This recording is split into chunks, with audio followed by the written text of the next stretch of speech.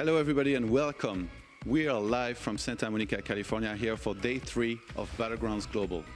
4 players remain and today we will crown a champion who will not only earn himself over $3,600 but also a ticket to the grand finals in Washington DC later in next month.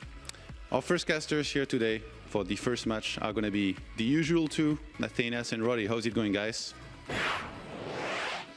Thank you very much, Johan. It's going fine. How can we possibly not be doing fine when we know we have a bunch of ZVZs ahead of us? And you know, there might be days where I'm not feeling like a ZVZ, Nate.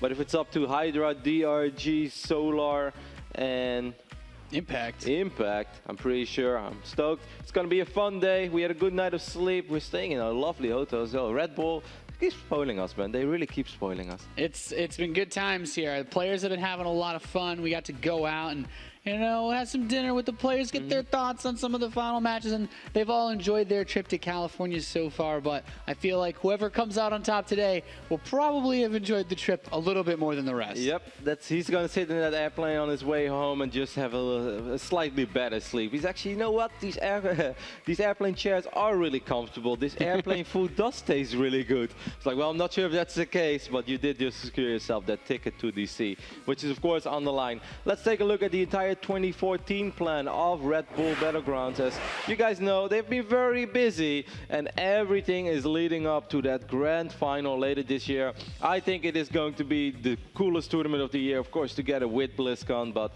I think DC is going to be phenomenal. DC is going to be a blast. Of course, if you guys, this is your first time watching a Battlegrounds event in 2014, we've already determined 5 of the players that will be attending Washington, D.C. 2 of them coming from last year's grand finals, the champion and runner-up. Those ain't no scrubs. No scrubs, Nate. No we don't want no scrubs here, Roddy. No. Of course, so far this year, we had Scarlet qualify from the North American Battlegrounds, Bomber from Battlegrounds Atlanta, and Trap through the MLG Anaheim wild card. Basically, he won the tournament, so he was invited. And now, just 3 more spots to determine, but today, one of those spots will be decided. Yep. After today, we know 6 out of our 8 players that will be participating in the grand final in DC later this year. It's crazy to think about how fast it all went, but we're not there just yet. You know, we're still going to have to get it. We're still going to have to make it through the day. And right now, I think this weekend I switched my pick of who's going to win this tournament twice already. Right now I'm kind of feeling DRG, but everything can be different, especially with the format that we are using over here at the Battlegrounds Global Challenge Series. Yeah, we have used something a little bit different, especially if this is the first time that you've watched. You might not have seen this before. In fact, you've definitely not seen it before. We use it at the North American Battlegrounds, and we've revamped it for the Global Challenge Series. Of course, every player started this tournament, all 6 of them, with 3 lives. Every day, each player had to issue at least 1 challenge. Once you lost all 3 of your lives for losing a series, for losing a challenge, you were eliminated. We have a couple of players already eliminated from the tournament, but even if you got picked on, if you had to play a lot of matches, every series that you won also gave you $100. But, you know, the money that gets split at the end of the day, when there's only 1 player left today, Roddy, that means they get the whole pot. Yep, gets the entire 2,400, and of course, gets also a couple of $100 extra, because to win today, you will have to win a couple of best of 3s, unless you can somehow avoid every single bullet, and the one guy with 1 life is actually knocking out the other dudes for you, and then eventually you knock out that one. There is a chance that the winner of today will only have to win 1 best of 3, but there is also a chance he's going to have to work really hard for it and play 3, perhaps even 4 ZVZs against some of the best Zerg players in the world. Caspa monsters, that's what they are, Nate. It's going to be fun. We're having fun. We had fun all weekend long, but it's really important to us that you guys at home have a good time as well. If you do, please tweet at us, twitter.com/Red Bull Esports, and make sure to always use the hashtag Battlegrounds. Makes it easy for us at the end of the broadcast. We don't have to go through a timeline of 12 hours to see what did our friends tweet. No, we can just use hashtag Battlegrounds and we can read all your tweets, and it really makes it extra fun for us. And it's important for the folks at Red Bull that they know, you know, especially the guys high up there. It's like, oh, is there some attraction? Do those guys like what we do over here in that studio? And So let us know. It's important. There's been some cool tweets, man. Yes. So I think some guys like hey, the ultimate beachside pool. It's just like Yeah. just watching some Red Bull, enjoying nice sunny California weather, and what better way to do that, man? Some sweet StarCraft. Exactly. Now, of course, guys, if you want some more information about everything we just showed you, the entire 2014 plan or upcoming events, you guys can always head over to battlegrounds.redbull.com as well. It's very easy displayed. It will show you where you can sign up for future tournaments. It will keep you in the loop.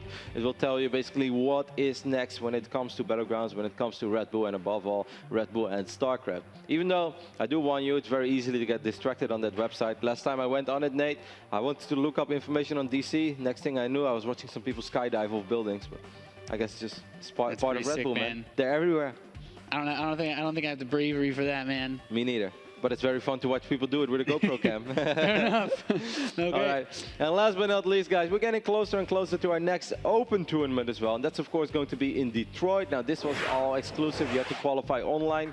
Detroit is not. If you live in Michigan or you live anywhere around there, I would say you should definitely come over. It's going to be awesome. And Nate, you have a little extra for the folks at home, right? Oh, yeah. We know, you people watching on Twitch, you guys love deals. We've got a deal for you. You can pay the same price to play at the event, play against your favorite players, or to just go watch for 3 days. DET Twitch 20 is a promo code you can use when purchasing your 3-day spectator pass or your player pass.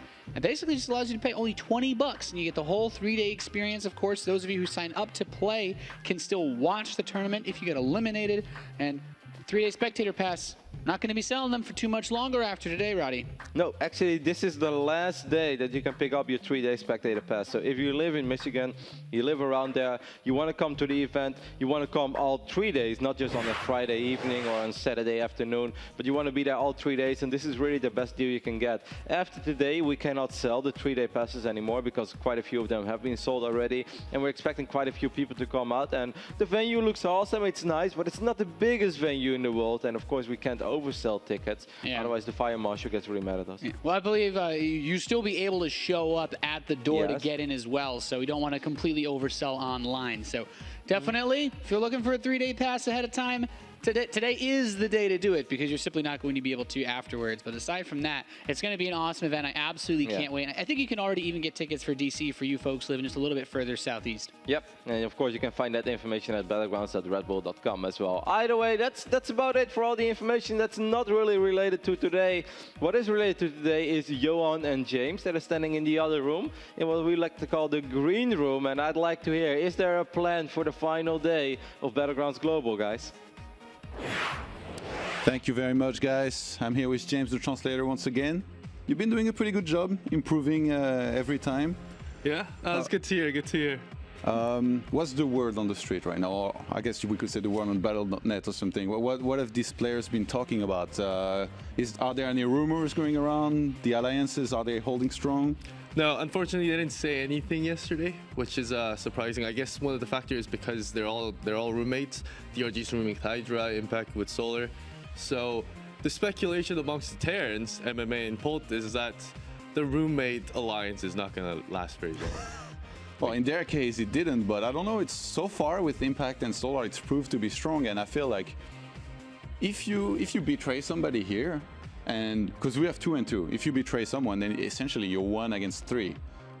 These are not good odds to be at going up in the next matches forward in tournaments. So I have to wonder. Like DongRaeGu has the first pick here. You think he definitely goes for either Impact or Solar? Who do you think he picks?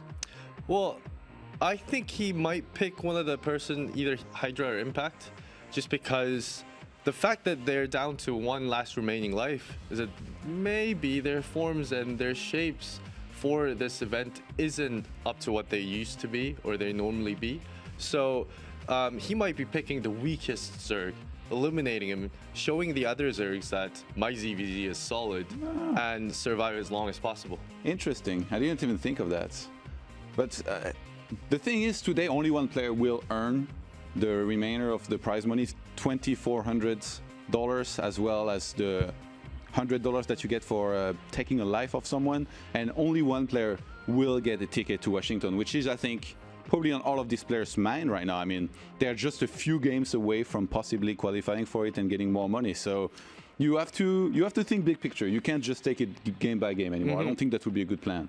I think that would be a great plan because it's all ZVZ. You playing the last or towards the end will conceal your strategies up against all these other Zergs. So you can't know if you're going to be picked. That's the tricky part too, I guess. That's the thing, yeah. So I guess DRG is going to make things, he's going to start it off and make things more interesting and see what kind of mentality he's got planned. All right, we're going to be finding out in a moment's time who is going to be the first pick. But before that, back to you, casters. Now, we already explained the tournament format to you guys a little bit at home, and James and Todd just went over things as well. But if you just joined us, or if you still don't really understand it, like picking each other, lives, what is this all about? In the end, there's going to be a champion, right? Yes, there is. But to make it a little bit easier for you guys, we put together a scorecard, which shows us very conveniently, I would say, which players has life left, how much money the players have earned so far, and of course, above all, you know, who is still in the running, Nate? Yeah, that's right. Of course, our first pick that started everything off on day one of Battlegrounds Global MMA.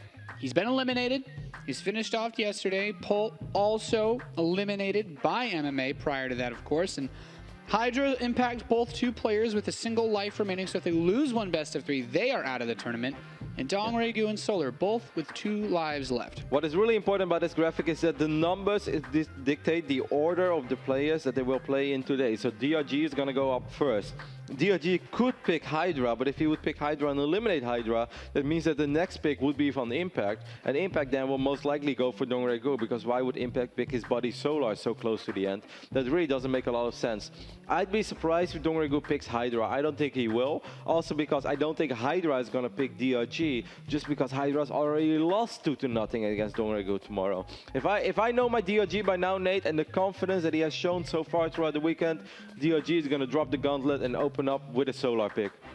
Yeah, I think picking Solar or Impact makes a lot of sense, and then Hydra can try to back him up as well with the following pick. And let's not forget that DRG saved Hydra's ass a little bit yesterday, because he could have picked him in the final series of the day, eliminate him, but DRG said like, nah, I don't really care about the small money. Getting a few extra dollars might be nice for some, but I'm here to win it all. I want to go to DC. And in DC, he wants to show parting and as well as what's up, so DRG is a boss, Nate. You know, it's cool because towards the end of yesterday, you know, you're getting towards the end of a long day, you play a lot of games, and if Solar goes into day 3 of this event with all 3 of his lives, it suddenly looks very difficult to bring down. You know, he basically becomes that intouchable monster, and DRG, by taking that life off of him right at the very end. Yeah, I feel like it breaks not only the fear of having to play for someone 3 lives, but it can also shatter a little bit of the confidence that Solar might have had, saying, yeah, I haven't lost a single series, nobody wants to pick me. And then DongRaeGu was like, no, I will call you out, I can beat you, and now we're on even footing for the final day. I really totally agree with you, Nate. We spoke about the exact same thing before we went live. I think that final series that we had yesterday, where DongRaeGu could have tried to eliminate someone or pick somebody else, but no, he said like, nope, I'm here for Solar, and he defeated him, and he defeated him convincingly, 2-0. Made a sick read on Overgrowth, which I'm still pretty impressed by, and I know all the folks in Team Liquid were as well like, wow, that star sense by DRG, because it wasn't easy. It changed the entire landscape of this tournament, because if Solar would have gone into day 3 with 3 lives, I think 85% of the people at home will probably say like, well, Solar is going to take this tournament. Now, it almost feels like DongRaeGu is the favorite, but of course, DongRaeGu will be the first player today. If DongRaeGu loses his first series of the day, then everything is different again. So it's really hard to say who is the favorite. It's still anybody's game. But if you guys missed yesterday and you're like, man, yesterday it seemed like you guys had fun. Seemed like it was some good storylines unfolding, and above all, it seems like, you know, there were a couple of good games, and there were. We put together a 5-minute recap for you folks at home. If you missed yesterday, here it is. It's awesome.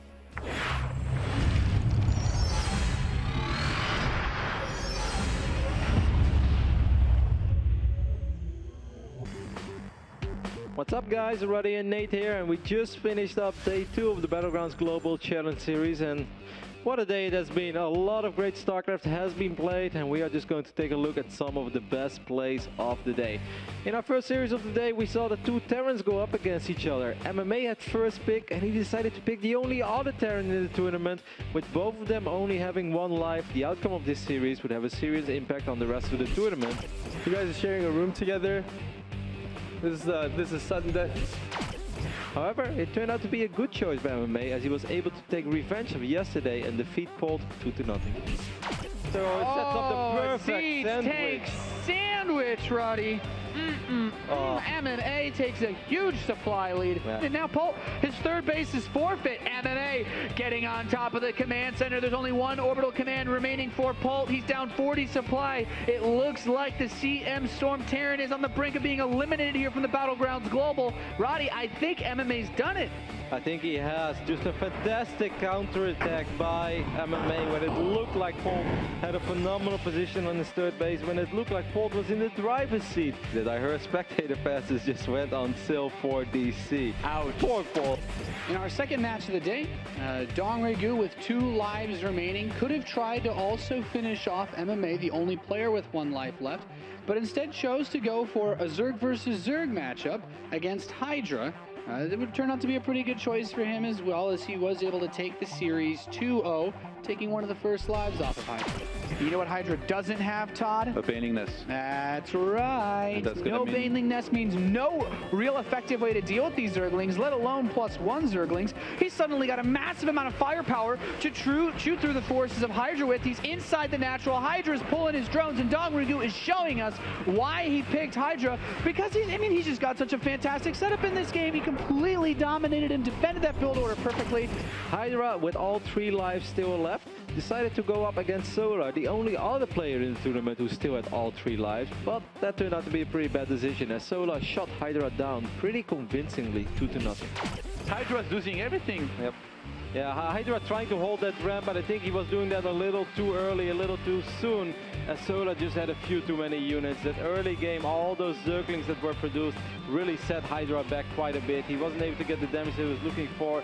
No cancel on that 4th base, and he's going to lose more and more roaches, and that is going to be it. In the 4th challenge of the day, Impact had quite a few options, but with the great Terran versus Zerg that he played in the first day, it wasn't really surprising to see him be the Zerg to try to eliminate MMA from the tournament with his pick. However, bit off a little bit more than he could chew and ended up falling 1 maps to 2, as MMA would take another life off of Impact.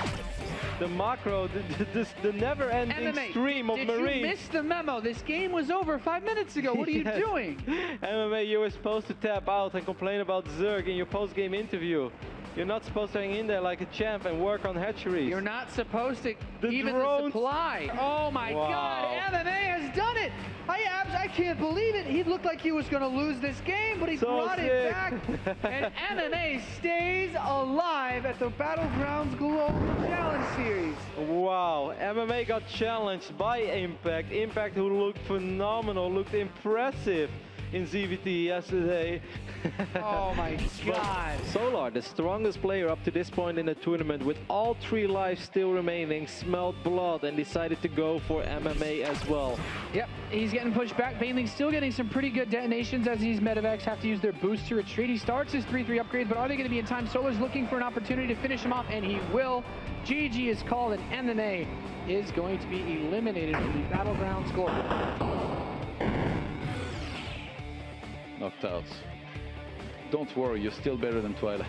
I think literally everything is. So, in the final match of the day, with both Polt and MMA gone, the next pick would go to DongRaeGu, who chose to fight the only player with all of his lives remaining, Solar. I think I'm gonna drink a Red Bull, get into the show.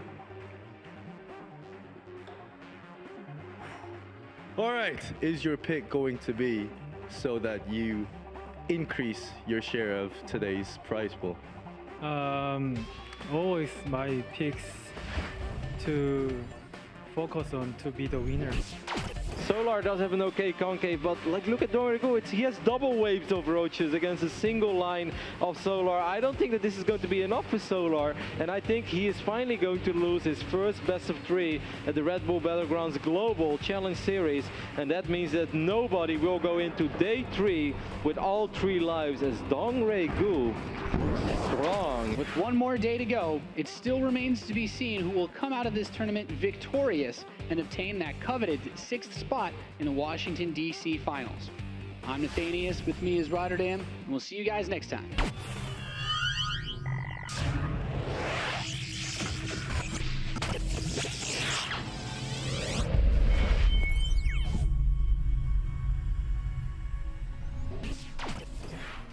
Welcome back to the Battlegrounds Global Day 3, where we will crown our champion and we will figure out who is going to be our 6th player to qualify for Washington, D.C. Must say, Nate, I really enjoyed that recap, and I actually didn't hear you say that live yesterday at Twilight, so when I heard it, I just laughed out loud when I saw the recap. I was like, lol, that's good. You're a little hater. I'm working on it, man. I'm trying to step it up. You know what? The smack talk lines that they've been having at the end of these series have actually been pretty good. I feel half the hype today for the viewers watching. Yeah. I know there's gonna be some guy that's like, man, I really can't wait for the next good one so I can just screen cap it. Exactly. Get all the like, retweets. Now it's the end of best of 3. Normally people go to Twitter, but this time they have like their button on the print screen. They're like, yeah, how good is this one gonna be? Either way, we've been speculating a lot about who is DongRaeGu going to pick. He has first pick today. He could try to go for Hydra. That seems unlikely to us. He could go for Impact. That's possible. But he could also just continue where he left off yesterday, and that is try to go with Solar, as he looked so good against Solar yesterday. We don't know. A man who does know, or perhaps is going to know real soon, is James. He's ready with DLG, so take it away. Right, Kevin, we're ready to find out who is going to be starting off our first series against DRG. 어제 밤에 잘 주무셨어요, 잠은? You sleep well, DRG? Better than yesterday. Better than yesterday? Okay, good. That's good to hear. That's always good to hear. 이제 3일차 마지막 날이 왔습니다. Finally, it's the last day of Red Bull Battlegrounds Global. 첫 주자로 이제 시작을 하시는데 이제 뭐 오늘 박소 선수가 이 경기에 누구를 선택하느냐에 따라서 양상이 많이 바뀌는 거는 알고 계시죠? DRG, you know that as the first player picking and starting off the day 3, the final day of Red Bull Battlegrounds Global, you know that a lot of how today's going to be shaping is very dependent on who you're going to pick today. So tell us about your mentality, who you think you're going to be picking. 누구 정할지 좀 간략하게 설명 좀 해주세요.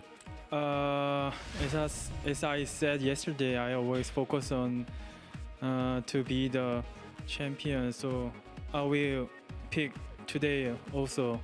Yeah, same thing. 어제와 같은 픽.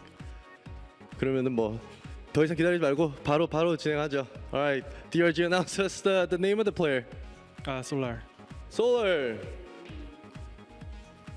Solar, how's your sleep last night? Really good because I slept maybe 9 hours, so now condition is very good now. Yeah, I didn't see you at the pool yesterday. With Impact, every night you went to pool with Impact, and then every morning too. So why'd you guys not go to the pool this morning? I think we had many times, but nothing to do in morning, so we went to pool. What about today though? You didn't go today? Just me. Impact felt tired, so he didn't go. I see. 이거 배틀그라운드 여기 하러 오기 전에 디트로이트 이제 비공식 쇼로 제가 엑스트로스랑 진행을 했었는데 I don't know about if you know that Axel Toss and I hosted a little unofficial Battlegrounds Detroit show before coming here. 강민수 선수랑 조성호 선수랑 이렇게 경기를 하면서 이제 부종전을 봤어요. I saw Solar playing off race and his Protoss seemed sick. 토스로 경기를 아주 잘하던데 혹시 MLG와 같은 상황이 일어나지 않을지. Do you think what happened with Scarlet and MLG is going to happen again today? Because his off race P is sick. It's mind blowing. 그러니까 토스 한국의 저그 게이머들은 토스로 부정하면 다 잘하는 것 같아서 네 솔직히 토스 고른다고 해도 제가 굉장히 무서울 것 같아요. a lot of Korean players, pro gamers, when they play Protoss, they seem to be really good at executing the builds and figuring out the timings and etc. Then DRG 하지 마라, 프로토스 하지 말아라고 부탁 하나 할까요? Let's appeal to Solar not to play Protoss then. Please don't do that. All right, so no Protoss for you today, right? Yeah. All right, I'm gonna take these two guys backstage to do map vetoes. I'll see you guys in a sec. Thank you very much, James, and thank you very much, DongRaeGu, who's just going to continue at the same train that he was running yesterday night. He is going to pick Solar again, and we speculated about this before the final series. I think actually it was me and Johan talking about it. It's like, you know, Solar looks really good right now, but imagine if DongRaeGu picks him in the final series today, then picks him again tomorrow morning, and after that it's Hydra's pick and he picks Solar as well. Then from being the healthiest player in the tournament, you can just be knocked out. It's really crazy. DongRaeGu is showing an incredible amount of confidence going into day 3 of the Battlegrounds Global, and you know, the way that he said it, it's like, I want to be the champion. And if you want to win, you have to take out especially the guy with the most amount of lives, because if you can take that life off of Solar, you can set up Hydra for the assist to finish him off, or you might even be able to get Impact to try to cannibalize Solar if he's only got 1 life remaining. Yeah, I do think whatever happens in this series, I think the next series, Hydra is going to go for either Solar or Impact. I kind of feel that Hydra sort of owes that to DongRaeGu, because DongRaeGu definitely saved his ass yesterday. For the people who don't know, DongRaeGu is 7-0 in his career against Hydra. And yesterday in the final series of the day, Hydra only had 1 life left. Earlier that day, DongRaeGu defeated him convincingly 2-0 as well. So he could have gone for Hydra again, but instead he went for Solar because, hey, DRG doesn't care about small money. It was like a $200-300 difference. $300 he would have won, but DRG is like, I don't care about the small money. What a boss, Nick. What a boss. If he takes out Solar, if he can put Solar on 1 life, he'll have the most lives remaining in this tournament. He becomes himself a pretty big target, but as you said, then everybody's just 1 best of 3. Boom, boom, boom. If he can knock the rest of the players out, especially if they start knocking each other out after his series, suddenly it gets a lot easier for him to take home that sweet first place prize in that trip to DC, because DongRaeGu, he really, really wants it from the way that he's been handling himself in these games and making his picks in this tournament. Yep.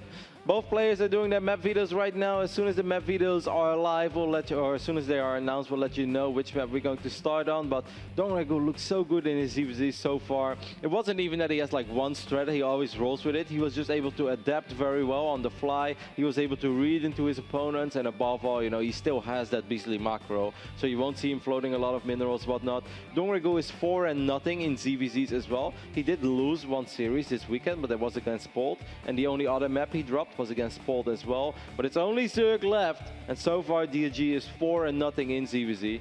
If he wins a couple of them today, Nate, imagine if DRG wins this tournament without losing a single mirror matchup. That would be nuts. His ZVZ has looked incredible. I'm actually really surprised, because we've seen a lot of weird games in this tournament as far as the Zerg versus Zerg is concerned, and some interesting meta as far as the builds go between players. So. No, really interesting meta, Nate. Like, we have been casting a ridiculous amount of ZVZ and just StarCraft in general lately, but I've seen a lot of ZVZ, especially from the Europeans as well. When there's a tournament I don't cast, I can just watch it, and it's actually really relaxing to remember their builds. But these Zergs, they do it different. They go for an in-between of both styles, you know? It's not a straight speed opening, but it's also not a gasless opening. It's just like, let's get speed somewhere in between and then still go roaches. Like, it doesn't really add up, but in a way it does. If you really play into the meta and you expect your opponent to have almost no units, can also backfire, something that happened earlier this weekend for Impact, where he canceled his layer, went for a big slow roach, but speedling attack, because he's like, I think Hydra probably doesn't have too many units. Well, that wasn't the case. Hydra had a lot of +1 roaches already. Yeah, it comes down to a lot of the weird timings that we saw as well, especially with very heavy Zergling plays that looked like they were going to lead into other things, and then they just didn't. But it has been a very interesting time trying to get a good grip on where these players have been going with their matches. That is right, and I believe we are good to go for our first series of the day. As over here on the right top side of the map, we have the man. He had a choice, and he wanted to go up against perhaps the other strongest Zerg player in this tournament. We are talking about the one and only DongRaeGu.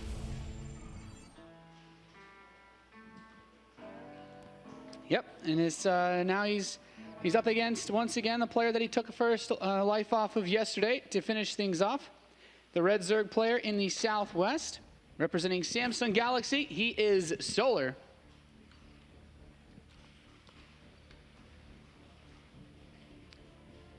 So we actually saw a bit of that Zergling heavy play on this map yesterday.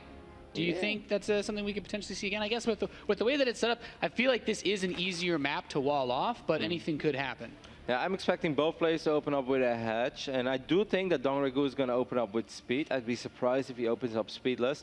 I'm not sure what Solar is going to do, but I don't think he's going to do the same thing yesterday. Now, you guys already saw it a little bit in the recap, but if you somehow missed it, Solar pretended like he was just stacking up and going to 1-1 roaches, but instead he was researching melee upgrades and made a fake roach warren as part of his wall and tried to run over DongRaeGu with like 70 speedlings with 1-1 upgrades. But DongRaeGu picked up on it. I asked DongRaeGu about it as well after the game. I was like, DongRaeGu, you didn't really see all that much. You didn't see there was no layer. Like, how did you know?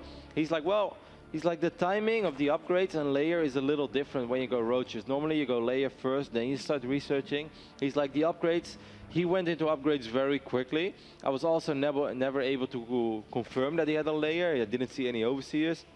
He's like, and the roach one also felt a tiny bit late. He's like, I wasn't sure, I just had a very strong feeling that he was trying to trick me. And well, it was a soul read.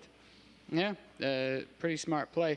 There's like small, tiny things to point out. His spawning pool, Solar, is just a little bit faster. He didn't build any drones after he started his 15 hatchery because he wanted to get out just his pool just a little bit earlier enough so that he can make sure that if it was a fast pool opening from DongRaeGu, that he would be able to hold off any type of early Zergling aggression or pressure of some kind. But he's also still gone for a gasless opening as well, so he's still not looking to get super aggressive, just wants to play a defensive safe game. Alrighty. All right, we're just gonna have to pause the game real quick, guys. So sorry, Nate, I was slightly distracted there by what's going on, because apparently we invited a wrong caster, and now that caster is gonna think that he's extremely funny. So, yeah. So that is a little bit unfortunate. We get things sorted out. Should be possible to mute him for us personally, so nothing that he says shows up on the stream. Yep, we'll just let it. That's actually a really good point, Nate. Well, you could also try to lag the game, so there's that as well. We can actually just do that. But well, we'll have to see. Just making sure that the viewing experience, of course, doesn't get influenced in any way. Yep. But I think we may have to re-host the game though, because if the person decides to unplug his internet connection, things could get weird. So. Yeah, but it can end up causing delays in the actual game itself. That's true. But then it's only like 60 seconds is the worst case scenario. I think rehosting takes longer. Well, I'm just saying, could even just resume without him, I think. But I don't know. Yeah. I think we might be good to go. It's of course up to the tournament admin over here. We don't have to call. We are just your simple casters. But I actually don't want to talk about the game too much either right now, because I'm not sure if players have their headsets on or off. So we just want to make sure that everything is good. We can talk about all the beautiful things in life, Nate. We can talk about some of the other amazing StarCraft that is coming up. As of course, today is not the end of the StarCraft universe. We will wrap up Battlegrounds Global today, but tomorrow, Nate and me will be back with WCS. Then I believe tomorrow night we'll be back with an IEM qualifier. The day after that we'll be doing WCS. And of course next week Battlegrounds Online will be played out as well. And Battlegrounds Online is something you can read up to. There will be more information released as soon as this event is done, because you don't really want to confuse the people too much. But it's definitely worth keeping a close eye on battlegrounds.redbull.com, and then you'll be good to go. Yeah, there's so much StarCraft action going on. It's been a pretty insane month or two for us going through all of these games. And after Battlegrounds Online, there's Detroit. Following that is going to start getting into the round of 16 for WCS America. I know Europe starts this coming week as well for those of you that like to wake up really early in America. But aside from that, I think then it's September gets kind of chilled out with round of 16 up until the global finals at DC.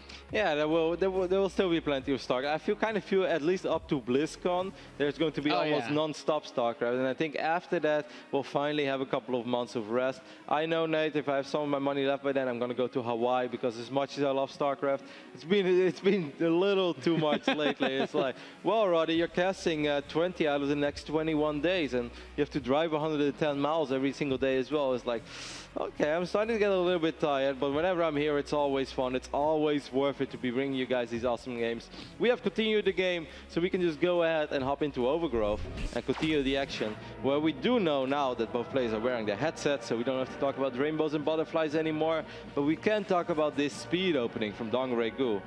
Yeah, it doesn't necessarily have to be aggressive, especially since this Zergling scout from Solar gets a full read on everything, sees the amount of gas mine, sees the speed. What I'm wondering is if DongRaeGu decides to get super cheeky, is it wouldn't be the first time we've had someone cancel speed and go into a crazy fast layer after they get scouted. DongRaeGu, though, looks like he's going to let it finish. Yeah, I think he will let it finish. Taking a look at what's going on the other side of the map, Solar is dropping both extractors around the 5-minute mark. Now, that's also still a little quick for a gasless Zerg in this matchup. However, might be a good call, as DongRaeGu is making a few more links than you just make to take the Zelnaga Watchtower, Nate. Unless this is going to be the biggest Zelnaga Watchtower party in history, but that's going to be a rave that Overgrowth has never seen before. Well, it's certainly making some eSports history today if that happened, Roddy. But I have to agree with you. He's looking to get potentially just a little bit aggressive. He does have drones and a third base on the way behind this. So can he really cancel an evolution chamber? No. Maybe, but I feel like the point here is just put on a little bit of pressure as much as he can. He's actually forcing some drones to come out and fight against this. Definitely not what you want to do. He does have the spy now in 4 queens, which should be enough to hold. But I think it's a really solid hold. Yeah, even killing 1 or 2 drones, I think, is all he needed from that, because these Zerglings are mostly meant to prevent him from taking a third base, I think. No, I don't know. Normally, I'd love to agree with you, Nate, but he made a few more Zerglings than you normally make to prevent the third base in this phase in the game. Like, Solar would have no intentions anyway going up to a third base yet. He definitely wanted to do a tiny bit more there. You know, in best case scenario, he's able to pick up 2 queens. If there's no spine crawler, that's very possible. And he's going to force out a lot of units. He did force out a couple of Zerglings, and Solar lost a little bit of mining time. But overall, I think that was a very, very successful hold for Solar, who didn't lose anything other than a single drone. And DRG could have squeezed in 10 more drones before achieving the exact same thing as he did right now. But this time he was making all these units of 34 drones. So it's a tiny bit bad for DongRaeGu. Yeah, I mean, he's still able to get his drones up in that third base significantly earlier than his opponent, so it's not like he's crippled himself or anything. No. What is nice for Solar is how much faster his lair is. Oh, this queen's going to get picked off. That's a nice little grab. Yeah, that's a nice little pick off, because that queen was supposed to help keep the doors shut as well. One of these queens is going to have to transfuse. I'm a little bit surprised that DRG is taking this fight, because that really didn't seem to be very favorable. But he got a couple of Zerglings. Above all, he knows, all right, Solar, you're still on 2 bases. Of course, taking a look at the main base of Solar, his layer is done already. DRG's layer is just halfway through. So that is something that Solar can work with. Also, of course, he has double evo chamber. DRG is just on a single one. Yep. That's going to give a better, I think, a Roach versus Roach fight, especially for Solar. I'm already kind of liking this position. The only thing that's going to be tricky, of course, is his third base goes up a bit later. So even though the drone count is similar, the income should start to go just barely ahead for DongRaeGu, simply because his drones are more efficiently mining since they're spread out over more mineral patches. Now this could be, ooh. He would love to cancel that hatchery more than anything, I think, right now in this game. You, of course, make a very, very solid point, Nate. Yes, they are even on workers, but DRG's drones are mining way more efficiently. They're split over 3 bases. There we do have a lag screen. So it might take 50 seconds for this to happen. Oh, God. Well, and now we're actually going to continue the game again, so this might still work. I'm not exactly sure how... I hope this is not going to happen like 10 times, because then you were right, then you jinxed it. Well, I can't say that this hasn't very recently happened in another tournament. Oh, really? So, which one? This person's very creative, to say the least. Lovely. All right. Well, we're just going to try to continue for now, and if it's not doable, then we're just going to have to resume from replay from this point on, which is going to stall everything out a little bit in the first best of 3 of the day. Yeah, I think we're going to have to do that real quick, so we're just going to pause. Yep.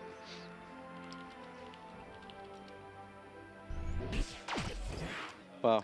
Yeah, so we're just going to rehost the game, and everything's going to be totally fine. Just a little bit of a bumpy start. Things getting just a bit hectic as we set things up, of course, preparing for this game. So, you know, I just don't want to talk about too much about the game since we're going to reset things up. But just to reiterate once again for you guys, Solar and DongRaeGu are both the only 2 players that have 2 lives remaining here at the Battlegrounds Global. So whoever loses this series, and I think it's interesting that this is the first matchup because the loser is then put on, you know, basically the deathbed of the tournament, and the other player has still that extra lifeline of being able to drop a series without being knocked out. So Solar, after losing to DongRaeGu yesterday, you got to imagine that there is potentially a little bit of nerves that come in.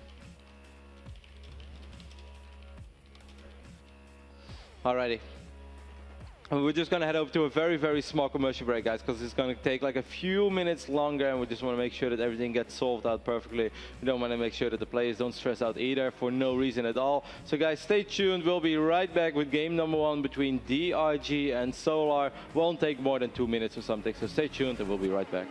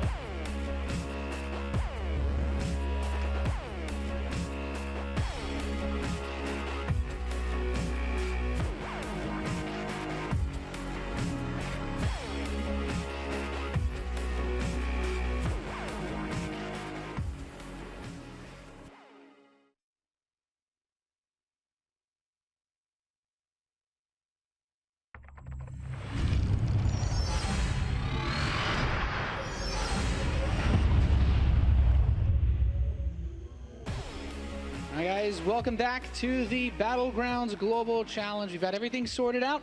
Everything's cool. We're loaded just about back into this game. So we're going to kick things off from around the same point that we decided to restart up the game lobby just to make sure that we can give you guys the best viewing experience possible. Of course, we're in a ZVZ between DongRaeGu and Solar. This is the first match of the day here. Both players, the only 2 that have more than 1 life remaining. Yep, I'm just making sure that both players are ready. Everything is good to go, but it seems to be good to go. So now I'm just going to resume the game. And players have their headsets on, so we can actually just go ahead and hop into the game and we can talk about everything that is important. What is important, Nate, is that Solar is on double evolution chamber that he has Leia already. He's down in roaches. He has caught up in economy. He's actually even overtake DongRaeGu a little bit when it comes to the roach count. Yep, and of course, DongRaeGu had opened up with quite a few Zerglings, as we saw. But Solar had the faster double upgrades in this game. Of course, I think one of the things that get a little bit interesting is while DongRaeGu has a nice setup, well, he had the faster third base for late game ZVZ. Look at this, +2 Carapace is on the way for Solar. And I really feel like in Roach versus Roach battles, though DongRaeGu has a higher supply right now, he needs to attack very soon if he wants to make use of that, because once Solar maxes out with higher, better upgraded Roaches, he's not going to lose a straight-up engagement. Yeah, DongRaeGu has a nice advantage. He has all those Zerglings as well, which can be annoying to mess with the AI, can also trap Roaches of Solar, but Solar is in a reasonable defensive position. He has a Spinecrawler in okay position, he has a bunch of Queens as well. He needs to pull everything, though. I feel that Solar is lacking a few units, and his units were a little bit exposed. Now with all these Zerglings streaming in, this might be a very difficult hold, but actually, so far it's starting to look okay for Solar. Yeah, man, these upgraded Roaches are doing work. The Queens have come out as well, but the Roach count is dwindling. There's the drones being pulled from the third base here, and he picks up another Queen. Solar just trying to make the most of his forces, but DongRaeGu is trying to use this bare supply lead that he has to break his opponent. Yep, it's close, but I think that Solar is starting to look all right. You know, most of the Zerglings are gone. Those were the real reinforcements. Of course, from this point on, Solar is going to have a much bigger advantage when it comes to Roaches being reinforced to this battle, as they will spawn and they will be participating in the fight pretty much immediately. Now, when it's all settled, drones were pulled for a split second, so Solar did lose a couple of them. He has 58 workers left against the 56 of DongRaeGu. However, like we mentioned multiple times, that double evolution chamber, I mean, DongRaeGu does have a small trick up his sleeve as well, as he's starting to invest in burrow and tunneling claws, which can be very effective as well in a Roach War. Yeah, I completely agree. It's definitely one way to try to get an edge back despite the upgrade disadvantages that some of these Roaches are just, like they want to dance or something. That's kind of weird. Oh, he's contaminated the +2 attack of DongRaeGu, so Solar's actually slowing down his upgrade timing. He might be able to fight with 2-2 against just +1 attack if he could get another contaminate on that evolution chamber. Yeah, that's going to be very difficult though, but I don't think that's possible. By the time that he makes his way across the map, I think +2 will be ready. However, he still has that +2 armor advantage, like you said, and that is so massive, Nate. There are so many ways that he can use it, and it's actually one of the ways that Solar wants to play it out is take the gold base. He's going to have to hold the high ground, of course, because DongRaeGu doesn't want to play against the Zerg with the gold base. Roach count right now, it is so even. The only way that DongRaeGu is going to be able to make things go his way is if he's able to distract Solar with those tunneling claws, with those roaches, and somehow, you know, putting out position and win one battle decisively, which is going to be extremely difficult with 0 armor on his roaches against his +2 upgrades from Solar. Yep, and he has an Overseer with this force, so even though he's going to try to use this burrowed Roach attack, it's still very difficult. And in these engagements, that +2 armor, as you mentioned, pretty much nullifies an entire attack upgrade of DongRaeGu. And DongRaeGu just now starting his first Carapace upgrade. He's got a long way to go before he can even out this upgrade situation. He does have Roaches in almost every base, though, of Solar, kind of poking here and there. Yeah, plenty of Roaches over here on the high ground. Solar is going to be fine. He will stabilize as Burrow is about to finish up for him as well, so he will be able to regenerate his Roaches after the fight, and he should be more than good with this 54 Roaches of him against only the 42 of DongRaeGu. I think everything is going Solar's way. This is the first time in a ZVZ in this tournament that things are not looking fantastic for DongRaeGu, and that he's actually on the ropes a little bit, and I don't really see an opening for him in the near future.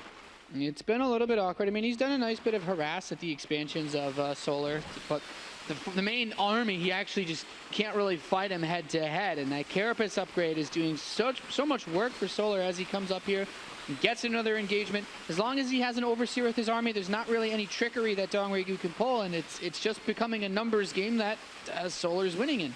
Yep, and of course above all, you know, the armor upgrade advantage, or the armor is still not ready for DongRaeGu. He might be able to hang in there a little bit longer because now he will be able to reinforce his Roaches slightly better. But if you take a look at the units lost resource count, we can see there is a 2,000 resource differential, and in ZVZ that's very big because you're building the same amount of units, and it's not like DongRaeGu has been heavily outmining Solar over the last few minutes. Even the opposite is true. Solar has a better economy, so if you lose 2,000 more, Nate, you're going to be in a lot of trouble. Yeah, I definitely agree there. So many units thrown in by by DongRaeGu. He hasn't actually lost drones while he's been harassing pretty well for the last couple of minutes in Solar's third. But now he comes up on top of the gold base. And Solar's just gonna, as long as he can keep fighting with even numbers of roaches, he's gonna win the fights because of those upgrades, Kev.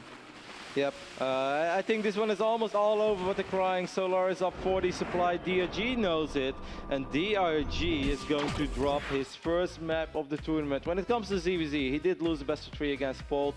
He did drop one additional map against Polt, but in ZVZ so far he looked untouchable. However, this time he did what seems to not be working out for any of the Zergs in this tournament, and that is make a lot of links and make them pay for themselves. Yeah, Solar definitely biting back in this series with the first map victory over his opponent. And when I look at this and I look at it overall, I'm liking just the control that he showed. He picked a very defensive opening.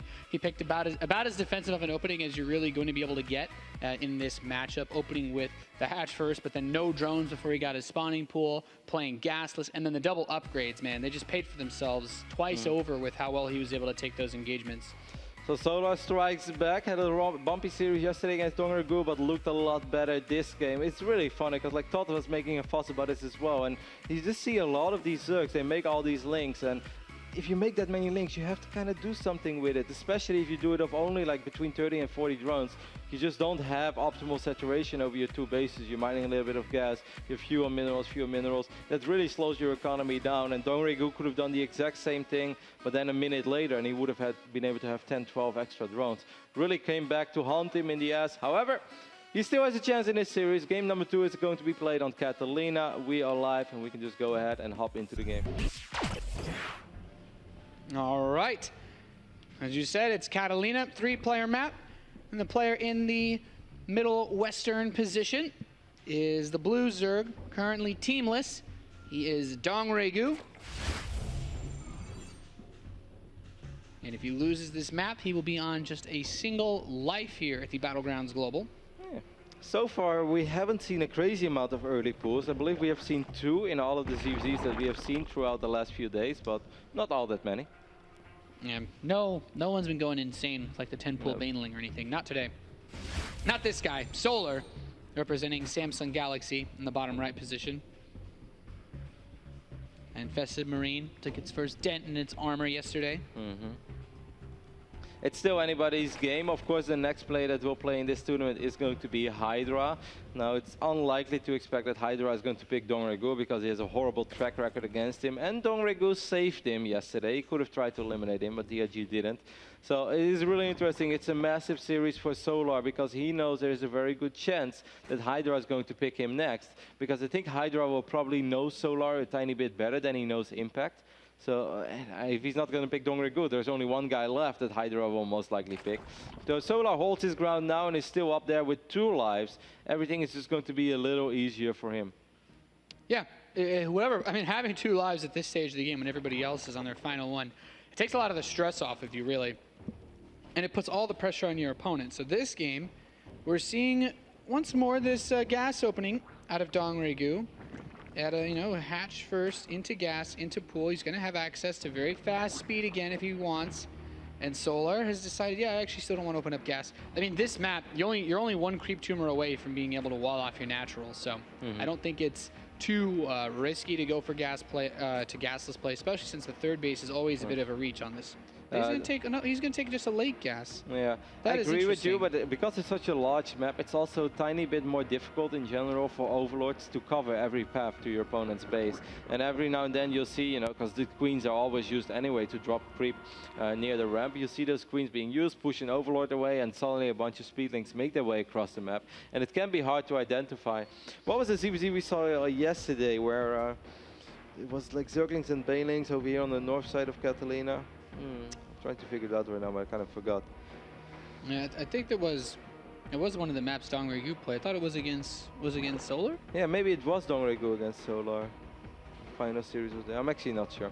Doesn't really matter, but he looked good. He looked. Damn it! It frustrates me when I think of a game and I can't remember it anymore. But I was surprised because we didn't see any mutas on that map, and I kind of felt that one of the players was setting up for a mutalist-ish build, but that wasn't the case. So the way that some of these players get so aggressive in the mid game for ZVZ when they right before you transition into roaches makes it really difficult, I think, to get away with a greedy play like opening up Mutalisks. So definitely gets a bit tricky. Solar actually did not take that extractor. Now he's going to go into double gas, so it does look like he's just going to go for possibly another double evolution chamber build.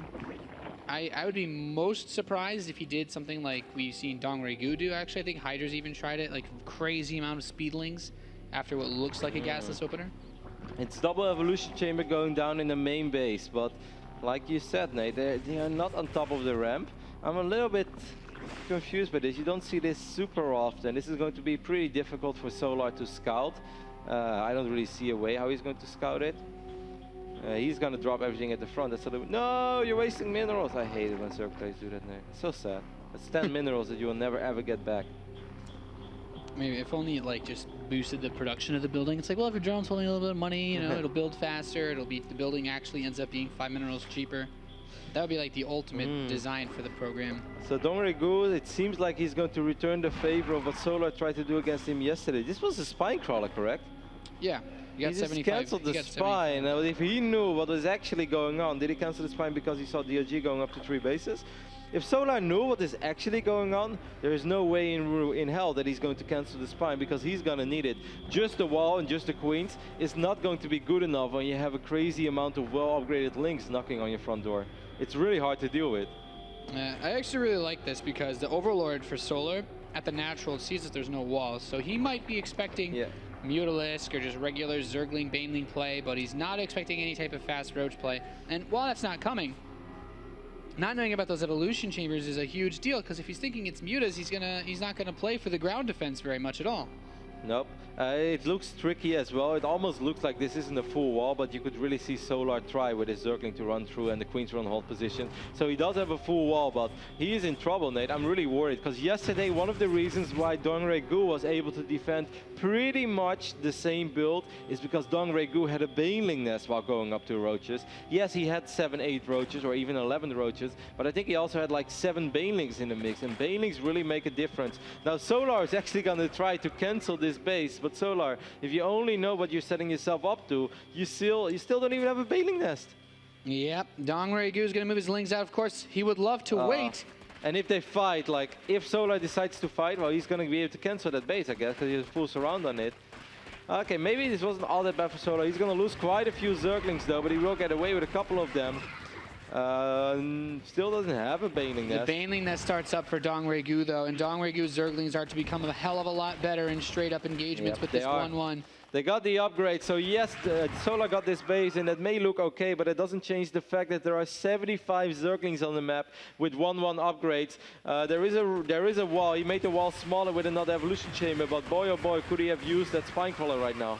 Yep, it's what's really nice for Solar is he's getting out roaches, and the more roaches you can have versus this, the better. Of course, those 1-1 lings are going to kill roaches much faster, sure, but once you get enough roaches and you can't, you know, the roaches that are in the center of the ball can't be hit, things get a lot nicer. Even kills a queen out there in the map. Actually, you know, with the amount of roaches, and DRG's attack came a little later because DRG was forced to defend first. So maybe, you know, we're just going to have a weird 2-base scenario now where I still don't think that DongRaeGu can be very happy with it because he doesn't have a layer yet. Just now he started his layer. Oh my god, there's actually a lot of roaches already. Yeah. Oh, DRG has to be careful. I mean, Zerglings can trade. I think this is an okay engagement for these Zerglings. There are a few more roaches in the back, but they kill roaches so quickly if they have the lot of surface area. Yeah, that +1 upgrade really helped them to dig through that base armor that the roach has. Now you should back off, I think. Like, just get one more roach and back off. Yeah, you actually killed quite a few roaches, it looked like there. 14 roaches already in this damn. game.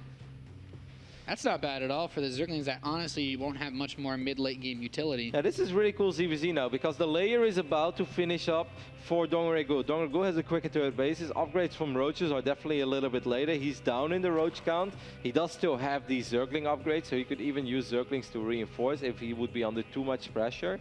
And with that quicker turret hatchery, I think eventually things are still all right. That last trade, those links for those roaches, that was a really, really good trade for DongRaeGu, because that took off a lot of the potential pressure that Solar could put at him. Yeah, and one thing that is nice is that he's forcing Solar to keep everything on his side of the field, since he does not want to have that third base canceled by his Zergling run by. So he can freely drone up his third base, which did finish much faster. Some roaches are split off to attack, which I don't want to say it's bad, but DongRaeGu is putting out roaches of his own now, so I feel like he should be okay to defend against any light pressure like this. And he might actually get cut off if those Zerglings were to... Yeah, I think he's actually going to try. Yeah, and if he's able to trap these roaches, then he's going to have a pretty good... Yeah, this is a nice little pickup. There are reinforcements on the way, though, for Solar, but once again, these links with 1-1 upgrade, a couple of them are so low. I think if he stays around there for like 1 second longer, he's able to pick up 3 roaches, and he will still get out of there with a few Zerglings. Yeah. Tough call to make, though, for him. This time around, DongRaeGu, I guess because of the way that he opened up, he started off with that Carapace upgrade. He just got his +1 roach range. He's going to go straight to +2 Carapace. Almost forgot about that, but of course I think the +2 Carapace is a weird choice because +2 roach attack, the upgrades scale better for roaches for attacking than armor. He's going to get both. Oh, okay, he did add a second. Oh, that's right. Silly. Yeah, why would I doubt DongRaeGu? It's kind of funny, of course, because of this opening, you do already have the +1 armor for your roaches by the time you want to go into roaches yourself. So, you know, even when your roaches are a little later, you do at least have that upgrade. And he was in double Evo chambers all along, so there's even going to be a small phase in this game where DongRaeGu will have better roach upgrades than Solar. Now, drone-wise, it's still very, very even, 62 against 60. The current roach count is 36 against 26, but Catalina is a pretty big map, so by the time that you make it across the map, your opponent will be able to squeeze out 5, 6, 7 additional roaches. Yeah. What I'm mostly looking at right now is, as his +2 attack finishes, is Solar going to get aggressive? How aggressive will he get? He's moving out onto the map. Of course, the creep spread, not really that insane, but, you know, in ZVZ, creep spread can be, you know, effective for both you and your opponent since it boosts the speed of all Zerg units, not just your own. But, then Defender's advantage comes into play because it's such a big map. By the time you get to your opponent's base, they've finished up another 10 or so roaches.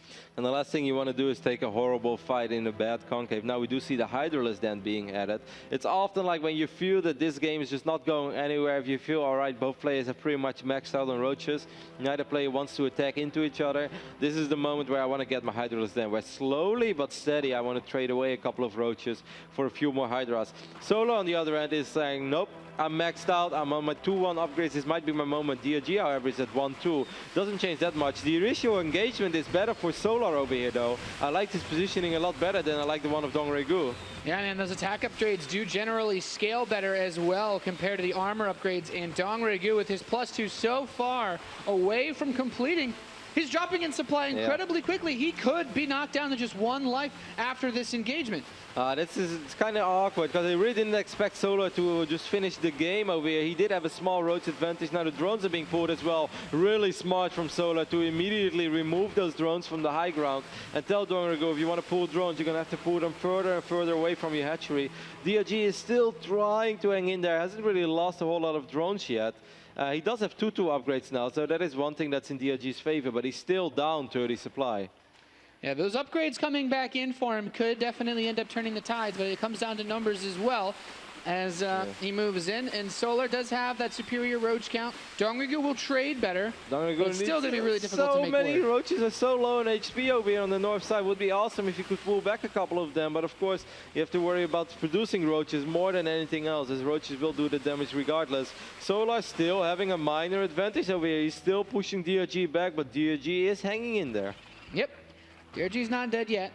With that economy that he has, that upgrade advantage is definitely doing worlds of work for him. So smart, because DRG can't heal up his units. Yeah, using that burrow. Using that burrow. That burrow, man. Solar is still up 14 roaches. It never really feels like it because the roaches have to make their way across the map. And once more, Catalina is pretty big. This is an initial okay concave for DongRaeGu, I feel, but he just needs a few more roaches. It's a numbers game, and it doesn't really matter how well he splits his units if he just doesn't have the same amount. Yeah, the Solar's maintaining a significant supply advantage despite the upgrade discrepancy, and with that, he could end up potentially breaking DongRaeGu. Drones are being pulled once again from that third base, and that's going to cut the economy down. It makes reproducing any further roaches damn near impossible, and I think Solar has broken DongRaeGu. GG! Yep. Wow, Solar does it. DRG will drop to 1 life, and Solar is the healthiest player left right now, the Red Bull Battlegrounds Global. No, that's one way to scare him. He has nightmares of that. Solar, the only player left with 2 lives in Battlegrounds Global Challenge Series, has all the remaining Zergs.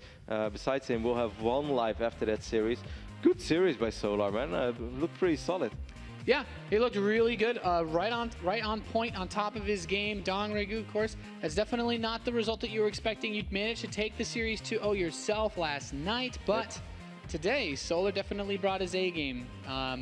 I have to say, pretty impressive. He opened up just super standard, gasless play into double upgrade roaches as much as he could, and it worked out really well for him in both games. I must say I was a tiny bit surprised as well by the way that the games played out, because I felt yesterday DRG was often the defending Zerg and just took a pretty patient approach to everything. And today it kind of felt like he was hesitant and so urged on to make something happen with his openings. In the first game on Overgrowth, he made all those links in the face in a game where if you don't do anything with it, it's going to put you behind. And in game 2, he opened up with those 1-1 links, which is a cool build and I'm really digging it, but it's still something that's put yourself in a position where, all right, I'm going to have to do something with it. Maybe if he doesn't end up losing that hatchery, everything is different, because then his attack is not designed to kill Solar, but it's just designed to kill Solar's third hatch and maybe a few roaches. But I'm not even sure if that's working. It's really weird how ZVZ plays out like that. But of course, losing that third hatch was a much bigger deal than I initially thought it was, because if DOD would have had it all along, he didn't have to rebuild it and he would have been able to pump out more drones a lot quicker. Yeah, it was just one of those things. You're trying to get your resources up and trying to use that larva. Even if you're not mining off the base, having the hatchery there still gives you so much extra unit production that it can really help in situations like that. But unfortunately for DongRaeGu, he now only has 1 life left. The Battlegrounds Global Challenge Series. Let's hear what's been going on behind the scenes. There's a couple of other players that still have to make choices now. We've got James in the green room. What's going on, man? It was a very interesting ZVZ that we watched in the green room. Todd, what did you think about the game? I was pretty impressed by Solar. You know, he was my favorite from the start to do well. DongRaeGu yesterday beat him. You know, we made jokes with Roddy about how it was, you know, somebody coming out and picking the guy that was looking the strongest so far, and then DongRaeGu made it work somehow. It was very impressive, but now Solar he's had a good night of rest. He's had a good night to think about how he will play differently today, and it really showed. I thought.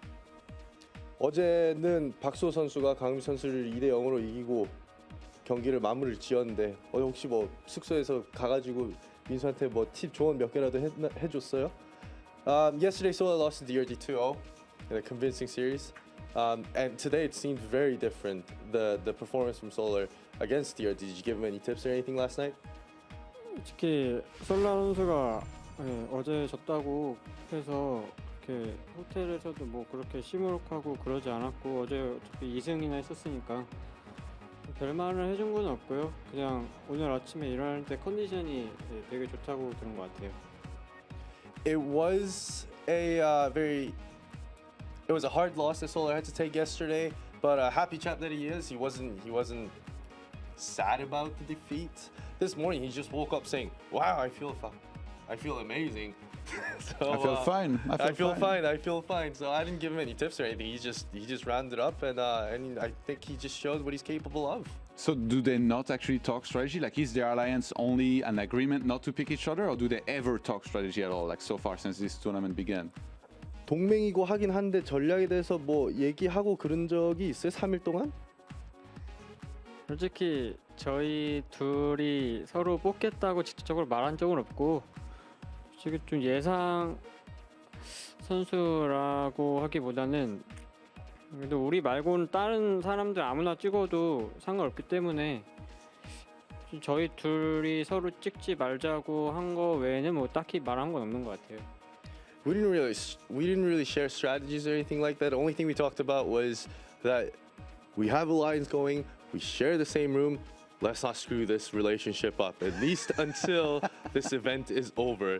Which is funny, because after the game, Solar came in and said, "Remember the alliance. Remember the alliance." 경기 끝나자마자 강민 선수 와가지고, "형, 우리 동맹 했는데 이제 지금 다음 경기는 이제 신동원 선수 중에 그 다음 경기가 김주영 선수예요. 부탁 청탁이라 해야 되나? 이제 받아들여 줄 건가요? The next match is Hydra's pick, but the one after is yours.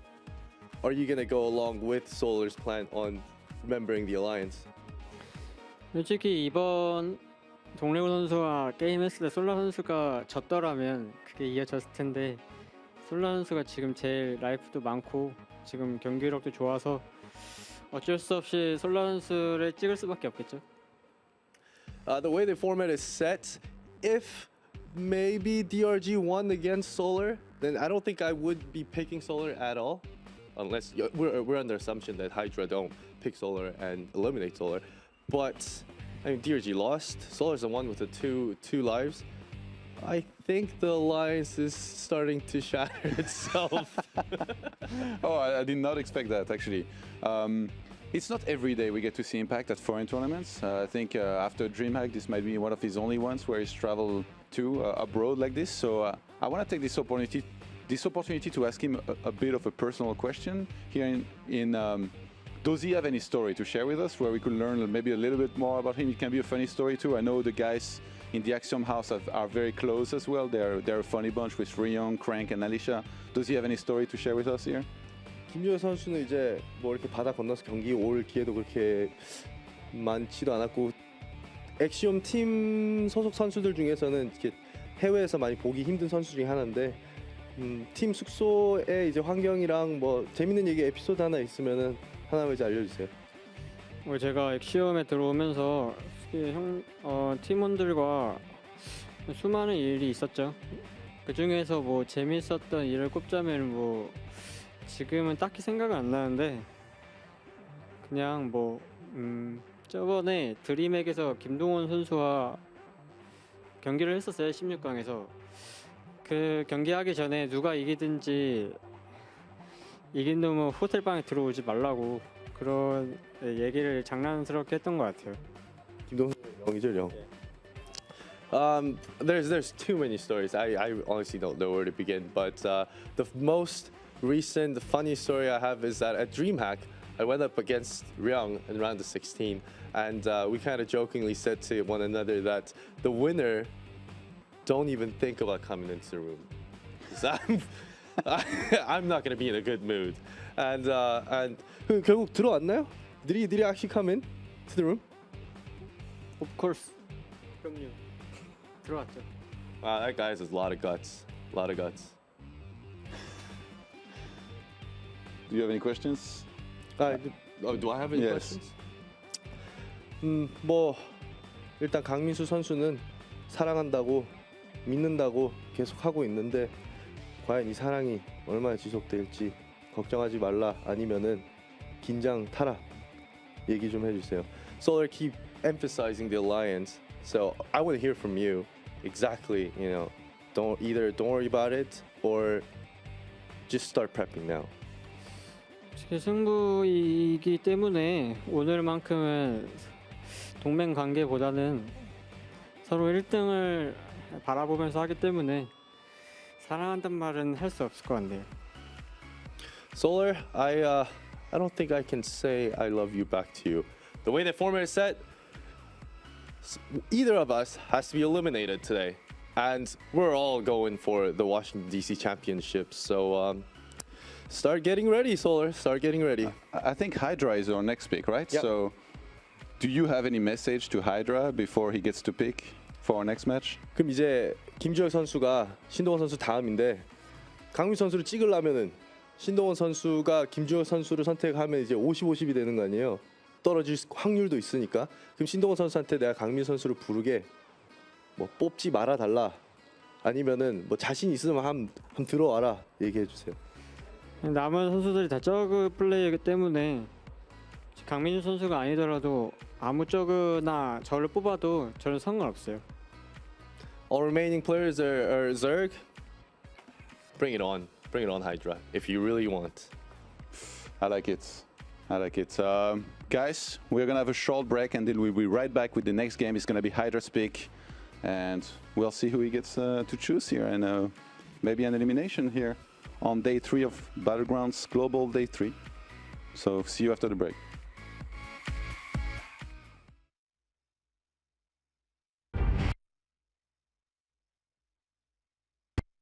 My life is about trying to do the best that I can. The best that I can is by having fun, by doing a few things that are a little reckless, a little crazy. We're going to keep doing that. paid to go around and just make awesome videos? You gotta put your life on the line. Let's go. This is my life. That's my day to day. And this is my story. You can't ever stop what makes you who you are. The Red Bull Signature Series continues to bring you the best collection of action sports events from around the planet. Huge flip out of Jeff! In store for the rest of 2014 will be some of the best of the series competitions, featuring the top athletes in the world pushing their limits.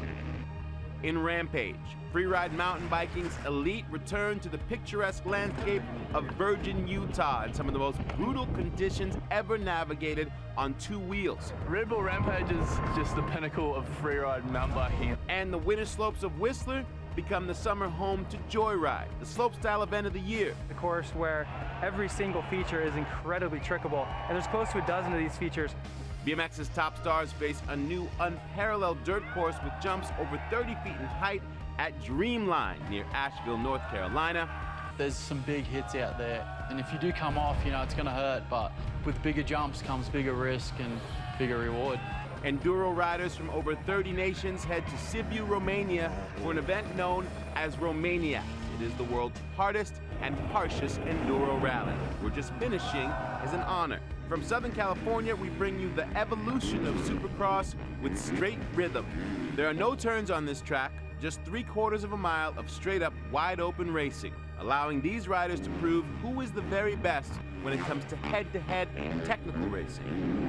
The world's elite big-wave surfers descend upon the cold, intimidating, and often dangerous surf spot of Northern California, known as Mavericks, for the Body Glove Mavericks Invitational. These top surfers will put it all on the line against massive and powerful surf. 13 of the most innovative competitions fused into one epic experience. Watch the Red Bull Signature Series all year long on NBC.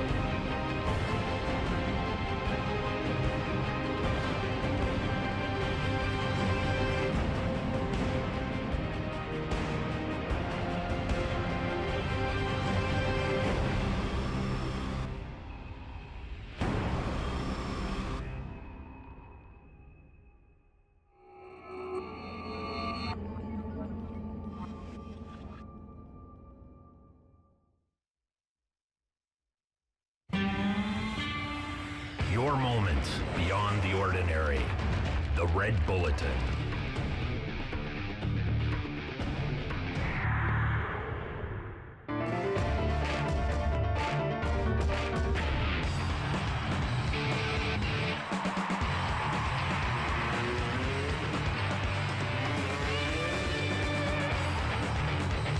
The Red Bulletin, as magazine, app, or e-edition.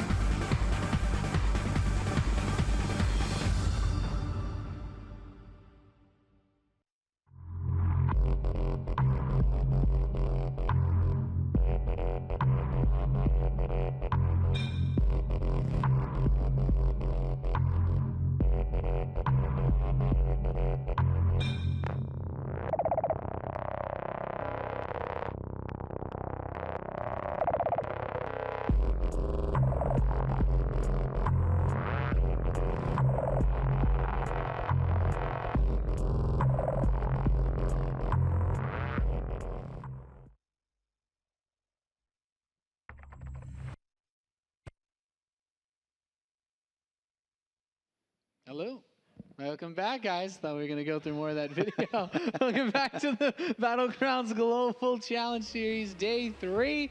I'm Nathanius. With me is Todd, Yon Merlo. You haven't had a lot of Protoss to look at. How have you been enjoying the ZVZ so far? Yeah, they're pretty good. You know, these players are just so insane that I feel like it's the same thing as, you know, all the PvPs that we had in tournaments. That they were just so good that even if you didn't play Protoss, you had to enjoy them. It's the same thing here. These players are just that good that even if I don't play Zerg or Terran, I can just appreciate the way they play and how well they play. Yes, sometimes it can seem like it's, you know, it's like, oh, okay, well, it means mostly either someone opens with speedlings or they just open defensive and get roaches out. But trust me, guys, try to play Zerg. It is not as simple as it may sometimes seem as just building roaches or building Zerglings, because everything that those players have to do, keeping their eyes open for those run-bys, the burrow roach play that can sometimes come in.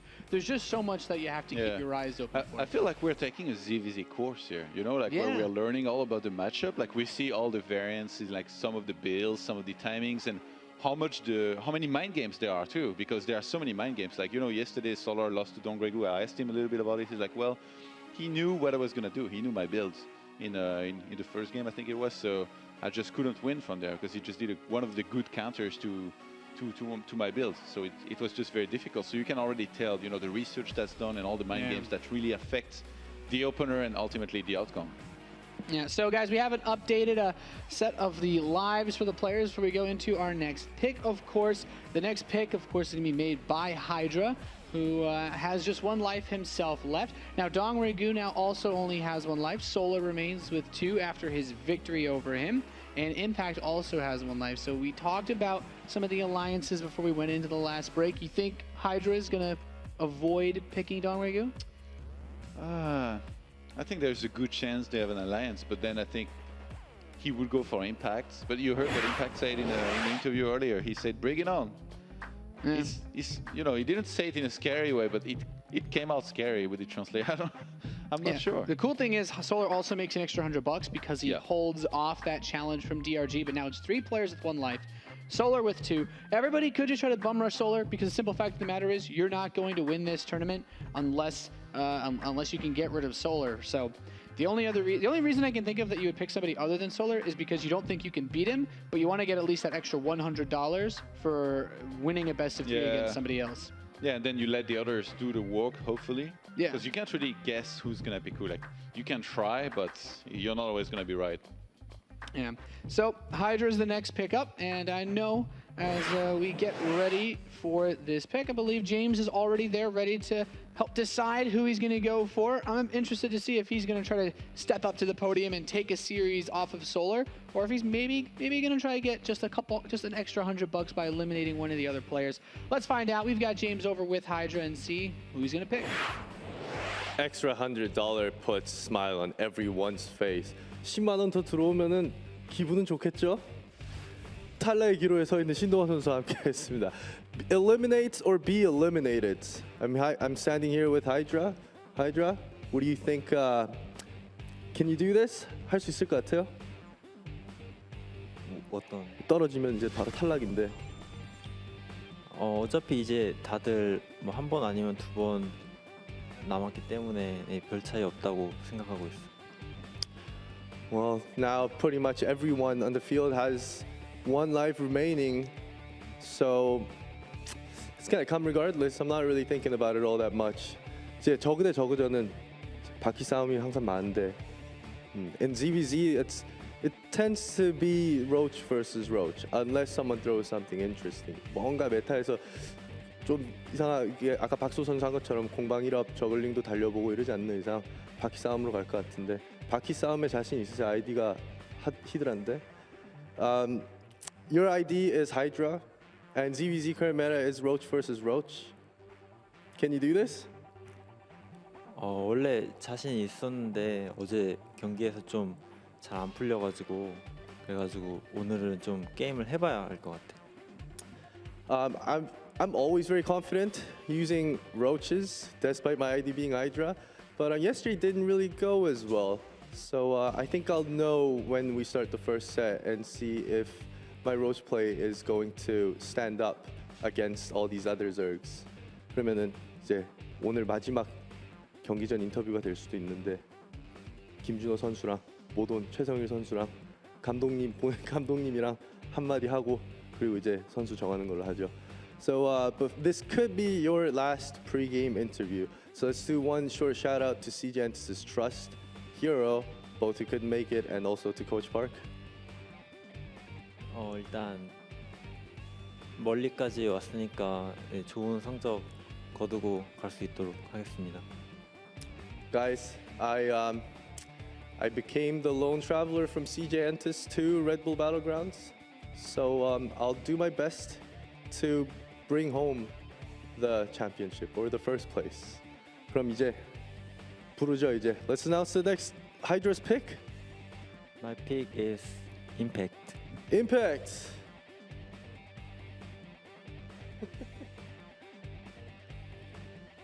Impact, just in case you guys missed the last interview in the green room, I interviewed Impact and with Todd. Impact said, Hydra, if you're up for the challenge, bring it on. 이제 자신 있으면 한 불러보라고 하셨는데 그 전 인터뷰에서 뽑히니까 이제 소감 한 말씀 들어보죠. 어차피 여기서 뽑히든 안 뽑히든 여기 있는 선수를 다 이겨야 되기 때문에 차라리 빨리 뽑혀서 빨리 게임을 하는 게 더 나은 것 같아요. I think it's always easier in terms of mentality to go first. I like to go early, so I think I'm actually quite glad that he picked me up this early. 그럼 이제 빨리 뽑힌 만큼 결국 두 분 중에 한 분은 점심만 기다리면 되겠네요. Whichever player wins now after this series, one of you will just be waiting for lunch. How excited are you for lunch? 점심 오는데 점심에 대한 점심 기대되는지 아니면 경기도 하고 점심 나중에 먹겠다. 이제 한 번 얘기 이제 서로 한 번씩 주고받고 맵 비토하는 거로 가겠습니다. So before the lunch comes and before the series is over, we'll do one final shout outs from each players about how excited they are with their lunch or if they want to postpone the lunch and play more games. 당연히 더 게임을 해야죠. 그러니까 꼭 이길 수 있도록 하겠습니다. Of course, I will play more games. Do my best to I'll do my best to play more games today. 그럼 똑같겠죠? You feeling the same, right, Impact? 그럼 시작하기 전에 할 수 있다. 한번 크게 외치고 한번 갈게요. 할 수 있다. 한번 외치고 크게 갈게요. I can do it. 더 크게, louder. I can do it. Louder. I sound smooth. Okay. All right, guys, I'm gonna take these two guys for map vetoes. I will see you guys in a sec. These interviews have been pretty good. I like it. Get louder, get excited. You gotta show you really want it. It's a tough match. He's a doer. You know, he doesn't sound. He didn't seem like the most hyped up guy, but yeah. Still better. Still good at StarCraft. Just because you're calm and collected doesn't mean you're not hyped about these games and you don't want to give your best. Some people are a little bit more shy than others, and man, I can't get over Hydra Smile. Actually, the smiling guy. This is what we should nickname him. Every time you say something, like you could literally like tell him like bad things, like I hate you, and he'd be like, he posts a big smile. He's just like wow. There really should be memes about this guy and pictures and captions because I think it's you realize you just been disqualified from the tournament for being too well mannered. He's like, well, I'm sorry. But yeah, it's been cool because we don't get to see a lot of Kespa players outside of Pro League, and you can tune into the stream and watch them play a match here and there, but sometimes they don't even get played during a match that they'll play in the week. So getting to actually see a little bit more of the personalities, getting to see this smiling killer outside of Korea has been really cool. Hydra's been actually pretty cool. He was one of the guys that came out with us last night. We were all hanging out, and he's still a bit fun. He's enjoying America, I think, about as much as the rest of these guys have been. But this is still a very difficult series for both players. Impact has shown some serious signs of brilliance. I would say particularly he most impressed me in the Zerg versus Terran matchup. I'm never going to get over that game that he played versus MMA. Yeah. What do you think of his choice super to clean. pick Impact here? I think picking Impact makes sense if we talk about the alliances, right? If we not were just that. If we had no background, I think DRG has also defeated him quite a few times. 7-0 in map. Yeah, Solar looks untouchable right now. So taking on Impact seems to have the best chance of success. But also, not only would you eliminate him and set up the alley-oop for DongRaeGu to try to go again on Solar, but you also get yourself that extra $100 if you can win, which might not be as likely if he had picked one of the other two Zergs. You're someone who's been doing very well with the big picture, I feel. Even more so than me. I joked about your chess skills. So I want you to tell me about what do you think happens here in both case scenarios? Like if Impact wins and if Hydra wins. What do you think? I think things get really complicated if Impact wins this game because Solar with 2 lives, it's basically going to be like Solar, he doesn't have the big threat looming because Impact can start to get to work on DongRaeGu. And we might even see Impact pull out some crazy strategies just to get past, just to throw DongRaeGu off of his game. Impact is next pick, actually. Yeah. So if he wins here, and then he's not going to pick Solar. Yeah, he will pick DongRaeGu, then DongRaeGu will be in trouble, I guess. But if he loses, then it's Hydra and Solar both with 1 life, potentially against Solar who has 2. So it's 2 lives versus 2, but 2 different players against 1. If Impact beat Hydra and then really didn't believe that he could actually beat DongRaeGu, he could even pick Solar and then lose to him just to feed his teammate the extra $100. You love the drama, don't you? That's like the deepest level of metagame. He's like, rather than let DongRaeGu beat me and take $100, I'd rather give it to Solar. If you had no confidence, of course. But yeah. I don't expect that to happen. That'd be too much, I think. And that's when we take the 6 You thought about pools. it though. I spent too much time thinking about this. You have a twisted mind. Just I'm trying to look. That's like we're getting on like Inception levels of metagame on that. But we have the first lobby set up here, and it's gonna be cool. First game is gonna be played out on King Sejong Station, and for Zerg versus Zerg, we've already seen quite a few times. It's a bit easier to get scouts off on this map, especially since the Overlords can go directly to your opponent's base. If you don't open up with a pool first, I think it's easy to get full reads. Even with pool first, I still think it's manageable to try to check the gas to some extent with Overlords. So tricky builds, maybe not as effective, but still couple of weird things you can play around with. You know, a lot of people talk about how coin flippy the mirror matchups can be, how you can roll the dice between all the builds to try and get an edge. But I don't feel like it's been the case too much as far as like from the mid game. As far as openers go, yes, sure, you can take a risk here and there and hope to get lucky, and it's happened a few times. But from the mid game, if like nothing in the early game gives a big lead to someone, then from there it's really up for anybody's. It can be anybody's game in terms of making stuff happen. Even if you're a little bit behind, you're going to be able to pull some moves that could set you right back in the course of winning the game or the series. And I have to say, I really enjoy watching those games when nobody in particular has done too bad or too good, and then from the mid game is when they really start to shine, when we really starting to see differences in build orders or tech options. You know, I mean, we see a lot of approaches and a lot of upgrades, but these guys, they've been playing the mind games very well, and I feel whoever takes the initiative so far has been doing better than the one who tries to play a little bit more standard and gets outdone in this case. Yeah, I agree. One key point that you bring up though is those early, like coin flippy-ish builds. We haven't seen the crazy early Speedling Baneling plays. I think in a lot of the Zerg versus Zerg matchups in this tournament, for the most part, we've had maybe 1 or 2 early pools, but rarely with gas. We've seen early Speedling plays that have either won the game or not really done too much, but every player has also been so good on defending all the early attacks that it kind of discourages going for those big plays. So I feel 50-50 on it, but I'm kind of happy that we haven't had too many of the crazy starts. Yeah, we haven't, because of that, I guess, we haven't had too many very quick games. No. It's been fairly, I wouldn't say long. Okay, there are limits. It's been, I would say what's a good word for it? A lot of mid-game focused. Yeah, a lot of mid-game focused games. We haven't had too many late-game builds. Like we haven't seen, someone go for mutas and get into brood lords. We haven't anyone try swarm hosts or go for, I'd say we haven't even really reached too many points where there were actually hydralisks used. It's We haven't seen a single Broodlords, have we? Yeah, I would actually. And how many Swarmos have we seen? Have we seen? No, not in ZVZ, not this tournament. You realize how incredible that is. If these were European I'm more impressed players, that we man. haven't seen any Hydralisks. Like not, Yeah. maybe 1 or 2 games, but I couldn't tell you a single game where it went really beyond roaches. So it's all been mid game so far here, guys, and we're loaded in to the first map of our second best of 3 here at the Battlegrounds Global. And our first player spawning in the top left position, representing Team Axiom, he is Impact.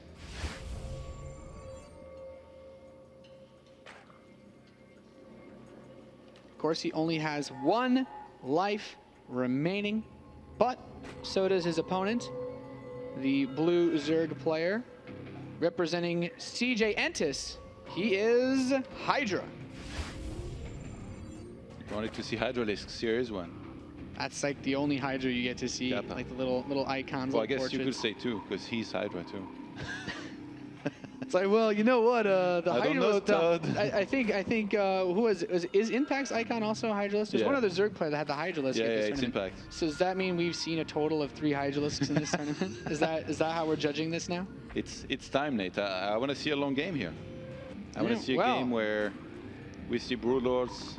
Not necessarily Swarmos. You want to see a long game, Todd? Yeah, Impact apparently does not necessarily want to, or at least he's going to try something here. Yeah, I know we've got. I know we have the players. They have all that white noise and the soundproof headsets, but I think he heard in the distant reaches of space me saying Tempool Baneling, and that could potentially be what we see here. Some incredibly aggressive play out of Impact. Do you know at what time Speed finishes with this build, Nate? Well, sometimes Speed doesn't finish at all because they just build a Baneling nest at 50 gas. Yeah, but if he was to make Speed, which I think is going to be the case, at what time does it finish? I've never timed it for this build. It'd be about 2 minutes after it finishes, but it's going to be a Baneling nest, man. Yeah, wow, actually, I really thought this was going to be Speeds. So Impact going completely all in here, going for the quick game. He's going to try to catch his opponent off guard. And on the other hand, we have Hydra, who went for the hatch first, then pull. No gas yet. How quickly does he identify this? He's finally going to see the links now. How many lavas? Has he saved up any lavas, or did he drone all the way? He's got only 2 lavas, so he's going to wait to be able to start some links. His third larva should be soon, though, since nothing just finished. His third larva should be ready reasonably soon. Yeah, okay, he's got his third larva, so he can start to build 6 Zerglings to help get his defense ready, but the Zerglings are already inside of his base. The Queen is far from finishing. Yeah, he's already taking gas. You know, you don't want to play gasless against this, because even if you hold, and then you have a spine and all that, well, you're going to need speed. The thing is, that means he's going to cut a spine that he could have gotten otherwise. He didn't know if there was a Baneling nest or not with this, or if it was going to be speed. And in this case, I feel like maybe it was I'm not sure it was the good choice. Look, those 3 Banelings, man. He's going to need the best split of his life. Yeah, this is going to be really difficult to deal with, and he's already softened up a lot of these drones. He doesn't necessarily have to get the second splash on them to kill them, because if he can get additional Zerglings up here, that would be enough to basically just one-shot a lot of these drones. However, I think with the second hatchery done and a second Queen out, he's still ahead in drones. This is actually totally fine for Hydra so far. Pretty solid hold. And he's going to lose an Overlord potentially. Impact cannot choose what he wants to do. He started speed, he cancelled it, and now he remade it. He's not sure right now. He was not sure if he wanted to come in. Now he gets a drone as well. He's pretty much put yourself all in with a build like this, because if he did enough damage, he wouldn't have to continue to make Zerglings. He could say, okay, I've killed some drones, everything's fine, but he's only killed 2 workers, and he's still way behind in overall drones. Those tunings are so funny by Hydra, just going across the map. YOLO. It's like, yeah, man, we're going to get a scout. I know that you're still on just 1 base. He wants to know about the speed, and he's going to see it too. He's going to be able to see it, which is very nice. He'll see that there's no more gas being mined, so he doesn't really have to worry about Banelings for a short time. He will see there's no Queen. Oh, well, not going to target the drone here. This is going to be defended. And with the spine, Zerglings, and Queens, Hydra's just in a phenomenal position. I'm really hard pressed to see how Impact actually continues on with this game. He's just got to play from way far behind. Maybe get his Queen out, get 1 injected, and just try to flood Lings across the map with speed. The thing is, the ramp is going to be walled off. There's going to be a spine, even a second one. Hydra knows he has an overload above the natural of his opponent. He knows there's no expansion. He knows that he's way ahead. Like, if you know that your opponent's on 1 base, you know, sometimes you make jokes about these things, but you're like, look, dude, he's only got 1 base. You have to, all you actually have to do is not die. Like, that's it. And as long as Hydra doesn't die to the next push, with these two bases, he has so much potential to he can just grind out drones like nuts. And he's already still been squeezing out a few here and there with the spine and the queens defending. So I like this position in every possible way. The walker for count is Hydra. even, because Hydra, I guess he wants to make sure he doesn't die. Yeah, he didn't. You know, he also loses the drone, right, for building the spine crawler, and he wants to make sure he has enough links to defend. But he can. The thing is, he can more safely go into drones now. But even if Impact decided to only build drones from this point onward, he still doesn't have that natural finish, so he has less larva to make drones with. It's like, yeah, you're building drones, but you're still way behind in terms of overall production. Already having 4 queens as well, he's going to have so much defensive capability at any point in the game, even later on when there are roaches. Look at the amount of energy on these queens. The transfuses are going to be real. Yeah, 2 spines and 4 queens. He's going to be able to crease spread, maybe link his main to his natural, link his natural to the third base. This is just a good situation altogether for Hydra to be in right now. Yep, I'm honestly not entirely sure where Impact needs to go from here. He's actually just trying to macro this one out, but because of the way that this game has opened up, Hydra can move into whatever additional tech he wants faster, at least he should be able to, or he could build up enough economy that with Zergling speed just finishing, he could even try to go for a big attack off of 2 bases. The world is really his oyster right now, and he's going to try to run across the map and see if he can get anything done. I don't know what Impact needs to come back in this game. Like, he needs some insane bailing detonation somehow, maybe to gamble even a little bit in terms of drones. And it looks like he's going to be under assault here. A run by is happening. He doesn't have enough links. How many links is he on? Only 6 against 12 right now. So this could do a lot of damage here. And not really a lot of Zerglings in. He's managed to get in. He's killing off a couple of drones. It's really crazy how much workers you can push out like this, huh? 20 more walkers right now for Hydra. Impact was trying to maybe gamble a little bit, you know, cut a corner here and there in terms of drone counts. But as we say, those queens and that much early expansion for Hydra allowed him to not only make more units, but also get more drones as well. So now he was like, well, he probably has less units than me. He's droning up. I'm just going to go across the map, kill a few drones. GG. Hydra staying calm and collected. A lot of people would have panicked here. And not just me. I would have panicked, man. How many spines would you have made? You know, I tell you what, to describe how I react in ZVZ, one of the last ones I remember playing, I just built like 3 spines on my mineral. I'm like, please God, don't kill me. I realized I've already obviously lost 3 drones since they go into defensive play. And then the guy's banelings actually just killed them all because they were right next to each other anyway. So I was pretty sad. It's easy. It went really bad. Yeah, I'm really bad at ZVZ. Now you know why I don't play Zerg. Yeah, but now you're going to be great. Now that you've casted all these games and learned from the best. I read a book. That's what it's basically been. You took the ZVZ professional gamer course. ZVZ 101. Welcome to Red Bull Battlegrounds. Dude, this is much above 101, I think. This is ZVZ at the highest level. Is this like we're looking at 300 course, this 500? We getting our PhD off this one? Do you think you would beat me in a ZVZ after all the experience that we got? Do you think it will be a 6 ZVZ if we played a ZVZ? It would be pretty awesome. As long as you went hatch first. Oh, Jesus. All right, guys, we're loaded into the second game of this best of 3. If Hydra wins this map, then this gentleman would be eliminated, which of course he doesn't want because he wants to get that sweet money. He wants to help out the guy he's been aligned with in this tournament. Of course, he is from Team Axiom, and his name is Impact.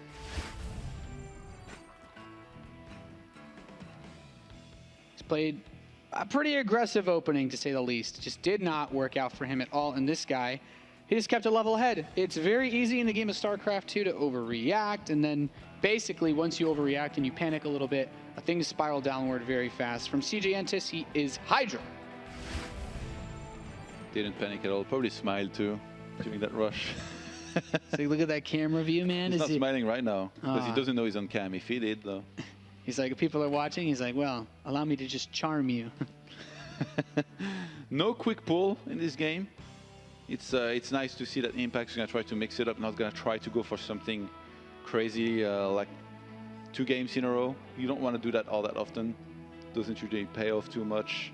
So he's going to go for hatch first by the looks of it, as his Hydra. So this might finally be the kind of game I was talking about before, where both of them drone up. And you know, so far, every time I've said this, somebody made links at some point, and I was like, oh God, no. He's gonna try for some move, and usually it's been Hydra. I feel like Hydra, in the mid game, he always feels like he has to make links to make something happen. I've never seen him really try to drone up a lot, just get a few units, you know, a defensive bailing nest just to make sure he's safe, and then drawing up like a madman. He's always tried to be aggressive as much as possible, and well, I guess this is how you play StarCraft well. You know, these guys, they're never sitting back. They're always trying to make something happen as much as possible. Yeah, just a couple of small, tiny things. Hydra builds one less drone. He actually doesn't build any drones after he starts his hatchery, just so he can get his spawning pool out a couple of seconds earlier. Yeah. Whereas Impact, who's not feeling as much like he's going to get hit with an early aggressive play, squeezed out just one drone. Not a huge deal, but you can tell Solar did something similar in his series against DongRaeGu, just to make sure that he would have his queens out as early as possible, and that he wouldn't have to worry about being hit with any early aggression himself. Both players have scouted the hatch first. Nothing really crazy. And I think they should be able to check the gas, but if you go in too deep, you lose that Overlord. Yeah. It's a bit rustling. A little bit rustling, huh? What do you think about the spawning pool placement for Hydra? He can put a queen in there. Ooh, is that Overlord gonna die? No, I don't think he's gonna allow him to block himself in. I actually do. Yeah, I mean, it gives you less surface area for a Zerglings to get in. Even if he can't go actually in between the hatchery and the pool, he can park himself next to it. Well, there you go. It's a perfect fit. Boom. Oh, he's actually chasing down that Overlord. The only one to do it. And shouldn't be able to get it, though. The queen that comes out from here would have to go on an epic quest to kill this Overlord. Is she going to go for it? Oh, wow. She got her passport set up and everything, man. She is on a trip. Actually, that could lead to some extra aggression. If he knows that some kind of rush wouldn't be seen on time. That quest, man. Look at her. Not even spoiling the attack right now. See, this queen has ambitions. She has goals in life. And she's willing to work for what she wants. These two queens, not quite so much. They're just sitting back. With the plan, man. Yeah, and these queens are just stay-at-home queens. They don't want to go out and kill third base immediately after that, even though both of them open gasless.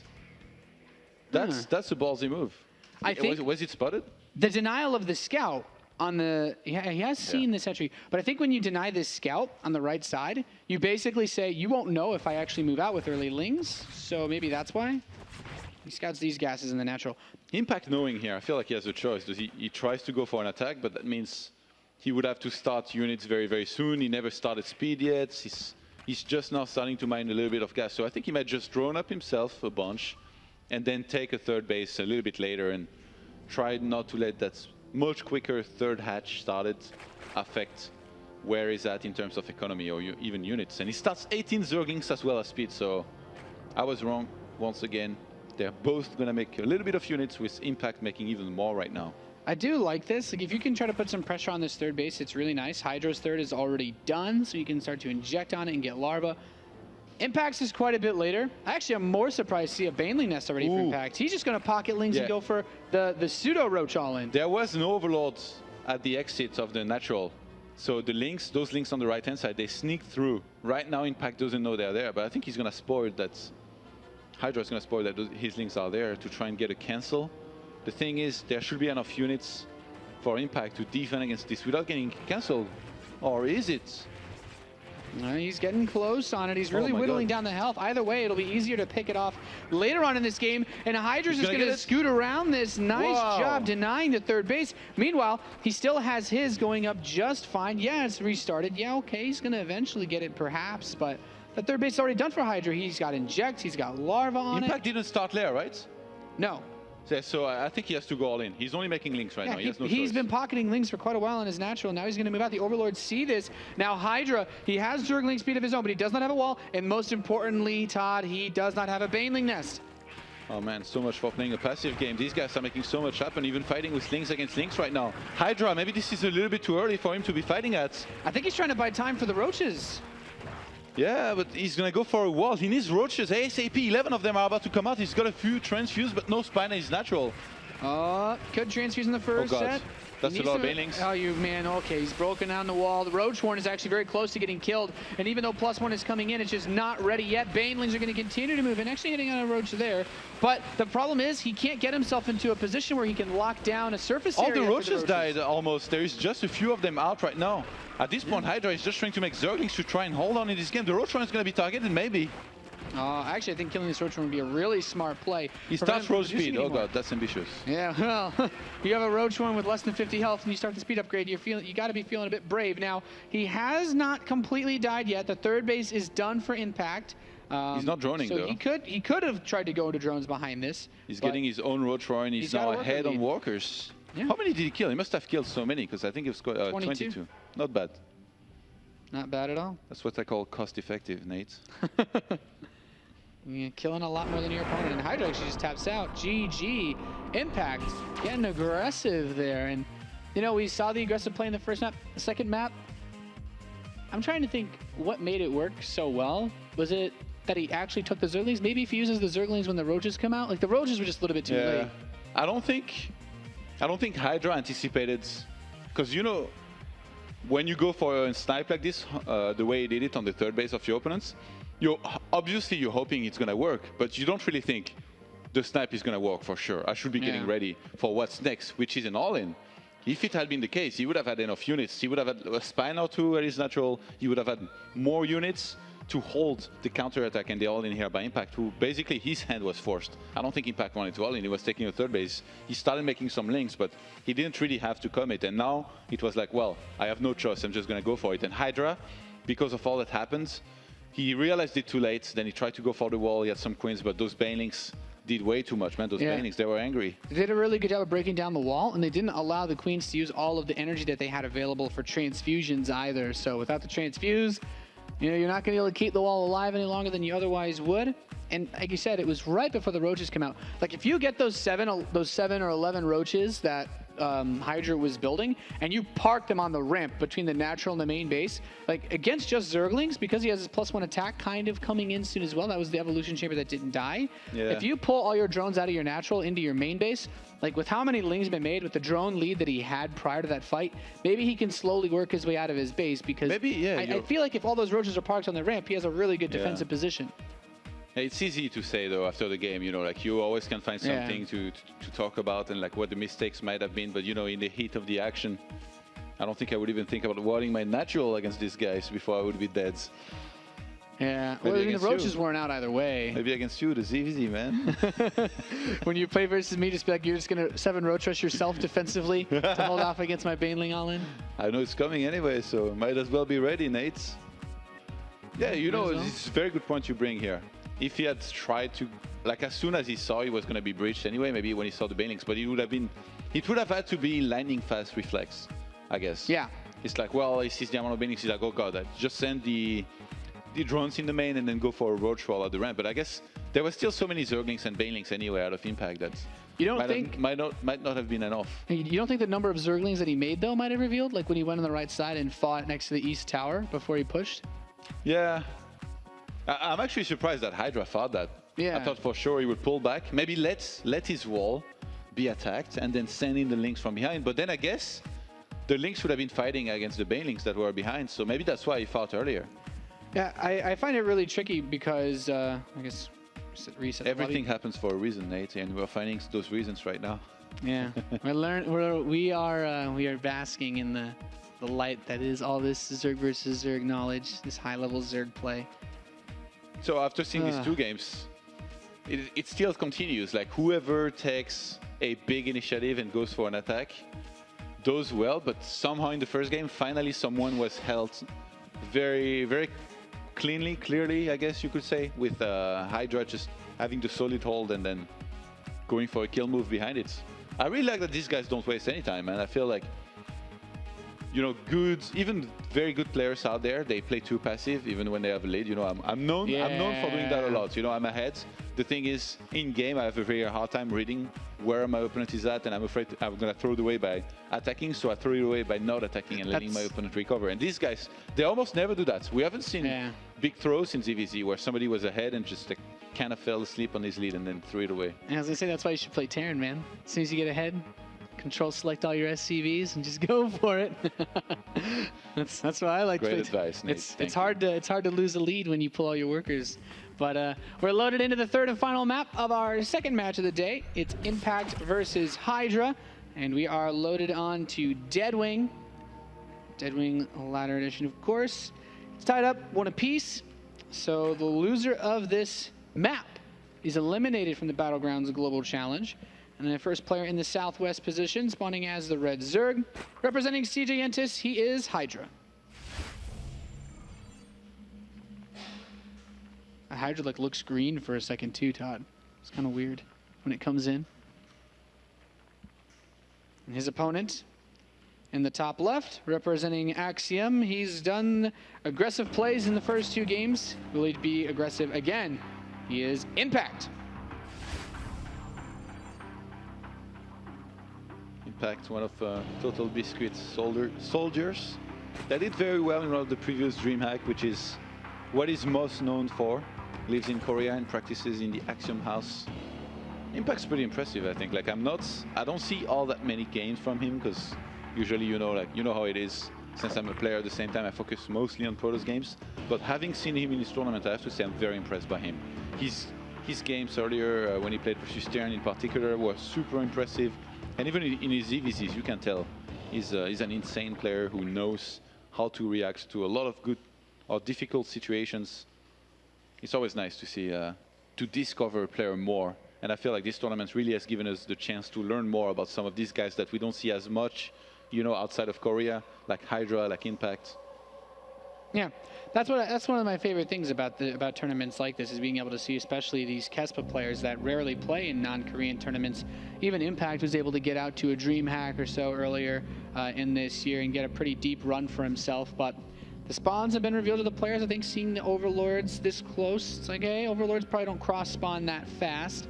So, should be able to know that it is a vertical spawns. Now, Impact has opted for a gas before his spawning pool, so he's going to have access to very quick Zergling speed, Todd, and Hydra still wants to play gasless. Yeah, gasless for Hydra here, interesting. And again, the positioning with the spawning pool in the main for Hydra, pretty cool, being able to wall that off with the Queen. If he was to get rushed, seems to always kind of go for that. Most likely going to be going for 4 Queens and later on gases. Whereas Impact, we should be seeing starts speed ASAP. This is definitely not going to be a Baning Nest this time. And man, Yeah. I want to see a long game. On this map, this is the map where you can expand easily and play a little bit more passive and all that, I think it's time. You think we're going to see Hydralisks on this map? Maybe. I think if they stabilize on a few bases for some time, we're definitely going to be seeing transitions, maybe some infestors here and What's there. your favorite late game composition for ZVZ? Is anything but Mass Roach. Anything except Mass You're allowed Roach? to give any answer except for just Roaches. Broodlords, I guess. Broodlords are pretty cool. Yeah. Especially the new Broodlords, that can't get abducted. They're just like standing there shooting and stuff. Yeah, they're then pretty. you usually have the units to support them, like be it Pretty like some difficult to Hydras, kill. I agree. some I agree. infestors. I like when some players are able to get up to like the really heavy upgraded Zergling openings, and they Yeah. manage to get to like Ultralisks. And then okay. you see Ultralisks versus Mass Roach, and then the Roaches get stuck somewhere. You get like one fungal, and then Ultralisk just. Oh my God! The sound of like 20 Roaches dying at once is pretty beautiful. How would you do the sound of an Ultralisk? Munching units down. Oh man! I mean, Ultralisk has like a cleaving sound. It sounds like. Yeah. I don't think I could mimic that noise. If you had to write that noise, how would you write it? You know, like how ouch is the sound you write, like if you. You want to know like what like the onomatopoeia of it, I guess, would be. I don't know, man. You're like whooshing, right? That's kind of what an Ultralisk attack sounds like. Defensive Spine Crawler for Hydra as he takes his 2 gases. Of course, he wants to make sure he has some level of defense as these queens. Hydra, he gets the most adventurous queen award. Oh, these 2 are going to stay at home though. I like gasless on this map, to be honest, because like you can drone up very, very heavily, even though your third is going to be later usually, because your opponent's going to have speed much earlier. So he's like in terms of drones, for example. Let's look where we're at now. Having opened gasless, we have Hydra on 42 drones to 36. So even though the third is earlier, for Impact, he's not going to have any creep spreading capability. He's not going to be able to link his bases. I think he's only on 2 queens. So yeah, I'm a big fan of the gasless style. Yeah. So you better look out for when you play I like nades. gasless mostly because my ability to micro banelings is just so bad. I'd rather pray with 4 queens behind a wall. I thought you were going to say, yeah, for the queens.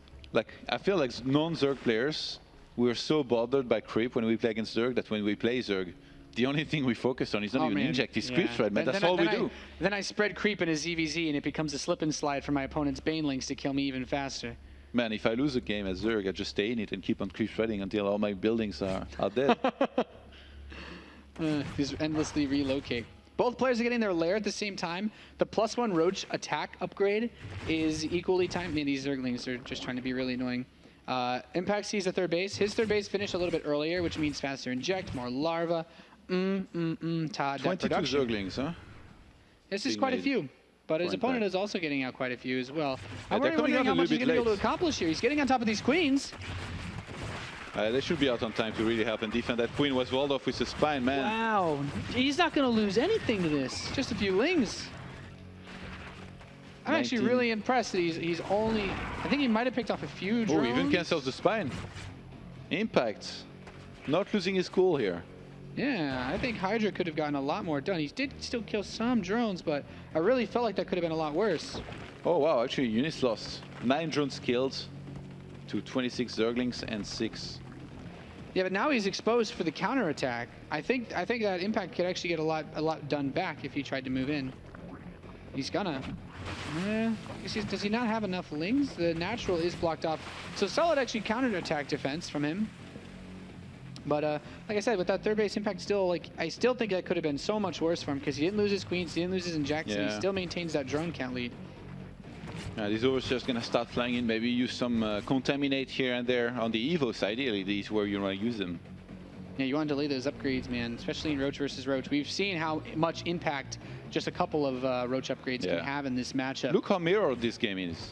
Both players get +1 on one Evo first, then they add a second one and start getting the car pace. Oh, what was that queen doing there? She was too adventurous. She went on an adventure. On a quest, much like the previous one. Her vaulting ambition was to her own demise, as it were. Well, what's the gas differences right now? Like how many gases are they both on?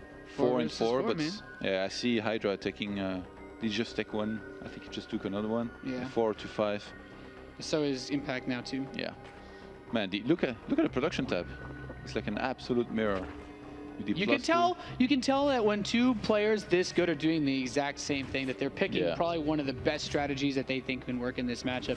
Because we saw, I mean, it was of course a gasless versus a gas opener, but look at the micro hatch. Get to the same way. They both starts get to about the same place. time. It's time for the Hydra then at the same time. Nate, it's happening.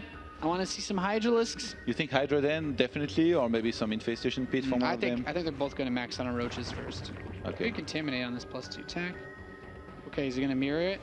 He's got enough energy. He's going to mirror the Contaminate. Dude, it's like you should get spores next to it. The thing is, since you make them in a wall, it's very hard for these Evos to be protected from anything. And yeah, another Contaminate here. This is like new age. These two players are actually like too damn good. Yeah, this is new age StarCraft. We never saw that before. We never saw Zergs like a while back using Contaminate this much on the place. Now they just got so good that they work on every single details. And one of the new details that you can work on is contaminating the upgrades of your opponent to try and delay them, gain a lead here and there on one of the upgrades, and maybe try and get a good fight out of it. Banelingness is going down now for Impact. So this might be a Roach max out with a whole bunch of Banelings. Timing, that could do a lot. Or maybe he thinks he's going to be attacked by the same thing, in which case you do that and then you defend. He gets Baneling speed as well. Makes sense. Might as well. It is uncommon though. This isn't a super popular strategy, man. This had +2. These +2 attacks have been getting contaminated left and right. Like almost a whole, actually more than a minute delay, I think. You think Impact's going to try to do the timing before when he has +2 and his opponent doesn't? I think if you're getting Banelings, I think you're almost like kind of putting yourself into a position where you have to. Like if there were Hydras, then I think Banelings have a bit more utility. But what does he reinforce with? Because I'm guessing he will try and reinforce to try and finish the game. That would have to still just be just Roaches. Like if Banelings can connect on more than a few Impact gets engaged in the middle of the map and he takes the fight. Hydra is ahead on Roaches right now, so he's gonna do well in this fight, but some Links come in from behind. No Banelings though. Yeah, the Roach count is still pretty good for both of these players. It's taken a slight lead towards Impact's side though. And that's actually starting to snowball a little bit. I think those Zerglings coming in from behind really did him in. He had the upgrade lead, I think, for actually no, +2 is still not finished. Both of these players still contaminating. Those Contaminates. +2 is gonna finish at the same time. Yeah, just 1 second ahead for Hydra, but that's not gonna be enough. They took the fight just right before these upgrades as well. I think Hydra realized he had more Roaches, so he fought, but somehow Impact with those Links coming in from behind. Just imagine, Todd, as Hydra gets pushed back here, if one of them had missed one Contaminate on those +2, they would have had it during that fight for a whole 30 seconds ahead of the other player. I think, like, just how close these two guys are in skill is actually ridiculous, because if they have that +2 just for 30 seconds, I think they win the fight overwhelmingly. Impact comes out ahead in supply now. And +2 carapace, though, he's on the way for Hydra. I don't think Impact ever started it. He doesn't have it, right? Yeah, No. +1 only. So that's going to be a 1 upgrade lead that's really going to help for Hydra. I would like to see Burrow out of these players, you know? At the end of those fights, those roaches are really sad. They're missing some hit points. Yeah, this is a weak roach here. Sad about life. There's no such thing as a weak roach, Nate. Well, he's a bruised roach. What This do you mean, guy. he? I don't know, man. It's a she. I don't claim to be an expert on the etymology of Contaminate roaches. again on that carapace upgrades, which was, I believe, very close to finishing. Yeah.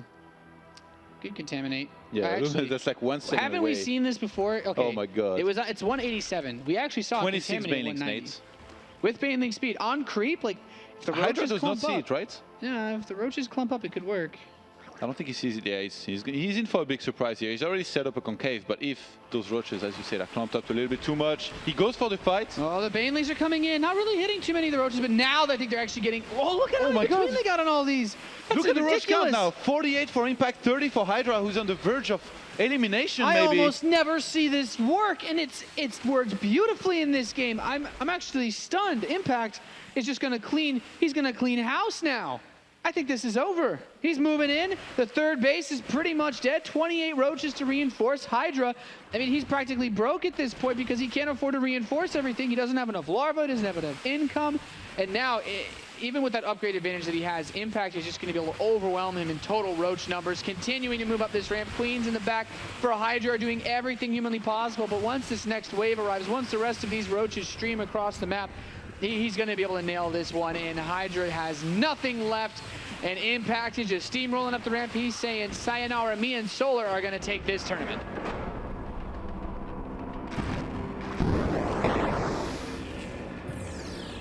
Knocked out. KO. The Hydralisks will not reign today. Why does your keyboard plugged in? Well, this poor Hydra. Well, I think it was because he was hitting some pretty good injects, but in the end, not enough for Impact's attack, which I know how I'm going to beat you when we play that ZVZ, man. It's going to be Roach and Banelings against Roach and Banelings, because after this game, when you see that, you have to think, well... both of our Banelings just kill all of each other. Yeah, like how do you hold this attack? It's... Honestly, I guess without infestors, you know, it's very difficult. In a typical scenario, I would say that splitting your roaches is actually what you want to do versus banelings, the same way that you would say splitting marines is good versus banelings, right? But that logic didn't work out this time because Hydra, as you can see, man, it's got to be a little bit frustrating. Not smiling anymore. But basically, he split his roaches into two groups. But it was like he didn't split them far enough apart, and there was just like this little chasm in between where the banelings got to the center of before they died. How many and it gave him like roaches did he maximum hit? splash. I think he was hitting at least like 15 or 20 roaches with those banelings, and the So it's ones like that didn't 30 die supply. all had like 10 health left. Yeah. Like if all those roaches are still as clumped, but he hits on the edge, I think he only hits maybe 10 or so roaches. But because he was in the center basically of all the roaches when he split them, like that just gave him the maximum amount of surface area. Really impressive. Really not what I expected because I've seen this only a few times, but I don't think I've ever seen it work against a Zerg player that didn't have Hydralisks. Yeah. So now this brings us to a situation where Solar has 2 lives left, 1 for Impact and 1 for DongRaeGu. What happens from here? Impact is the next pick. Impact's got to pick DRG, man. Impact, if he can beat DongRaeGu, then I think... Well, what would you like to see? That's another question, huh? You want the betrayal. You drama queen, you. I know you. You know what? If this was DayZ and I was his partner, if I was Solar's partner, I'd be like, Solar, you've got the lead. Walk in front of me, buddy. There is no such thing as an alliance in Sweet DayZ. dreams. Sweet dreams, my friend. No tears. No tears. So that, I think, is definitely interesting to look at if Impact thinks that he can do it. But I think if Impact tries to... Like, it kind of sucks for him because he would prefer if DongRaeGu had another pick, because then if you want to betray Solar, you want to do it when Solar has 1 life remaining. Yeah.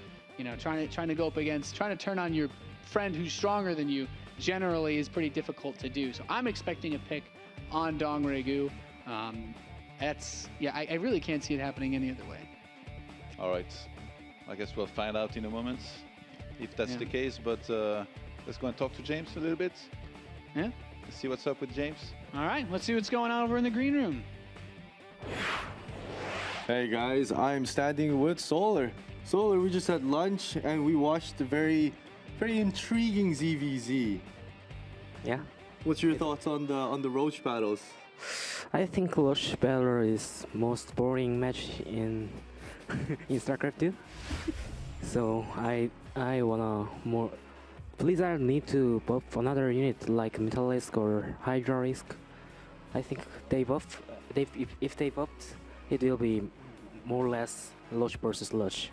We don't see a lot of Roach or Baneling added in the Roach versus Roach in that well, incredibly well. What do you think? Do you think that's gonna be the new change? I think that is new meta because in IEM Shenzhen, Snoot used that meta first. I saw it and I'm very impressed. I also used it. It's very good meta. Interesting. Solar, earlier yesterday we talked about some of the stories for the team house and etc. And I don't know if you guys noticed, but a lot of Samsung Galaxy Con players are they're a little bit chubby compared to the rest of the field, where a lot of pro gamers are quite skinny. Talk to us about the Samsung team house. 삼성전자칸 선수들이 전반적으로 다른 이제 선수들이랑 다르게 살집들이 좀 있는데 신노래 선수도 그렇고, like Roro, like Stork, everyone's a little chubby. What's going on over there? Our team house really good meal always, and also we always eat at deep night. So we can't lose our weight. So eat and sleep, right? Yes. Eat and sleep. Yes, two good meal. All right, it's around lunchtime, right, for the guys in the West Coast. Tell us about some of the food that you get at the team house so that people can be hyped for their lunch as well. I think our team house is better. Yeah, so what kind of food do they get? In 2 days, always one day is pork, and also another day high calorie food we eat and delicious, so we can't lose weight also. Has anybody said anything to the team or from like the front office for all their players getting a little bit wider each season? Our front always says lose your weight, but we can't. Because they feed you high calorie food. Yeah. That's very interesting. I hope it's around lunchtime and we'll be back with our next series. Before we do, we're gonna throw it to commercial break. So this is your chance to go grab some high calorie lunch. See you guys in a sec.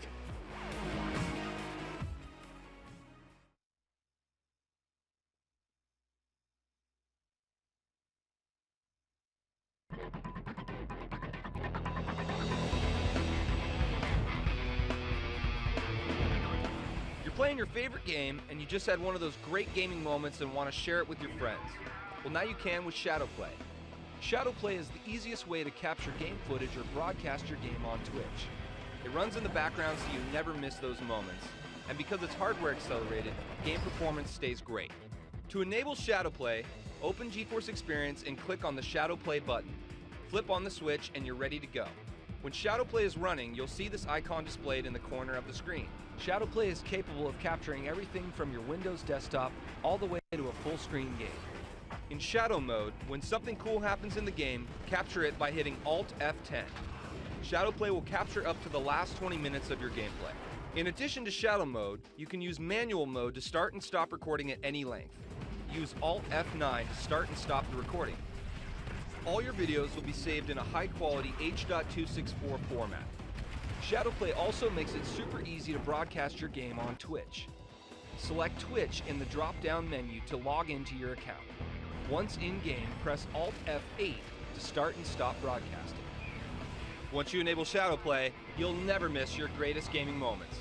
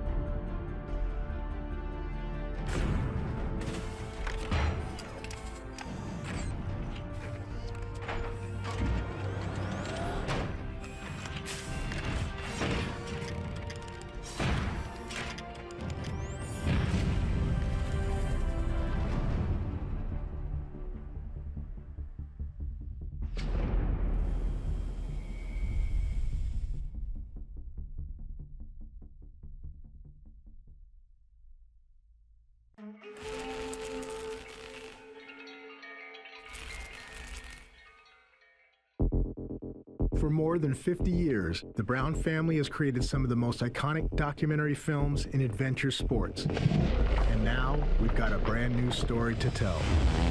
No matter where you live or what kind of bike you ride, there's a common bond and passion every rider feels when they turn that throttle.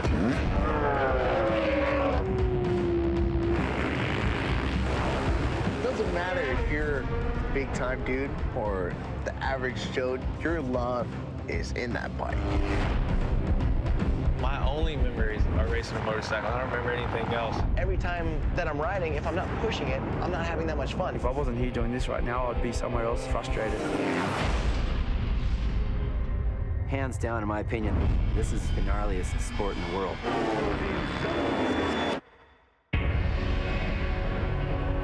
There are injuries and there's a lot of stuff along the way, but the human spirit will never die. The hero in my life is a motorcycle. It's given me a passport to travel around the world and to see exotic places. Something about being a true motorcyclist. You're doing something that you love, and it creates these really good friendships and bonds. The bikes are pieces, but sometimes it feels like it has some life in it.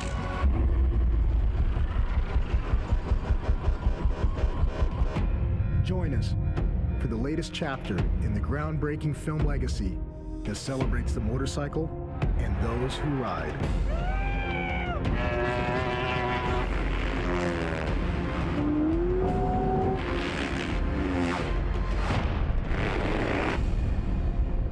It's a disease, and once you have it, it doesn't leave your body ever.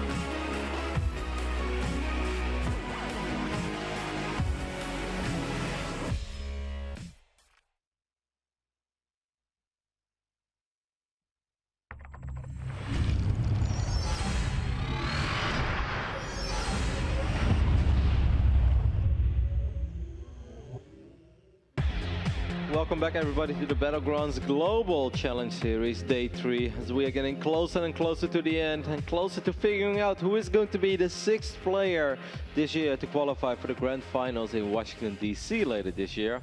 Things are starting to shape up for Solar, as everything seems to be pretty well aligned in the universe, Nate. Sorry, I keep doing that. Here we go again. Not yet, Kev. I feel like the next pick is going to be so important. He could decide a lot here. Yep.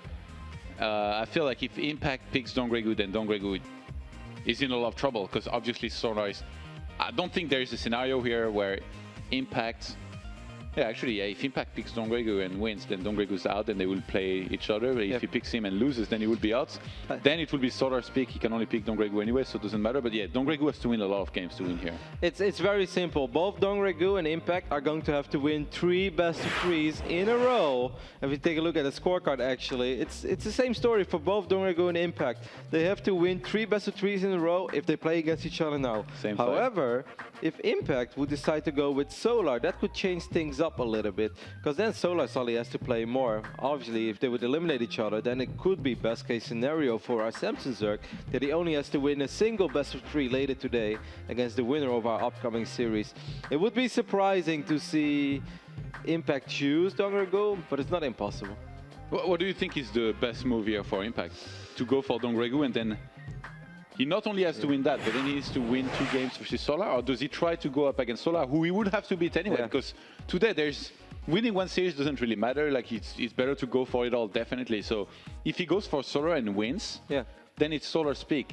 Maybe Solar picks him, but then risks elimination against somebody he just lost, or does he go for DongRaeGu? Solar would be put in a bad spot. You could say that a better pick for Impact would be to just pick Solar now, eliminate Solar, or like beat Solar, then there's a chance that Solar beats DongRaeGu, and then they play against each other again. In that scenario, Impact only has to win 2 best-of-3s, while if he picks DongRaeGu now, he has to defeat DongRaeGu, otherwise he's eliminated, and then he has to win 2 more. So in the other scenario, he only has to win 2 best-of-3s. In this scenario, if he goes with DongRaeGu, he has to win 3 for sure.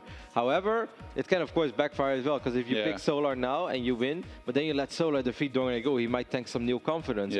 Okay, so I feel like right now, the 2 players who are waiting to maybe be picked, whoever is not picked, is going to have a sigh of relief. Yeah, like, you're dodging a bullet.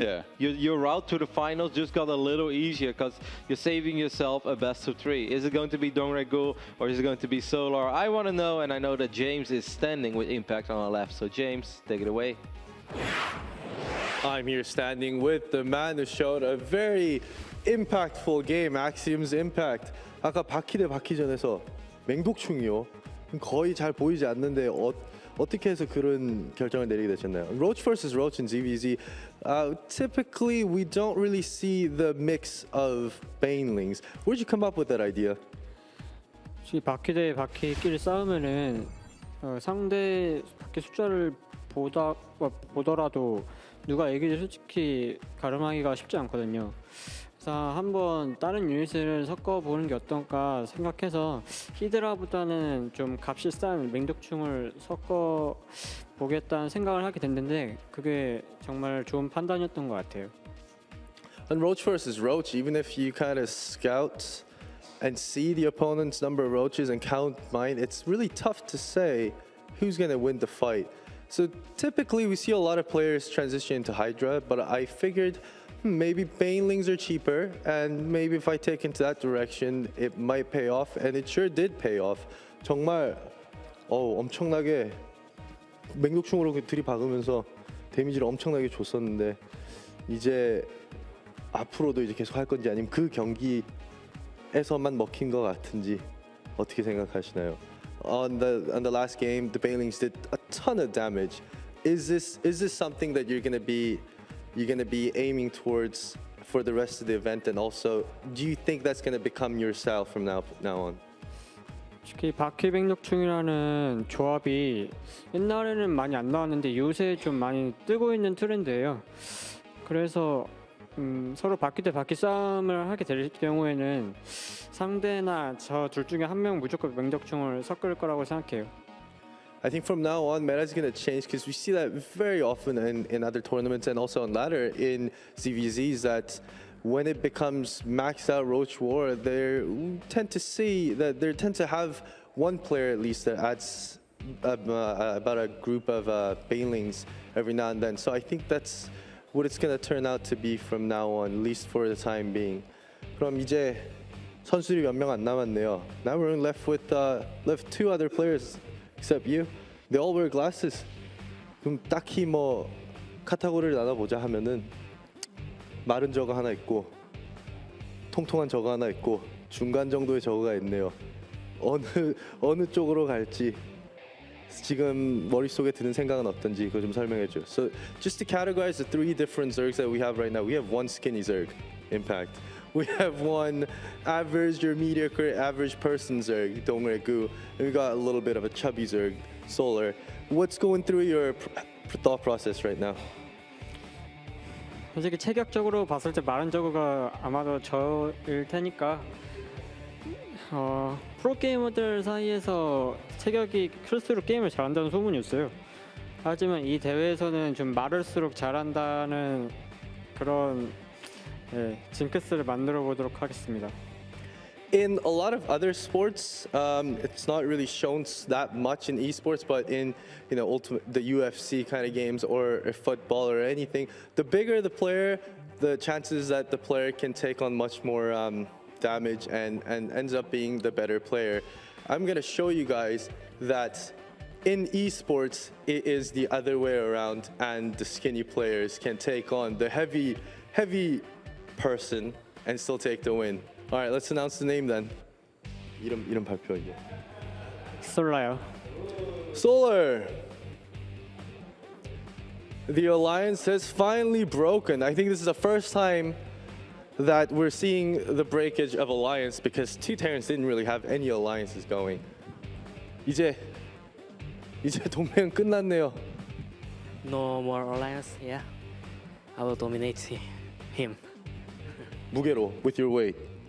Yes. 무게로 짓누른다는데? 무게가 많이 안 나가는 만큼 잘 피하겠습니다. Since I'm skinny and lightweight, I'll be dodging all your shots. I'm gonna take these two gents for map vetoes. I'll see you guys in a sec. Wow, so the alliance is gone and DongRaeGu dodges a pretty big bullet because DongRaeGu's route to the championship perhaps just got made a lot easier. Now there's suddenly a scenario where DongRaeGu, if these two just keep going at each other, then DongRaeGu only has to win a single series at the end of the day to perhaps still take home the title. I'm a little bit shocked. Solar did not look happy, man, let me tell you. He has to win here against Impact, then he would have to... He's the next pick, so he would have to play. He cannot even sit back in the next game and hope that DongRaeGu and Impact pick each other.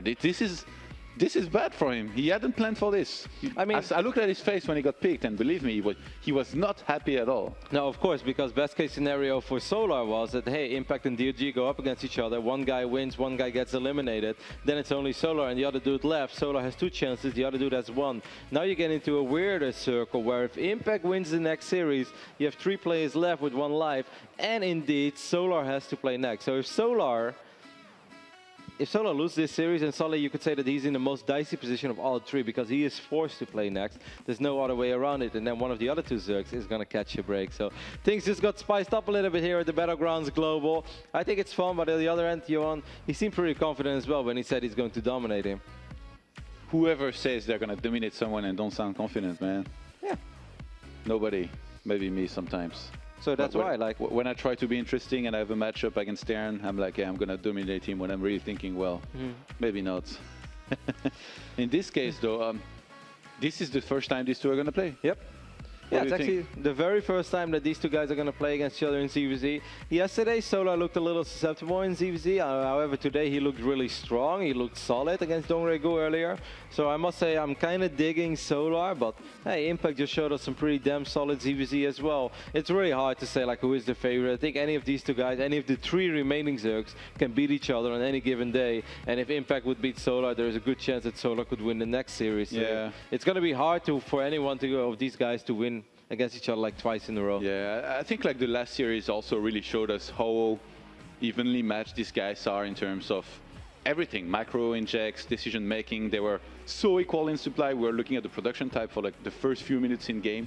It looked identical up until that point when Impact decided to go for the Banelings in that second game against Hydra, and he just made a lot of them, and he thought it was going to work, and it worked.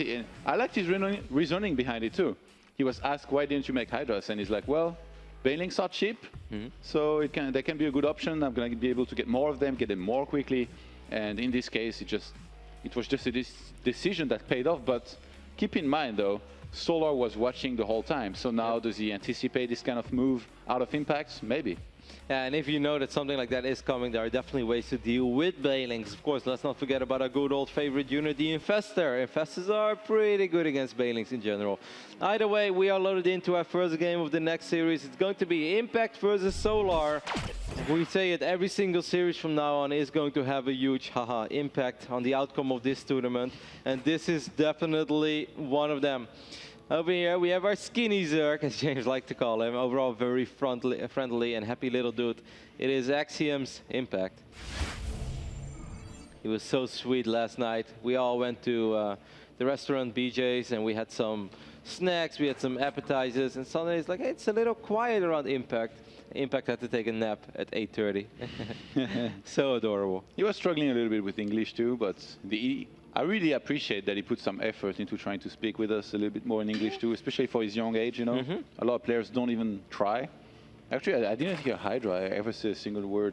Hydra just smiles at you. Yeah, he just smiles. He speaks through his smile. Hydra, did you get eliminated? And he just smiles at you. It's like, I'm not sure if that's something to laugh about, Hydra. Then he just smiles even more. It's like, okay. Either way, over here on the left top side of the map, we have the Zerg player representing Samsung Galaxy. He's had a very good run so far. It is, of course, a Solar. Yesterday, at the end of day 2, I was a tiny bit worried about his ZVZ, as DongRaeGu manhandled him yesterday, but today he struck back. Wasn't that worried at all. We thought that the last series yesterday would perhaps upset him a little bit, make him lose some sleep, but the opposite is true. A well-rested Solar has arrived in day 3, and he's ready to play ball with these two boys. Yeah, and as much as both of these players would like to get some kind of build or lead in this game, they're going to go for the exact same thing.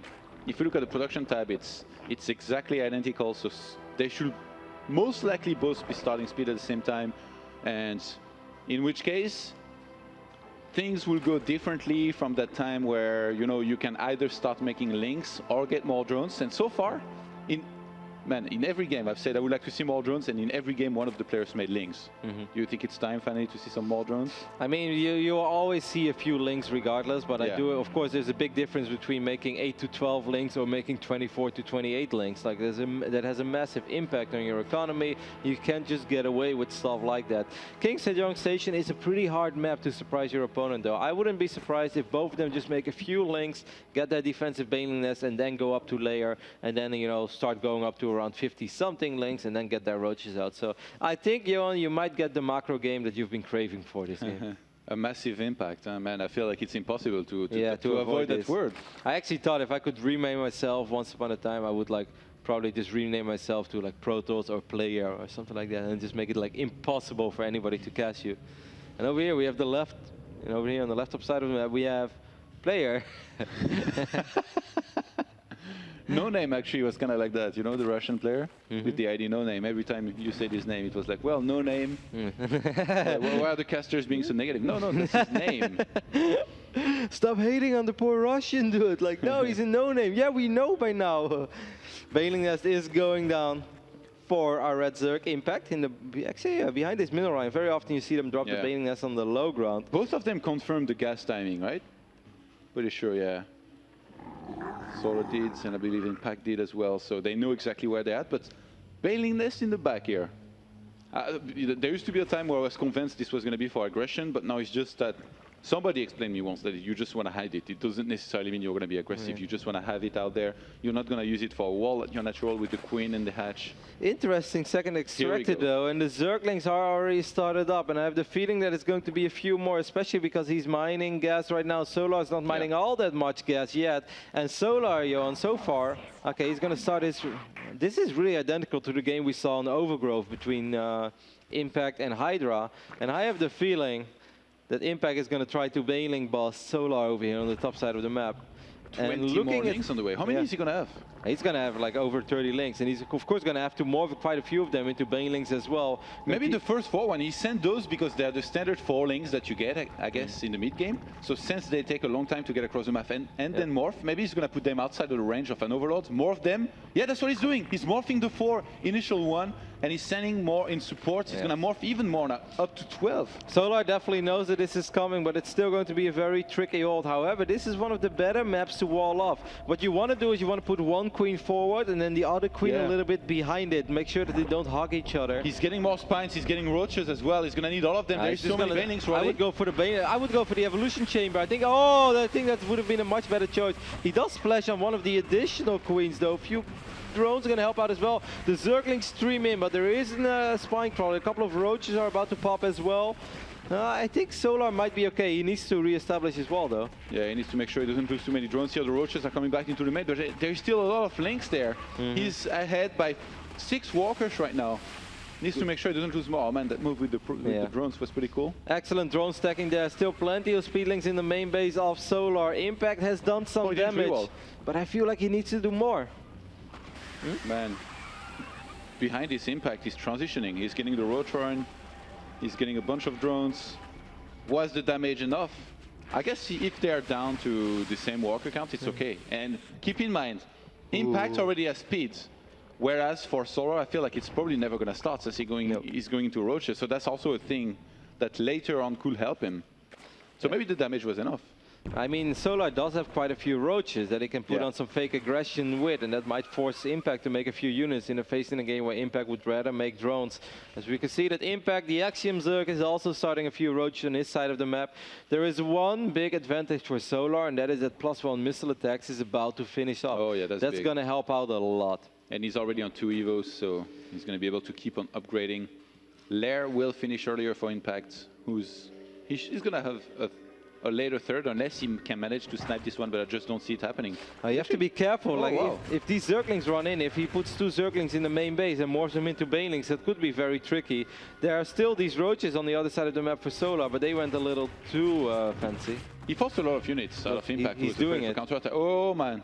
Solar, does he know? He knows. He's paying attention. Solar's too good to fall for that. Bam! No, man. Playing with fire, we will never know. Solar will never know how close it was. He dodged the bullet there, man. Couldn't dodge the pig one, but he dodged the second one after you got hit in the leg already. Not bad. DongRaeGu must be so happy, man. I mean, he hasn't won yet, but it's just so much nicer of a scenario for him if you think about it. Yeah, of course. Because otherwise he's going to have to win 3 best of 3 straight. Now there's a chance it's only 2, perhaps even 1. You know, imagine if Solar loses now and he's mad at Impact and he just returns the face. Actually, DongRaeGu picks after this, right? No, Solar picks after this. Yeah, Solar picks. Yeah. This is like the best scenario for he had planned for everything from the start, man. Yeah, maybe like DongRaeGu was the mastermind. He knows that alliances don't last forever. He's like alliance, love, friendship. I don't believe in that. I believe in cash money. DongRaeGu lost the game earlier in 2 Polts, and it looked as if he might not have the best of performances here, but later on, man, picking Solar the ball. He was the first one to pick Solar, to come out and pick Solar to his surprise, and now he could be in a position to do very well. It really depends again on the outcome of this match here. Yep. And yeah, Solar is a pretty decent supply lead here, but in terms of roaches, we do see that Impact, I guess, is trailing a little bit behind, not too far. Yeah, it's very close. Going to take a third. Do you like quick spread in ZVZ? It's very dangerous. It depends a lot on which units I'm going for. So if just roach versus roach, I'd say no. Because you love danger. Roach versus roach, I would prefer not to. We see double Evo chamber on either side, I believe, even though there's just a single upgrade going for Impact now. He does have a second one, yeah. You can see a few roaches are having a small little skirmish, as the Roddy soundboard would say, but there's not a whole lot going down. You're coding your own soundboard. Yeah, wow. Man. You know you made it when you could quote yourself. You're the most arrogant man I've ever met. I'm just kidding. Hey, the quotes are not very inspirational, so I think I can get away with it. Do you believe in that little thing called roach? There was not a whole lot of thought put into that. That was recorded at 2 a.m. on a Wednesday after a work day. Did you think it would have so much success? No, because I didn't know they were going to use it so freaking much. Did you realize that in 2 years' time you're not going to be needed anymore because the Roddy soundboard will take over? That's all right. I will just take a cut every single time. It's like Spotify, you know. Every single time they play a song, You have to pay a small fee to the artist. Yeah. Every single time someone presses the Roddy soundboard, I get some money. You'd be a millionaire finally. You'd probably throw all that money away at the casinos, but at least you'd make it at first. Alrighty, so it's nothing but roaches on either side. Of course, we're going to keep close eye. Let's not forget that Impact does already have that Baneling nest, something that he liked to use in the previous game. Contaminate is being used on +2. One thing that I noticed, I feel like Impact has a better map presence. He has overlords everywhere, whereas Solar, near Impact's base, he doesn't have that many overlords, so he cannot really see the army of his opponent right now and how big it is. He's kind of taking a guess by moving out, and in this case, he's got 49 roaches to 35, man. This is looking like a pretty dangerous attack here. Yeah, it's really hard to make stuff like this work. There are a few roaches more for Solar, but so far the initial spread of Impact is excellent. Upgrade-wise, you guys can see there is a small advantage for Solar as he does have that Carapace upgrade already. And now I suddenly kind of like the position a little bit more for Solar as he lured the Impact into the idea that he had a stronger army. Yeah, but Impact is reinforcing faster. He's got a few roaches across the map sniping on these drones. How many has he killed? He's killed 19 drones so far. Yeah, of course he killed a couple of drones early game with all the speedlings and stuff. But if we take a look at the income tab, we can see that Impact is still 7 workers ahead. This time, this is a beautiful fight for Impact. There's no way that Solar is supposed to win this. Solar is going to lose so much. He's trying to get away, but Impact, he's attacking and then running behind those roaches, making sure he snipes more. I think he was injecting here for a second. He stopped moving.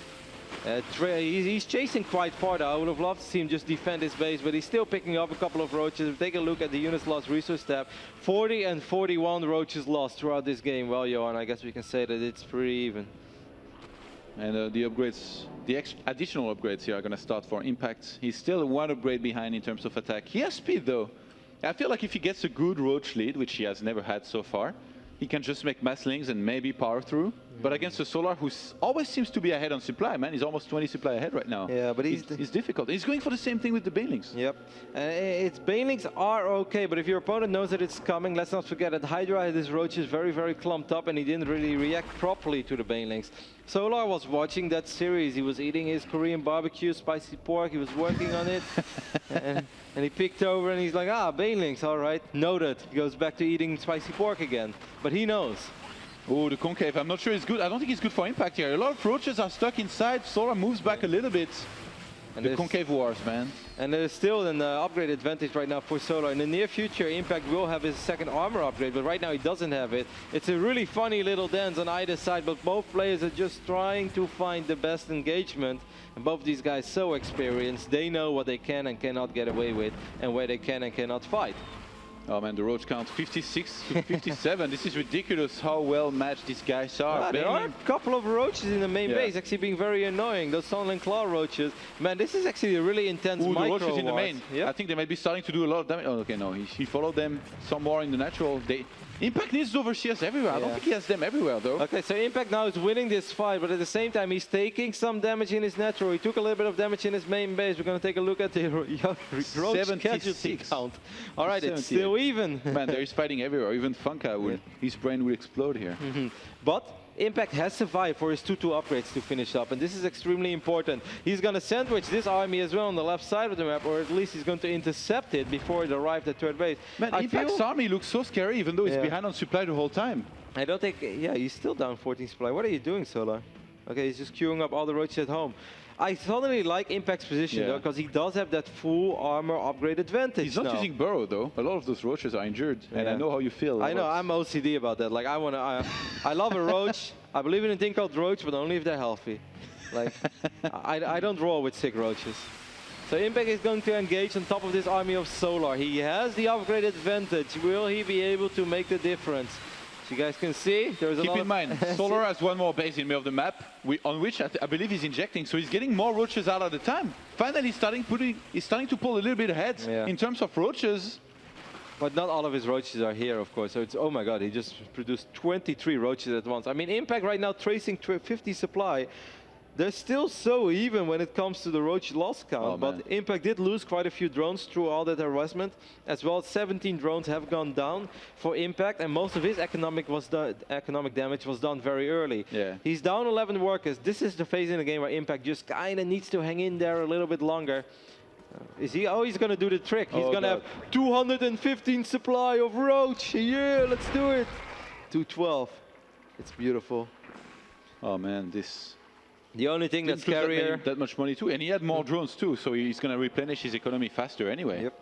You know, Johan, the only thing that's scarier than 200 supply roach is 212 supply of roaches.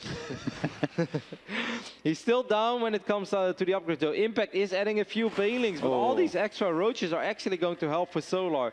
He has 70 roaches. Yes, guys, 70 roaches.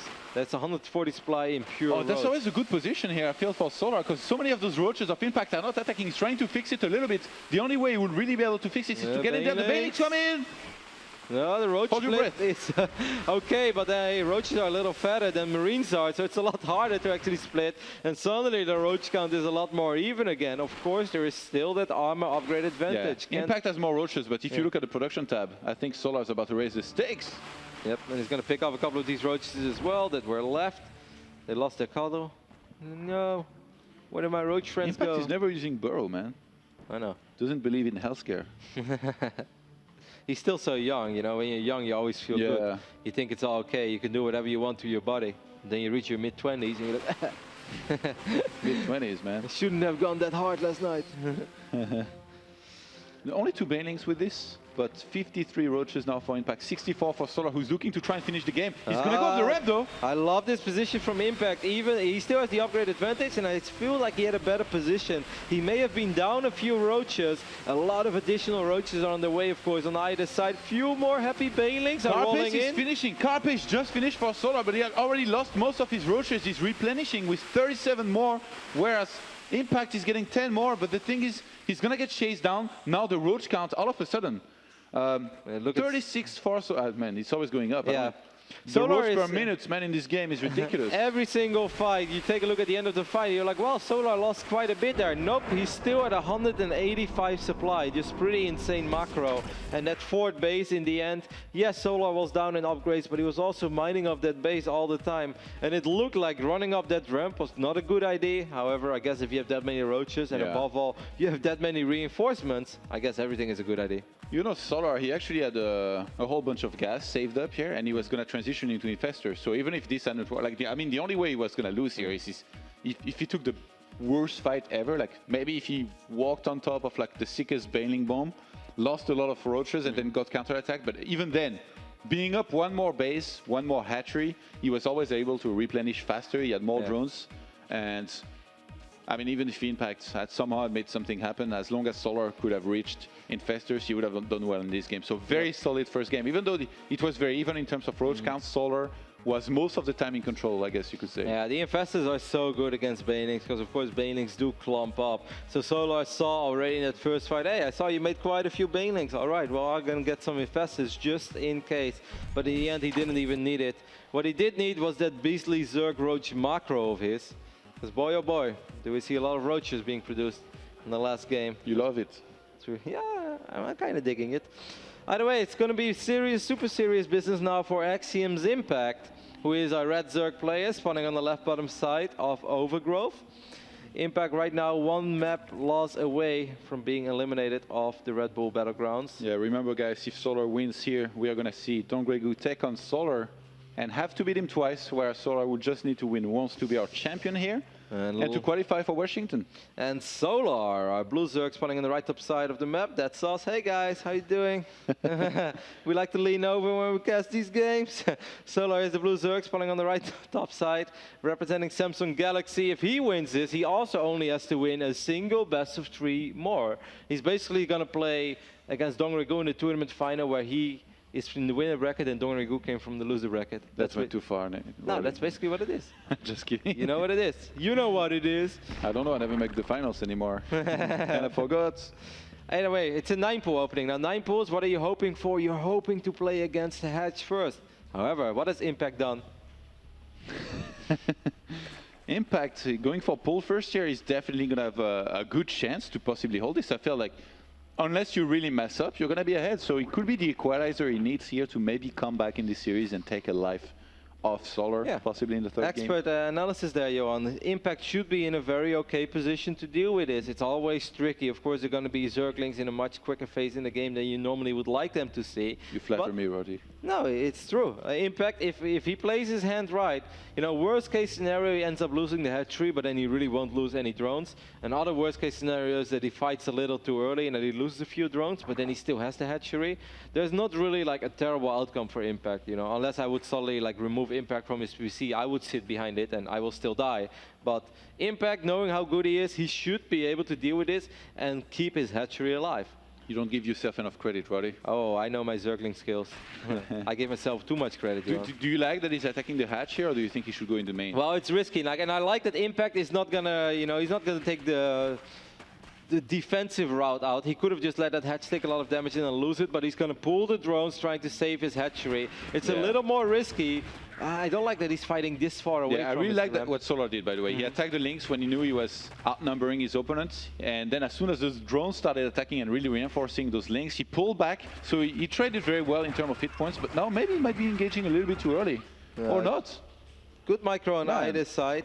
But so far, only 2 drones have for 6 save there by Impact. Every single drone is so important in this phase in the game. Ends up still losing it. I jinxed it. Hashtag Roddy the Jinx.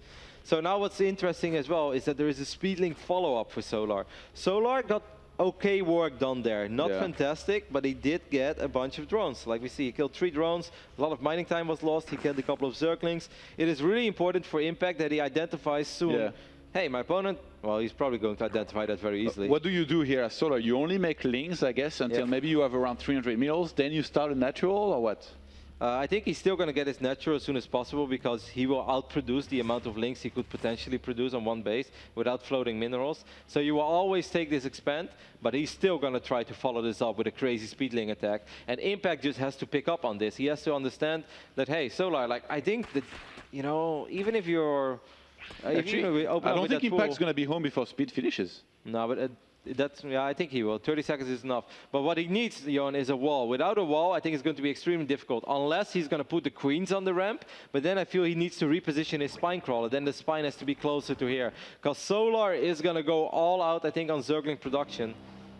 Yeah, he started a second hatchery, which is seen immediately by Impact. But right now he's droning up a little bit. Yeah. Maybe just he knows that this is going to be anticipated by Impact, so he's not even going to try it. Because as you said, I mean, if you know how to defend against this, if you place your spine well, your queens as well, you shouldn't take too much damage. And actually, those links dying and not doing much here. And there's no queen in the main. He moved it down to the... Every single drone is a very nice pick-off, and he got another one there. I think he got 2... No, he just got a single drone. But still, he's buying time. He has speed. He's buying time for his own hatchery on the other side of the map. Solar is only on 1 queen, right? I think he's making 2. the second one now, yeah. Only now is he getting the second one. So in terms of injects, there is a nice lead here for Impact, having had the second hatchery much quicker as well. I'm surprised that Solar just wants to take this to a macro game, you know, being so far behind when it comes to the second macro, hatchery. The only thing that Impact doesn't have is Zergling speed. He has never really been mining any gas, so it's a little tricky for him to actually make something happen. And Solar knows that he will have a lot of freedom to drone up. However, you know, if Impact just plays his cards right, he should be enjoying a nice economic lead in the near future. We'll see in a moment what these players choose to do. Both of them go for an evolution chamber, a single one, plus the lair in this case for Solar, probably a little bit early. Oh, double Evo for Impact. You think they're both going into roaches for sure? Yes, most likely. I mean, since the double Evo chamber is going down, it's very, very possible. Why is he getting speed then? Oh, he cancels one. Impact. Maybe because he saw that there wasn't that many links or something, he changed his mind here a little bit. I mean, we've seen Impact try to do a slow roach speedling all in early in this tournament on Catalina against Hydra. He's going to see the quicker lair, and he hasn't started his own lair. Now, I think, like I said, slow roach all in with speedling reinforcements. Yeah. And I think that this is going to be the case once more for Impact. But I'm a little bit worried. I'm not sure if it's going to work. It didn't work at all against Hydra. Will he ever hit before +1 missile attacks is ready? I'm afraid not. Yeah, but against no Baneling Nest, I feel like it has a decent chance to do well. It's more about the roaches than the Banelings, though. Because the Zerglings don't have upgrades, so Banelings are not that necessary. Like the normal roaches with +1 attack, are going to trade very, very well against Zerglings regardless. But in this case, the overlords of Solar are very far away from the wall, so this will be seen quite late. Especially if he moves the queens. Yeah, if this overseer just goes into the main base, he gets the scout of a lifetime, then he exactly knows what's up. Roaches are out already. 12 of them against just 2 right now. Yeah, but Solar is going to have to react so quickly. He's taking the gold right now. He's going to need to cancel that and make some defense back at home. But look, he saved Larva, he saved Larva, he scouts, and now nothing but roaches for Solar. Anything. He canceled the gold. Yeah, good call, snap call. He knows exactly what's up. He's going to see the slow roaches as well. Does he have spines? He's going to throw one down. He's going to be the second queen down from the main as well. Ooh, it's going to be a difficult hold for Solar. It's doable, but army supply currently 51 against 24. And of course, the reinforcements for Impact will be in Speedlink, so they actually arrive quite quickly. He's going to be able to cancel the spine. This is going to be really difficult for Solar, actually. It's looking pretty good for Impact here. He pulls the drones, but even if he holds and loses this is going to be bad for him. The hatchery takes a lot of damage. I kind of like how Solar is buying time so far. Good moves on the drones as well. +1 missile attacks is about to finish off. I think that Solar might be able to hold after all. The queens are doing a really good job. How many drones is he losing though? He's losing a handful. The links reinforcing are the problem too. Even if Impact doesn't win right there, he has weakened the economies of his opponent enough. The +1 of those roaches never really helping here for Solar, who has just outnumbered GG. And Impact equalizes the score with a nice little #Roddy build. Yeah, the same build as he tried earlier in this tournament against Hydra. It didn't really work. And Solar was careful though. Like, yes, he tried to go up to 3 bases, but he had quite a bit of larva saved up as well. But still, it wasn't enough. Maybe if he would have built the spine crawler a little bit more defensively and get 2 spines and buy just a few more seconds for himself. But either way, good execution of the build of Impact. Definitely attacked on the right moment when you look at it from his point of view. And he made it work. Solar really didn't. He didn't feel this was going to come at all ever. I think he was getting the gold base. Like, you only do that when you're certain that basically it's going to go into a macro game. I don't think it was the first time that he did that too in ZVZ. I think I've seen him do that before. So Impact probably knew that. And knowing that, he chose to go for this build, knowing that there was going to be a gold base being made that was going to be completely useless in this case, which was going to be cancelled, but then the opponent usually doesn't have enough. And yeah, just very strong timing and all in here. Yeah, it's funny as well, because normally if you go pull first into a hatchery on the low ground and you defend your hatchery against early game shenanigans, like the guy who defends can normally just sing it out macro-wise. Like, he doesn't have to make an attack like that. And perhaps that's why Solar really didn't expect it, because why would a guy make still a relatively risky strategy like no layer, slow roach, speedling all in, when he has a better economy than me? You don't really expect it coming, and perhaps that's why it's that extra good. Either way, game number 3 is going to be played on Nimbus. A really, really important game. This tournament is still so open. Making calls almost seems useless. All 3 of these Zergs can win it. All 3 of them can walk away with over $4,000 in their pocket. And above all, that ticket to Washington, D.C. next month, late September, where the grand finals of the Red Bull Battlegrounds 2014 will be held. And that is going to be an awesome event, one of the coolest events of the year for sure. Tell me if you agree.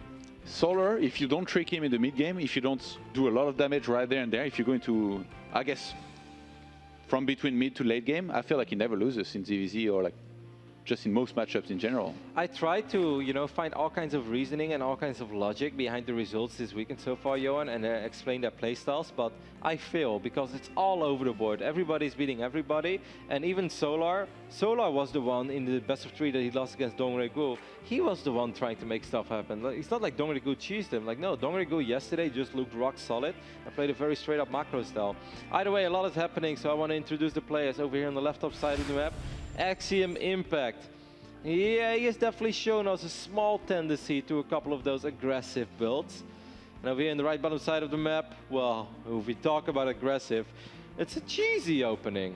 It's an opening that's not very successful over the recent months in StarCraft 2. It's an opening that Artosis has spoke about many times. It is the Temple Bailing opening for Solar. If Artosis has talked about it, I'm scared, Roddy. I mean, he could do a different... No, wait. It kind of has to be Temple Bane. You don't think this is speed? It could be speed. It's a pretty good map, but it's super quick speed. This is like the quickest speed you're ever going to get. Let's see. He's going to start it now. That's bizarre. So he's going to finish at what time? It started It started at 3:07. So at what time does it finish then, Roddy? 3:07, and it's 4:57. So like 5 minutes sharp speed. Now, one of the reasons why perhaps Solar is doing this is that this is a map where it's very, very hard to put your queens on the ramp and have a spine crawler behind this. You're gonna have to spread creep quite a bit. And very often in that phase, it's just like the speed links, the first wave of speed links will come in before your queens are here. Yeah. And then with the second wave, you might be able to defend it, but it's going to get very tricky and where you're going to drop your spine crawler and whatnot. And I think he was also hoping not to get scouted. In this case, since he's cross-map, this is not going to be spotted, in which case, I mean, if you know this is coming, you either get a Baneling Nest or you get some spines and then you have a better chance to hold. Whereas now, Impact is going to start speed and make his own links, except he's not going to have speed for a very long time. You said it 4:57 is the time speed is going to finish at for Solar here. And his links haven't even been spotted in the middle of the map. I really think that Impact is just not going to be ready for this. He sees two links now. It's going to be really difficult, Johan. I totally agree. He saw a couple of them, perhaps a few more, but you need spine crawlers Impact. He picks on it. He picks up on it immediately. It is doable, though, Johan. If he puts all the queens, he doesn't have to saturate two mineral lines either. He can just saturate one mineral line. Speed is finished. And help out with the queens. It is possible for Impact, but it's going to be a very difficult, tricky hold, and above all, a really important one. If Impact loses here, his tournament life is over. Very good positioning for Impact. Solar might choose to go into the natural, has the spine, will finish here in a second.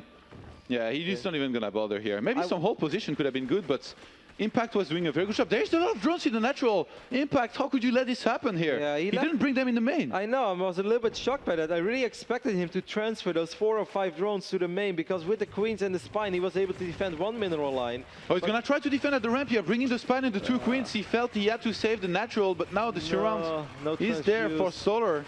No transfuse energy, and now the speedlings can actually just ignore the spine and go to work on the mineral line in the main base. Impact is in a lot of trouble after losing both of his queens.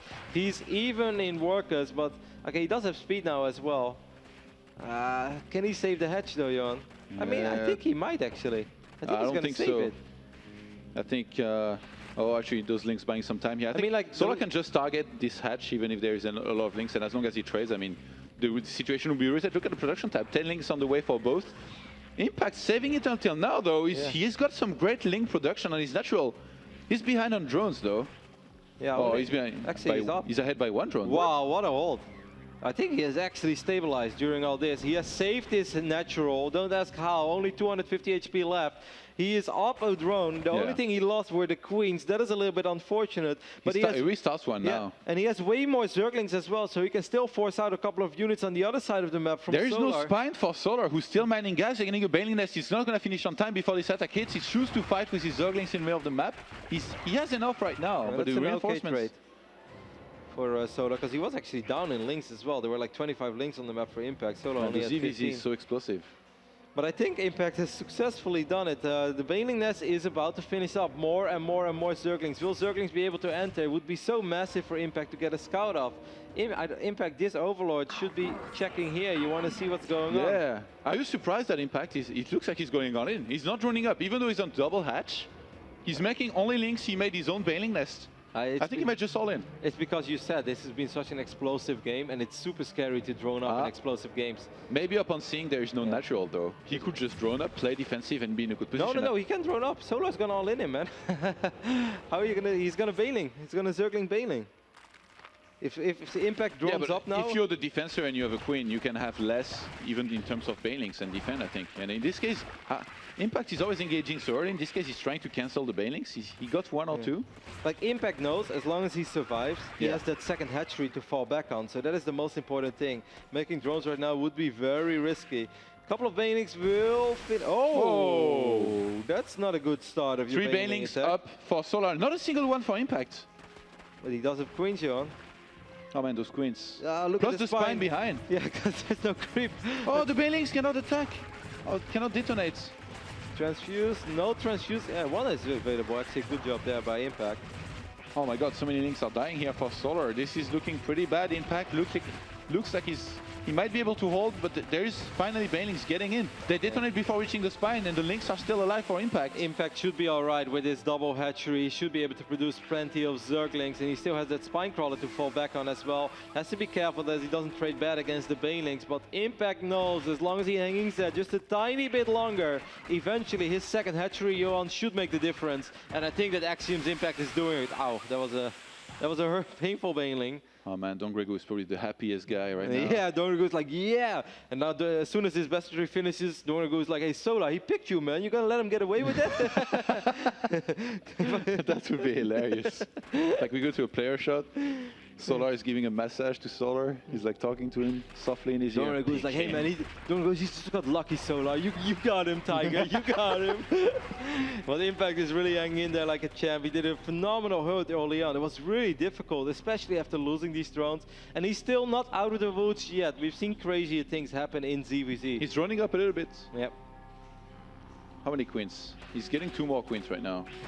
Oh, those Lynx getting caught in the middle here for Solar. He needs the support of those Banelings, but he wants to save them for... Ooh, if he had detonated that a little bit earlier. 4 more Banelings morphing here for Solar, who's committing to this right now.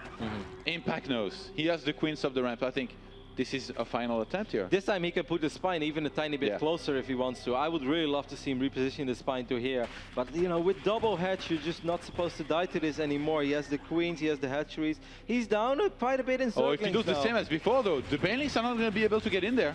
I feel like he needs to detonate on those queens, kill them, and then get inside with the Lynx. Maybe snipe the natural, and then he could kind of reset the situation. But right now, those queens going to town on those Lynx, they're going to die.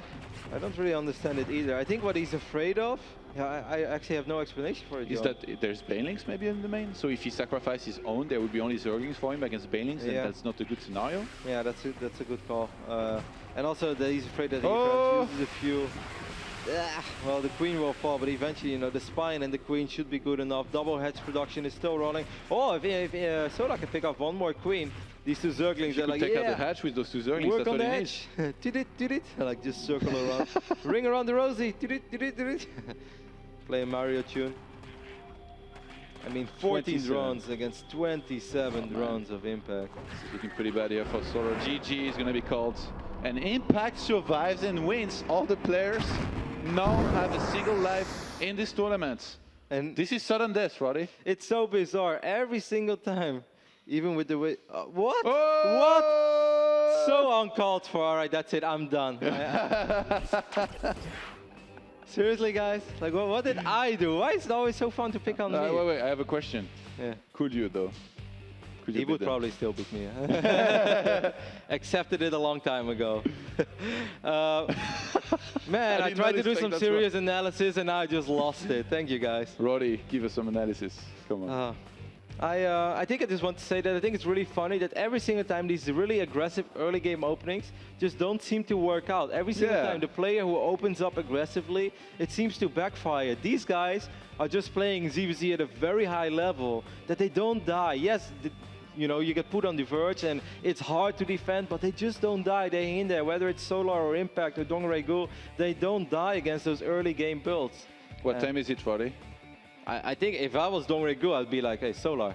Like, he got pretty lucky that series, man. Like, so this come aside, brother. Like, you know, if you would have switched things up a little bit, game number 3, you got him. And Solar's like, yeah, man, maybe I got him right, coach. And DOG's like, yeah. I don't think Solar will fall for that. I think he's definitely going to want to pick whoever feels the most confident against, knowing that he right now... Yeah, but like... It's funny because at the start of the tournament, being the last player to pick was the right choice. But now it's kind of backfiring. Because he's in this situation where he has to pick now, so he has to play. He not only has to win now, he has to win against then the next player he would have to face. Yep.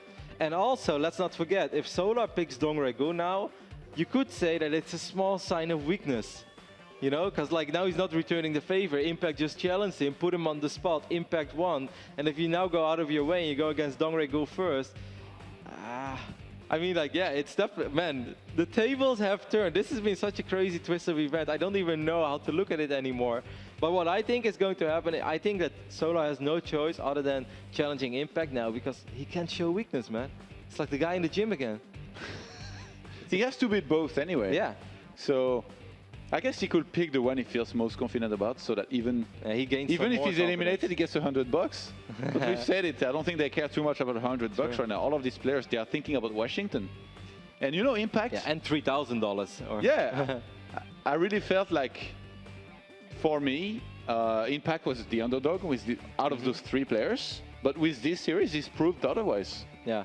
No, he played phenomenal. Impact deserved to win that series. It's high-level CVZ on either side, and this tournament has just gone nuts. We have 3 players, and all 3 of them have 1 life left. They used to be in alliance, but that backfired. I don't even know how this is going to play out anymore, but I know I'm going to enjoy the ride. James, do you have any better insight on the situation that we're looking at right now? 와, 김주혁 선수 경기력을 보니까 어제는 실수도 좀 있고 이랬었는데 오늘은 되게 강력하네요. The way Impact's been playing today, it's a little different from how he was playing yesterday. What do you think? You think he was maybe hiding his performance level and strategies and stuff like that? 그냥 김주영 선수가 그냥 첫째 날, 둘째 날은 선이 잘 안 풀려서 경기력이 그랬던 것 같고 오늘은 좀 본 실력이 나오는 것 같아요. I've always known him as a good player. I think first 2 days he had a little struggle because maybe he wasn't warmed up, but I think he's finally adjusted to the jet lag and everything. I think he's bringing true skill of himself in the last 2 games. 이제 목숨도 하나 남으셨고 다 하나씩 남았고 이제 강민우 선수가 뽑을 차례인데 뽑아줬으면 좋겠다. 아니면 그냥 좀 쉬고 싶다. Now everyone's left with one lives each, Solar, Impact, and DRG himself. So I don't know, DRG, do you want to be picked first or do you want to go after this one? 당연히 저를 안 뽑으면 전 이미 그 다음 승자한테만 이기면 우승을 한 거기 때문에 저야 한번 쉬고 싶죠. 네. Yeah, I'd rather take a break. I mean, the alliance is broken, so there is a chance that Solar could go back at Impact. 저 강민 선수랑 이제 원래 동맹이었는데 동맹을 이제 무시하고 한번 뽑았으니 서로 다시 붙을 가능성이 더 높긴 하겠네요, 그죠? 그래서 근데 전판에서도 강민 선수 져가지고 네 저를 뽑을 수도 있겠죠. 네. Well, Solar, I lost to Solar earlier today, so there's a good chance that maybe Solar might want to take an easy road as his third game of the day for his pick, and try to go to the last round by beating me. So we'll see. All right, then we're gonna go to the commercial break for a minute, and no, we're gonna go to commercial break, and I'll be back with Solar's pick in a minute. See you guys in a sec.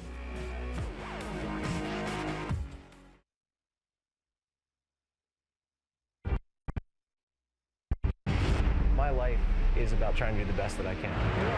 If the best that I can is by having fun, by doing a few things that are a little reckless, a little crazy, then we're gonna keep doing that. Just get paid to go around and just make awesome videos? You gotta put your life on the line. Let's go. This is my life. That's my day to day. And this is my story. You can't ever stop what makes you who you are. The Red Bull Signature Series continues to bring you the best collection of action sports events from around the planet. Huge flip out of Jeff! In store for the rest of 2014 will be some of the best of the series competitions, featuring the top athletes in the world pushing their limits.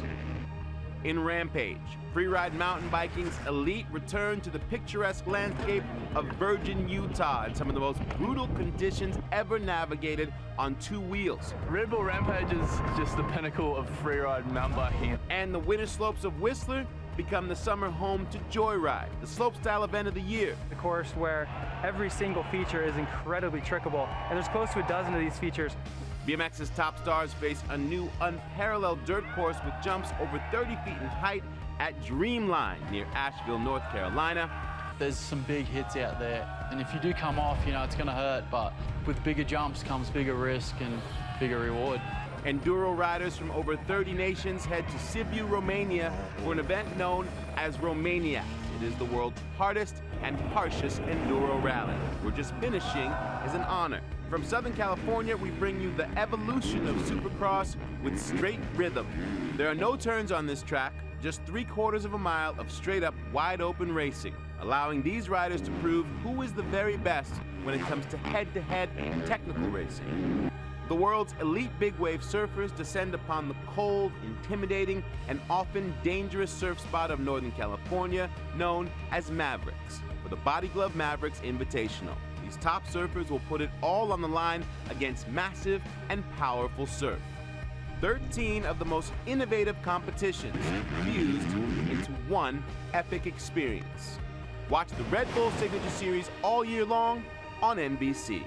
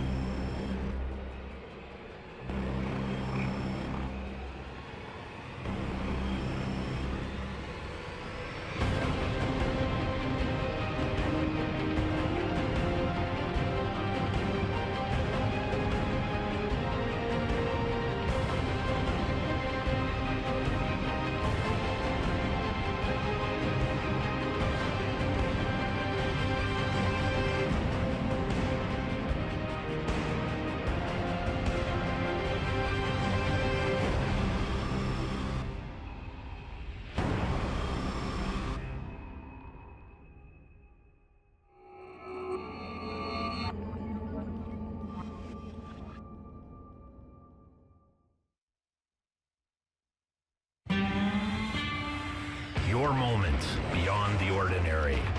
The Red Bulletin.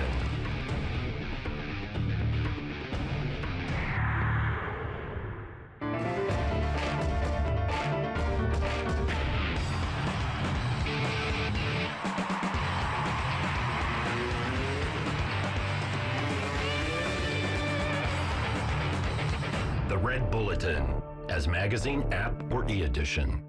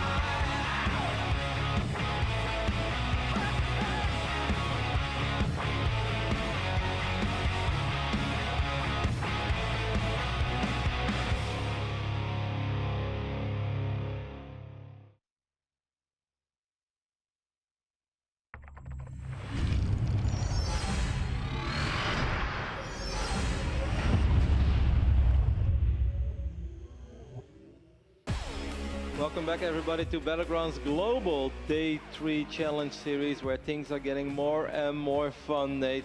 It's madness all over the place. Everybody has one life left, and, well, you take it from here, because I don't even know where to go with all the theories. Things have gotten crazy. We were talking about this before we came back from the break. We have no idea who's going to end up picking who. I mean, this is just one of those situations. It's a sudden death.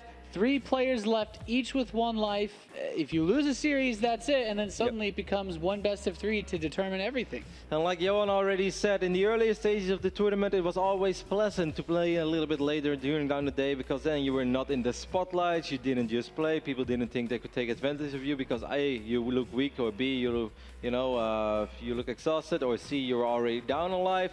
It wasn't the case at all. However, this time it's going to backfire, because now Solar, he was supposed to play next anyway, and after just losing 2 series already, or 1 yesterday, and now he lost the last series, now the ball is in his corner. If there are so many theories we can go, but he's standing next to us, so I don't really want to go over it anymore. I just want to hear from James and Solar what it's going to be. I can't wait, I'm excited. I am now standing with the mastermind of day 1 and 2. So now you're left with 1 life. You're pushed to the corner. Obviously, it's probably not what you planned. How do you feel right now? How nervous are you? How are you going to overcome this nervousness? I was a little nervous now. I'm a little nervous because I left 1 life. So each game will be very important. So how are you going to overcome this nervousness? Just drink some water. I don't know if this is in your mind at all, but coming to Red Bull Battlegrounds Global, we had 2 Kespa players playing in this event, and there has been a lot of speculation that Kespa players would most likely take the first place in this event to attend Washington, D.C. As the last remaining Kespa player, do you feel pressured at all? No, not many pressure, because all the players of this tournament are, I think, very good players are there, so not very pressure. High respect to all the players around, I suppose. For the next match, now everyone is left with 1 life. So it's going to be either you, or you're going to knock someone out and secure yourself at least the 2nd place. I don't know if that means anything. If you finish 2nd, or potentially, because first place is the only thing that's in your mind, correct? 이제 여기서 우승하는 거 말고는 사실 딱히 이득이 없으니까. Yes, I think so, and I have to beat 2 players, and I'm not good for me, but I will beat them. You lost to DRG yesterday. You beat against them today. Let's start announcing your next opponents. Impact. Impact again. Firing shots back and forth while DRG at the corner goes, yes, yes. Does a fist pump, casually walks out the room. Impact, you've been selected again. I guess what goes around comes around, right? 준 대로 받게 됐네요. 네, 그렇게 됐네요. 웃음밖에 안 나오네. Yeah, all I got is it's just laughter. I think it's amusing. But I mean, 방금 전에 게임에서 졌어요, 그죠? You lost to Impact. What are you gonna do to make it different this time? My early rush was too weak. I'll make it more harder. 초반이 좀 약했던 것 같아서 더 강력하게 오겠다는데 거의 뭐 원포네 원포. Your thoughts? 이번에는 좀 다양한 공격을 예고하겠습니다. I'll show you what variety is in ZVZ. I'm going to take these 2 guys for map Fidos. I'll be back after that is finished for our 2nd last match of the day. Thank you very much, James. Thank you very much, Solar and Impact. And all this talk about alliances for 3 days straight, Nate, and everything seemed to be going according to plan. But in the end, only one plan mattered, and that was DRG's plan, to just let the allies backstab each other and sing it out to the finals. So sick. I can't believe that actually happened. You know, man, he managed to get the 2 brothers basically to start to start a war with themselves, and now DongRaeGu gets to comfortably say, I don't have to play as many matches because I've only got one best of 3 now that I need to win if I want to take this whole thing. Now, obviously, when we're interviewing Solar and he picks Impact, then you want to see Solar and Impact. But actually, the best reaction in the room was DongRaeGu, who was sitting in the back in the corner, because I kept a close eye on his face, and he just made the biggest smile. He made a double fist bump. He's like, yeah! And then he looked at the two, and he's like, yeah, you guys go ahead at it, and I'm just going to wait. And he casually walked out of the room with the biggest smile on his face. It was beautiful. So DongRaeGu dodges all bullets, but of course he still has to win 1 best of 3. But it could have been a lot worse, because there could have been a scenario where DRG had to win 3 back-to-back best of 3s in ZVZ to win this tournament. Now he just has to win 1. So basically he could just feel like he won 2 already. It's been nuts over here at the Battlegrounds. It's a very unique little format. It's not what we normally get at StarCraft 2 tournaments, but makes it extra fun for us, and hopefully you guys are enjoying it as well. It's been cool. We've had a lot of crazy games today. We had a lot of crazy games overall for the whole tournament, but the last series that these two played is where we saw the Wheel of Cheese rear its ugly head. Lots of early pulls, lots of aggression. Man, that game on Nimbus, that's just, you know, it's like, well, my attack doesn't seem to have killed you. I'm just going to do it again until you die. And Impact did a phenomenal job of holding on. I did find it funny, though, when you hear a player like Solar be like, you know, my all-in's like it just wasn't strong enough, right? It's like I'm just gonna double all-in you. I'll find a way to make it even more powerful. Maybe instead of not the 10 pull, we got like some sort of 9 pull. Goodness knows what he's gonna bring out. But that's what's made this really cool is the build orders have started to get really mixed up towards the end here. But even when he says that, what does it even mean? So he's going to make his all-in double as strong. Did he just announce his all-in? Nah, he's not going to do that, so he will probably macro up. At least that's what I would think he would do. So maybe that's why the all-in works. Yeah, maybe that's why he is going to all-in me stronger. It is like the amount of mind games that are going on between these two guys, I can't even comprehend it. I can't get my head around it. Like, I think their playstyles in general are all over the board as well over the last 3 days. There's really not a distinctive playstyle from one guy or the other.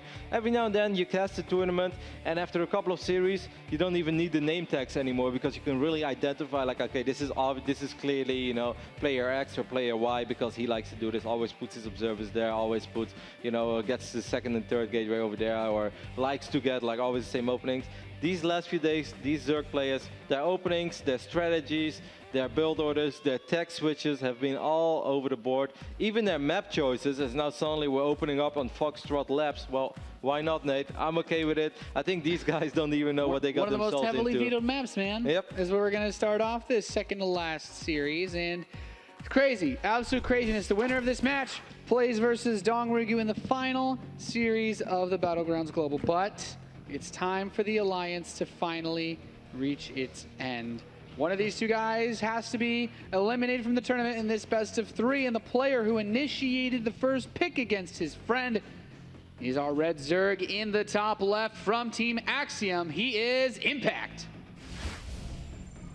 And you were talking about something with an ugly head, and I think you call it the Wheel of Cheese. Well, Nate, it's still spinning. It's still spinning as Impact is going to drop his pool at 9 supply, I believe it was, a 9 pool opening over here on Foxtrot Labs. Impact, of course, representing Axiom, going up against a blue Zerg player who looked like he was going to be the strongest player in this tournament for the first day, almost all the way to the end of the second day, but then suddenly he dropped alive, and then we already knew that day 3 was going to be crazy, and it's pretty crazy. It is Samsung Solar Galaxy. No, Samsung Galaxy Solar. That sounds a little better. The triple S. Hey man, this always crazy thing is how big these sponsors are for these guys coming all the way from Korea. And Solar, I actually really liked his response though. He showed a lot of respect to his opponents in this tournament. Said, hey, do you have that pressure being the only Kespa player left? And he's like, actually, no, because I know that my opponents are so good, I can't really feel bad losing to them. And I have to say, with how Impact has played, with how players like DongRaeGu have played, I have to agree. Everybody has really brought their A game to this Battlegrounds. Now this is going to be really fun. This is basically the game of Overgrowth once more. It's not a speedling opening over here, but it's just a 9 pool where Impact will rally his Zerglings across the map. However, on Overgrowth, Impact was the defending player. This time Solar is the defending player. Will Solar have the exact same approach? Make a few Zerglings, then pull the drone, save the hatchery. It is doable. Taking a look at the distance, I feel that this hatch is a tiny bit further away than the one on Overgrowth was. Would you agree, Nate?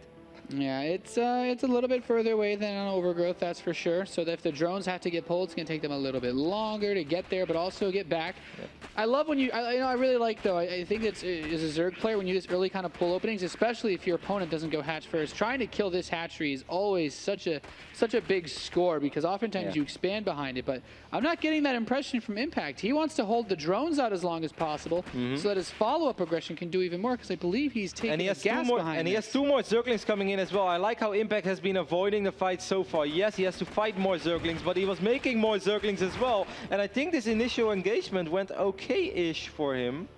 Yeah, the nice thing is that the hatch finishes, so the drones, as far as they were pulled, they can also immediately get back to mining in this natural expansion. And now with the Queen, he's got the big boss here to push everything back. Impact has stopped mining gas, so he's just going to get speed for now. So that is very similar to what Solar did on Overgrowth as well. However, I felt that Solar actually did more damage in the long run than Impact did. Impact did perhaps more indirect damage in a weird way, because there were more drones pulled and they were not mining for a longer amount of time, but also less drones died. Yeah, but when you have a drone lead and you have some of your drones pulled off, that also kind of keeps things a little bit even. I think having this second hatchery is a really big victory for Solar, but these Zerglings, man, there's still a big opportunity here for them to make something happen. If he can pick off the Queen as he wins that Zergling skirmish immediately, if Impact is able to get this Queen, it might be fantastic for him. Of course, there is a big counterattack on the other side of the map, and the Zerglings of Solar will force the cancel on this hatch. Well, if Impact didn't think about going all in with his Speedling follow-up, Nate, I think he almost has no choice anymore. Impact's going to have to go all in. Oh, the Queen gets killed. Really nice. There's a lot of Zerglings on the way, but there's still time for the forces of Solar to get some work done. That means no more injects, and how many Zerglings can you really produce with one base? You know what's scary, though? A couple drones being made for Solar. Now he sees all these lings finishing up. I think Solar's like, oh, okay. I'd like to see him pull his Queens back to his main ramp, because he canceled the natural. Yeah, he might lose his natural now. I don't think he can hold it. I don't think Solar can hold his natural. This Spine Crawler shouldn't be able to finish, and I'm actually really worried that if he kills these Queens, he can get into the main base of Solar. It's possible, though. Solar so far is telling us, hey, I want to defend my hatch. I want to defend it with slow Zerglings, that Spine and the Queens. Of course, if that goes wrong, then he could end up losing the game, but he's going to try to defend it all. Actually solid so far. The Queens, though, one of them quite weak, and it almost had enough energy for a transfuse. Oh, this is still really difficult. Only 3 lings getting into the main base, though, is not too much of a problem, since there's no Baneling nest for Impact. So these drones might be forced not to mine, though. That is frustrating. Still annoying, though, because right now, do you really want to pull your Queens back? No. You don't know how many more Zerglings there might be on the map for your opponent. Now he's going to have to chase fast links with his slow links. These few links from Impact can actually be a really big nuisance in the main base of Solar. And with the micro multitasking skills that Impact has, he can actually make these links pay for themselves and, you know, pick off quite a few drones. He's actually 7 workers ahead already. He may not be mining off 2 bases, but damn. Oh, he's going to get this Queen in the natural, though, of Impact. Really nice pick off for Solar, as this hatchery, has not finished yet. Drones long distance mining, though.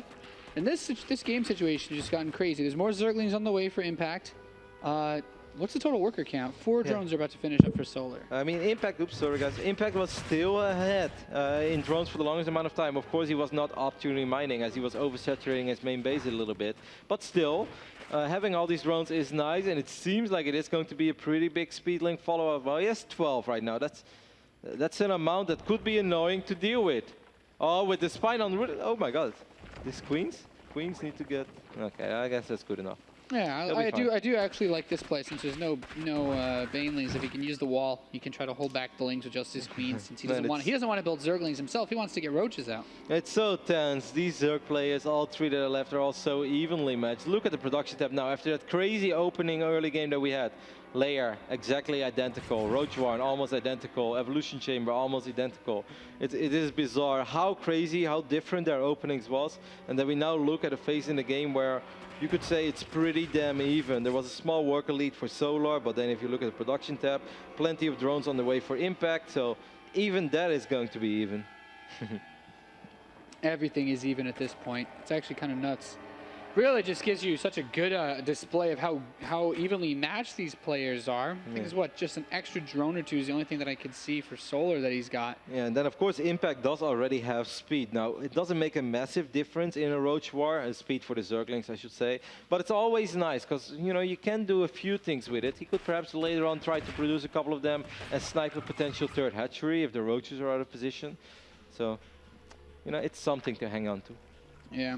Layers are finishing up, Roach speed is on the way, Overseers are coming out, and I always like to see this help pick off creep, but you know, the more Overseers you make at the start, I feel like the better, because you just bank up all that energy for the later, I mean, obviously you don't want to make 50 Overseers, because then you can't afford to build any units. I would be okay with 50 Overseers, Nate. We have a couple of Zerglings just running by as the Queen and Roach are out of position, so once again, Impact is going to do some effort and try to pick off a couple of queens, and or excuse me, a couple of queens would be very ambitious. A couple of drones. He got one, so it's something. Yeah, not bad. Overseers are starting to bank up just a little bit of energy though. And let's see. So +1 and Roach speed are going to finish for both players around the same time. But do either of them actually have a? No, neither of them really have a lead in the total Roach count. Neither of them has a lead in anything. And they're both taking the gold base. They are still staying dead even. Yep. The only thing you could say is that Solar is like a tiny bit ahead because he has 2 extra queens, and having these 2 extra queens is kind of nice because they gather up energy too, and they could drop a couple of transfuses in a fight, so that could essentially transition or translate into having 2-3 extra Roaches because they basically have super duper health insurance going into the battle. They can take a couple of shots and suddenly feel reborn. However, that is truly the only minor advantage that Solar has. Other than that, these 2 guys are so evenly matched so far. Yeah, this is actually crazy. He's bringing some queens with them too. So the one benefit I think of this position is if you get aggressive first, you can hit these drones from the other side. Yep. It makes harassing so easy with Roaches. Yep, and if you start first, oh, he brought the queen. What? Yeah, he's got 10 transfuses, but I don't know if they're going to be quite enough as he moves in. There they start to hit. Roach count is even, but you know, there's that reinforcement path. Actually, there's another queen on the high ground here that's also transfusing. That was queen number 2, so if you lose those 2, then they're even in the queen count as well. I mean, I'd love to say that I see an advantage on either side, but I think it is very, very even. Both players just doing their best, trying to reinforce a lot of Roaches on the production tab. Of course, it is important for Impact that he doesn't lose this fight, because if he loses this fight, he will expose the drones, and then he could actually end up losing the game immediately. Solar making some real serious work. Look at the spine crawler, Nate. I don't know what the spine is doing over there, but it's going to intercept the reinforcements. Solar bringing all the guns. The spine crawler flank. No one ever expects it. No, never saw it coming. Oh, that's right. That's so weird. I just look at this. Rotterdam, I'm lost. It's actually doing work. Why are you kidding me? I don't understand. Me, Solar? Is this actually what's going to tip the battle in his favor? Oh my God! And the ninja spine crawler. GG. I have nothing, Nate. What did we just see? We saw a spine crawler wiggle his way across the map and make every Roach that entered the battle enter with like 35 HP. That is what just happened. The battle went on for so long. He brought the queens out. Like, it was so protracted that the slowest moving unit in the game on the ground, the uprooted spine crawler, we didn't even notice until it was burrowing and stuff. And then it's just like, where did you come from? How do you not see it? Like, and he actually pushed out quite a bit of damage. Yeah, man. Takes spine like 4 hits to kill. Those Roaches had half their health. Yeah, I know. They got like 2 pokes every time they run by. It looked like, first it looked good for Solar. And then it's like, actually he's losing the queens. Impact is kind of battling him back. And then it looked for a second that Impact was cleaning up. But then the reinforcements from Solar were coming in again. It's just like the way that ZvZ fights work, I guess. And in the end, there was 1 spine crawler. And you know, the frustrating thing for Impact is he couldn't retreat, because A, there is that spine, and B, of course, he would end up losing all his drones that are mining from the gold mineral patches. Yeah. Because they would be extremely exposed. That position was worth too much to lose, and eventually... The spine. What a hero spine. I love that spine. We thought we've seen it all. Spine crawler. Alrighty, so we're getting ready for game number 2. Impact's Tournament Live is going to be on the line for the next 2 games. While if Solar is able to win this best of 3, then he's going to get a few minutes off, and then he is going to have to go up against DongRaeGu once more to determine who's going to walk away with over $4,000 and above all, that prestigious ticket to Washington, D.C. Yeah, man. That ticket to D.C., the biggest prize of all, of course, you know.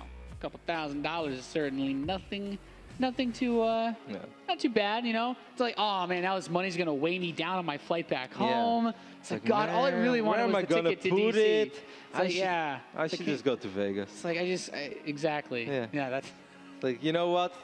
Like DRG's gonna win. He's like, you know what, guys, don't worry about it. We'll make it rain tonight. We're waiting for game number 2. While we're waiting, we can take actually a look at the entire 2014 plan of the Red Bull Battlegrounds, because some of you guys may just be tuning in.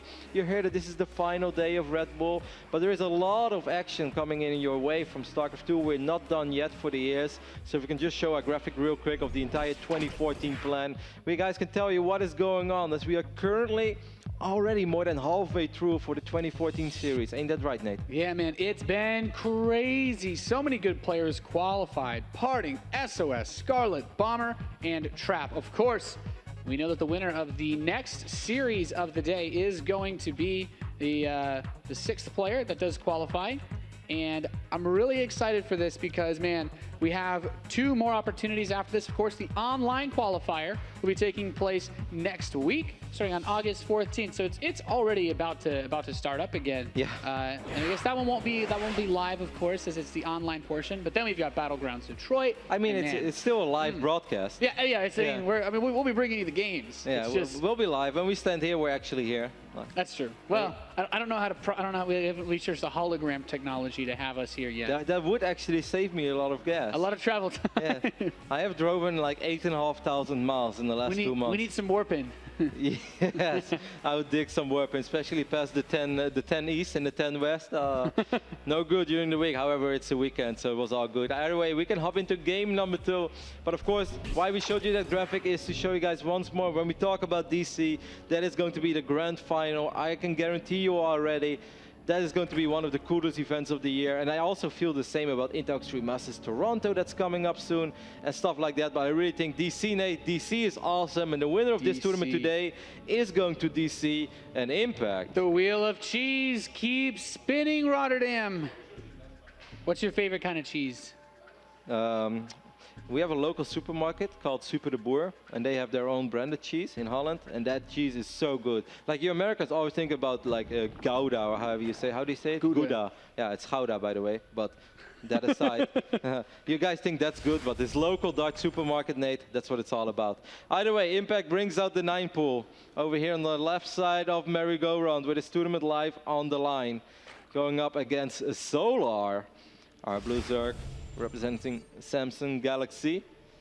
And I think he's gonna switch things up this time, Nate. He's gonna go hatch first. Oh man, this could get really awkward for him, because Impact's first Overlord Scout it's going to the base that's empty, but he doesn't necessarily know that it was a hatch first yet. But I think I still think the Zerglings are gonna run south. Yeah, the Zerglings should, but like he could like overthink it himself. True, but he's gonna run south immediately. He's gonna check, and he sees the Overlord, and now the Overlord, of course, knows the Zerglings are coming.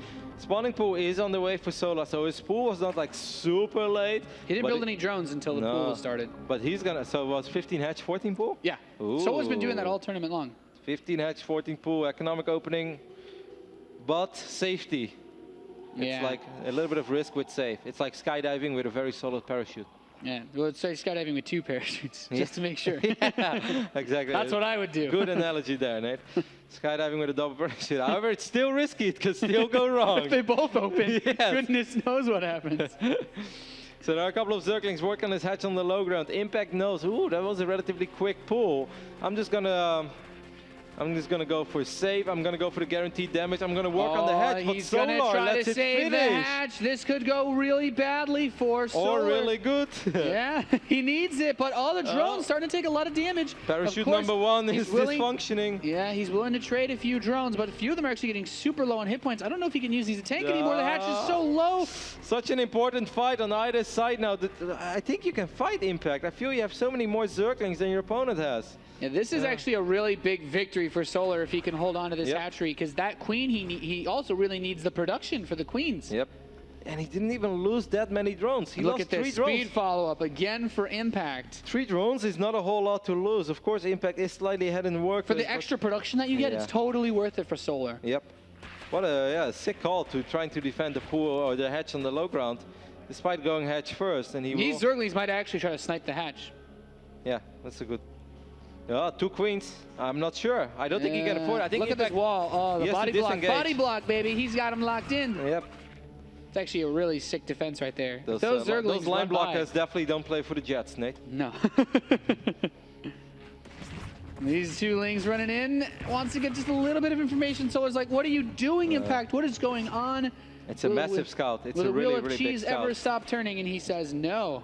That pool speed's going to be done soon. We've got a lot of Zerglings in the production tab for Impact, Roddy. Yep, so I need a spine. That's what Solar says. Of course, his hatch is low. It's been so aggressive between these 2, and it's not always been Impact who was the aggressor. But so far, throughout this weekend, the person that has been aggressive has just not been very successful. All of these Zerg players are phenomenal when it comes to defending and just working with whatever very, very little units that they have, but still doing all the things right, making all the correct calls. And so far, Solar has, again, been making the correct calls as the defensive player. Yeah, it doesn't look like Impact can break this at all. There's so many Lings here with the Spine Crawler, with the Queens on the ramp. Like, this should absolutely not be doable. The only thing he could do is maybe run circles around the hatch because he has speed. Yeah, I mean, he's thrown transfuses into that hatchery, though. It's got a lot more hit points than it did before. Yeah. I think he's going to keep transfusing the hatch, and he's going to be fine. The only thing is he's going to try it. Yeah, I don't know. I don't think it'll work. Right click on the hatch. No, he's not going to do it. I would, and I would lose all my Lings, and I'd be very sad. Yeah, there's 1 transfuse and soon to be 2 transfuse. Would probably never ever work because the drones could be pulled as well. What happened with those Zerglings from Solar? Oh, okay, over here. They're still slow Lings, of course. They're still slow pokes running around. Oh man, these games have all started off so explosively. You know, if he committed to the Zerglings for Solar, probably could have come in and cut off the retreat path as well. That would have made things additionally awkward. Is that okay? So Roachhorn's on the way now. Yeah, Impact has shown us throughout the weekend that it definitely loves the slow Roach all in with speed links as reinforcements. It's a pretty old strategy, can definitely work if your opponent goes too greedy, if he over drones. But that's what it all boils down to. And so far, not many of these Zerg players have been over droning. Todd keeps wishing for drones, and the only thing he gets is speed links. And I don't think that this is a game where Solar will just go up to 55 drones. Like, it just doesn't make sense for Solar to do that. And that's why I'm kind of happy to see Impact to fire up that layer as well. Yeah, it all makes sense. The +1 attack starts a little bit earlier for Solar. Solar has a nice, I'd say actually a reasonably nice drone lead. His production's been just a step ahead or 2. But now these workers are going to come in, and I guess he's finished a big wave of drones. I guess it is. You know what? Why is they so even? It's not fair. It's not fair for these players to be so good, Roddy. Whenever I win or lose, it's usually by a landslide. This is basically a mirror image of the last game, where once again it's very even, but there are these 2 queens, and Nate, and... That's fine. That's fine. You don't think? I think he's going to wiggle it across the map again. If the time is there, if this hero needs the world, or if this world needs the hero that it deserves. In a world where spine crawlers win games. Yes. Both players going up to 3 bases. The one of Impact was a tiny bit quicker, but his tech was a tiny bit later. His +1 is a little bit later, and he didn't start Roach speed yet. So he's a little bit behind in the upgrades, but it's not that far. It's really not that significant. So most likely, if Solar would try to capitalize on it, by the time that he makes his way across the map, that advantage is gone already. Unless he uses Contaminate 4 times. But. Hey, man. That would be pretty sick. There's a Zergling in my base. I don't even know. How did you get in? Yeah. It's like, man. Nobody knows. It's like I walked through the door, no one asked me for ID, just came right in. It's like, oh. It's like, so you're 14 and you were in what club exactly? This Ling's like, it's crazy, man. Well, didn't end too well for him. So. That's why you shouldn't go out if you're underage. Amen. Roach Speed is about to finish up for Solar, and he can put some good pressure on the third base. The Roach Speed is so much later for Impact that he can just outmaneuver him, man. He's going to have jukes for days on this enemy Roach Ball. True, but like Roach Speed really doesn't take that long. It will be ready within 30-40 seconds. Overall, it should provide plenty of vision for Impact. You know, there's nothing that shoots up right now, so why wouldn't he? And I think Solar knows that. He's also getting his second evolution chamber already. I do like the second evolution chamber. I feel like upgrades have been the story of the ZVZs a lot as well. This could be nice for Impact. He was down a few drones, but he managed to squeeze in a couple of Zerglings on the right side of the map and flank these drones that were being transferred. So it's a small equalizer, but when these two guys, when you're so evenly matched, Nate, every little bit counts. Yep, every little bit truly counts. Has to be careful stepping on creep. Even in ZVZ, you're gonna have to be careful about creep. Yeah, that's that vision, man. He runs up. Oh, the hero spine lives for now. And he comes up. Why do you think Solar is the only one spreading creep in this matchup? He wants to transfer the spine. He's like, hey, that flank. Man. Oh no, the spine! No! Wow. So sad. Pieces. It's a shame. Uncalled for. Yeah. The Roach count is surprisingly even. That's why I'm a little bit surprised to see Solar taking such a defensive stand. Perhaps he wants to give Impact the idea that he can get something over here, which is not the case, because with all these queens, all these roaches, and quicker reinforcement, Solar is still up quite a bit. Like, Solar should be the one attacking, not Impact. Yeah, Impact, I have to say, he's going to be in a really awkward spot soon when that +2 attack finishes up for Solar. His roaches are just going to be so much more powerful. And he's taking this fight, but so many of the roaches for Impact from that last fight were also very weak. And that allows Solar to just take a dominating lead and knock him straight out. Wow, that's it. Impact committing to an attack which he really didn't have to make.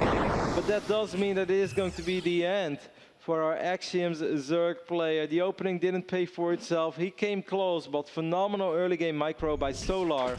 And a good call on when to pull the drones, when to run around with the Zerglings, when to fight, when not to fight. And the trend of the macroeconomic opening being victorious just continues. I think you can pull some serious stats out of this tournament where the 9 pools and the 10 pools have just filled over and over and over again. I think the only play that made it work was DongRaeGu on day 1. I think, or maybe it was day 2, but after that, like all the time, the hatch first or like the 15 pool into hatch, whenever the play open up like that, they always seem to end up winning against these early aggressive game strats.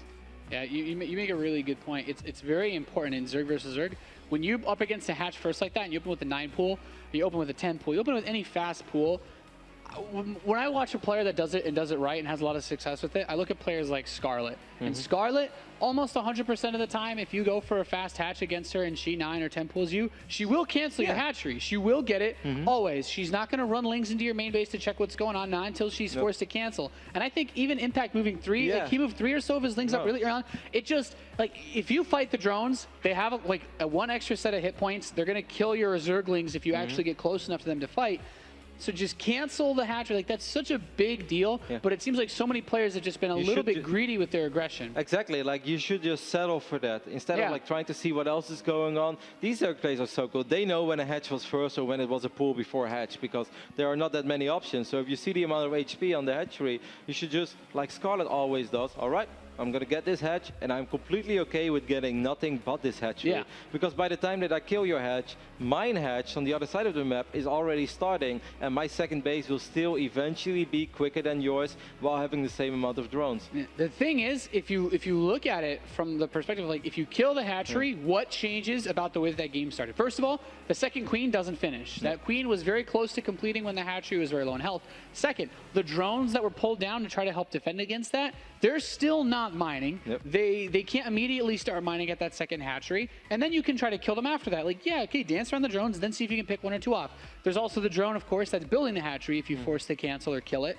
And really, the resource investment of the 300 minerals for that hatchery is not too far off what you invested to get those Zerglings out there anyway. So No, Plus, with the Speedling follow-up, you don't have the queens to defend. You know, I feel like I could go on, but it sounds like we're like really highlighting and focusing too much on very little things. But ZVZ is one of these matchups really is where about it truly makes the difference. A few Zerglings not doing something that they're supposed to do can completely change the outcome of a battle and can cancel a base and not cancel a base. In none of the other matchups that is the case. This is just something that really is so important in ZVZ, especially with these weird early game, with these early pulls against these hedge first builds.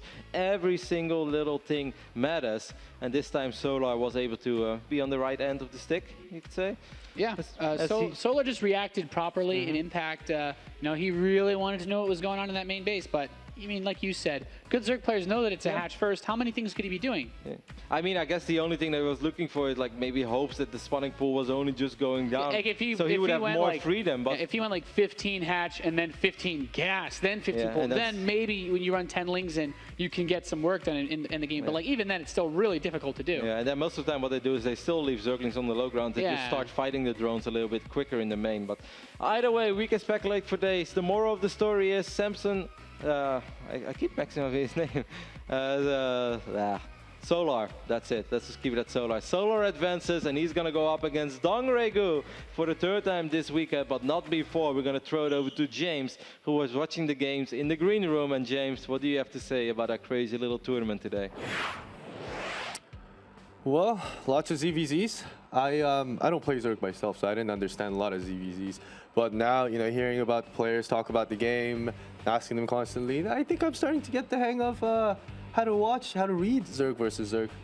Yeah, me too. I definitely learned a lot. I joked around with Nate about how we've taken the course, the ZVZ course of like the high level. We're getting our PhD in ZVZ and all that, but we've been learning a lot. And I want to hear a little bit from Hydra, who's here with us. This smiling guy. Look at it. Look at him. You have a beautiful smile, Hydra. I'm sure you understand that. We're going to have DongRaeGu versus Solar here as our final match. One of them is going to go to Washington. Where do you think the key to victory is going to be here in this match? 아마도 둘 다 저그전을 되게 잘 하기 때문에 굉장히 치열한 싸움이 나올 것 같고 저도 승자는 누가 될지 예측하기 어려운 것 같아요. I think it's bloody difficult to tell, you know, who's going to take the series and who's going to be the number one at the end of this event. But they're both amazingly talented. They seem like they're both incredibly prepped. So I'm just gonna sit and watch and be intrigued by their plays. I believe it's your first time to USA here. How's your trip been? Have you been enjoying yourself? Would you like to come back in the future? He didn't really get to go to places yet. We went to the mall though. 아직 그 호텔하고 경기장만 왔다 갔다 해가지고 잘 모르겠는데 일단 뭐 날씨나 음식이나 굉장히 다 좋은 것 같아가지고 나중에도 꼭 한번 다시 와보고 싶어요. 음식은 제가 고른 음식들이죠? 네. All right. The last 3 days have been just hotel studio, but the climate's great. I really enjoy the summer down here in the States, and the food is also amazing. And I asked him that.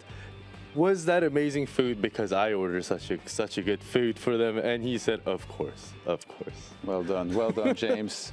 Actually, it's funny. You didn't translate the question, and he understood everything. So I have to wonder, maybe he can say some words in English to the camera, to his fans watching. 같은데 팬들한테 한마디 할까? 아직 말하는 정도까지 아니고 들을 수는 있거든요. 근데 아직 더 연습해서 다음에 나왔을 때는 꼭 영어로 인터뷰할 수 있도록 하겠습니다. I can translate that. He said I can speak very well but understand better, right? Holy crap. Impressive. Is that right? That's what it is. And he also added that in the future, in the next event, when I go back, I'm going to study at the next event. I'm going to try to do the interview in English as much as possible. All right. What's next for you? I don't know. Oh, there we go. Done. Already finished. I guess. I kind of want to ask more questions about our final match, but I think he summed it up pretty well. It's kind of hard to anticipate what they might do. I really wanted him to do one thing, and since we have him for the last time at Red Bull Battlegrounds Global, I'm going to ask him to do the thing that I always wanted to ask him to do. Because your ID is Hydra, you know, I've been bugging you to do Hydra impersonation, Hydralisk impersonation. So before we let you go, let's see you do it. 히드라 한 뭐 모양이라든지 성대모사라든지 한 번만 합시다. 시범을 먼저. It's like, why don't you try one first? Hey, go ahead. You wanted to issue the challenge. Hold up, you do it first. No, I'm gonna do this professional. Okay, all right. Oh man. I don't know. That sounds like Mutalisk. I'm sorry, that sounded really bad. All right, now the man himself, the Hydra himself. That was. I'm lost words. All right, guys. After this great impression of a Hydralisk by all of us, I think it's time to take a break, and then we'll be right back with the final game of the day. DongRaeGu versus Solar. Don't go anywhere, guys.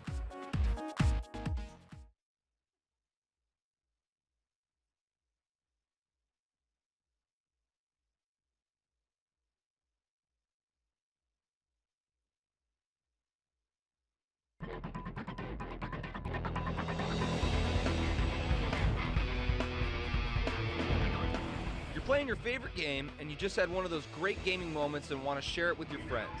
Well, now you can with ShadowPlay. ShadowPlay is the easiest way to capture game footage or broadcast your game on Twitch. It runs in the background so you never miss those moments. And because it's hardware accelerated, game performance stays great. To enable ShadowPlay, open GeForce Experience and click on the ShadowPlay button. Flip on the switch and you're ready to go. When ShadowPlay is running, you'll see this icon displayed in the corner of the screen. ShadowPlay is capable of capturing everything from your Windows desktop all the way to a full-screen game. In Shadow mode, when something cool happens in the game, capture it by hitting Alt F10. ShadowPlay will capture up to the last 20 minutes of your gameplay. In addition to Shadow mode, you can use manual mode to start and stop recording at any length. Use Alt F9 to start and stop the recording. All your videos will be saved in a high-quality H.264 format. ShadowPlay also makes it super easy to broadcast your game on Twitch. Select Twitch in the drop-down menu to log into your account. Once in-game, press Alt F8 to start and stop broadcasting. Once you enable ShadowPlay, you'll never miss your greatest gaming moments.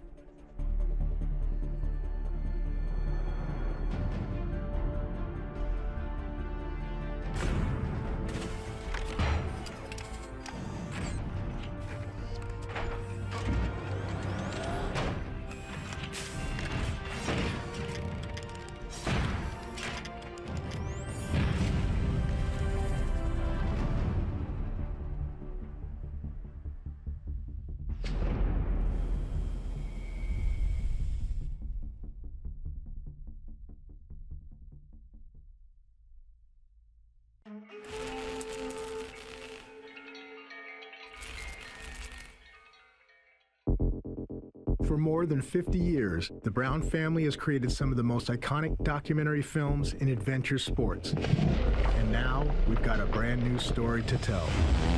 No matter where you live or what kind of bike you ride, there's a common bond and passion every rider feels when they turn that throttle.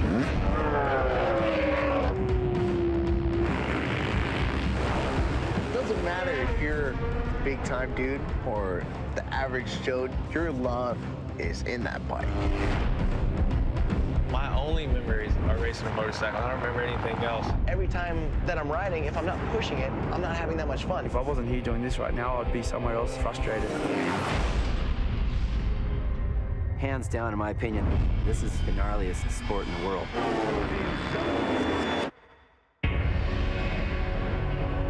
There are injuries and there's a lot of stuff along the way, but the human spirit will never die.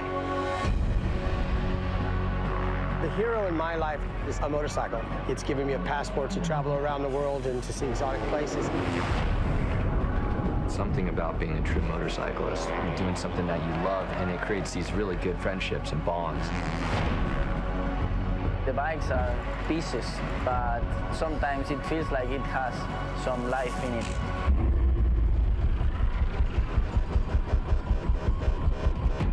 Join us for the latest chapter in the groundbreaking film legacy that celebrates the motorcycle and those who ride.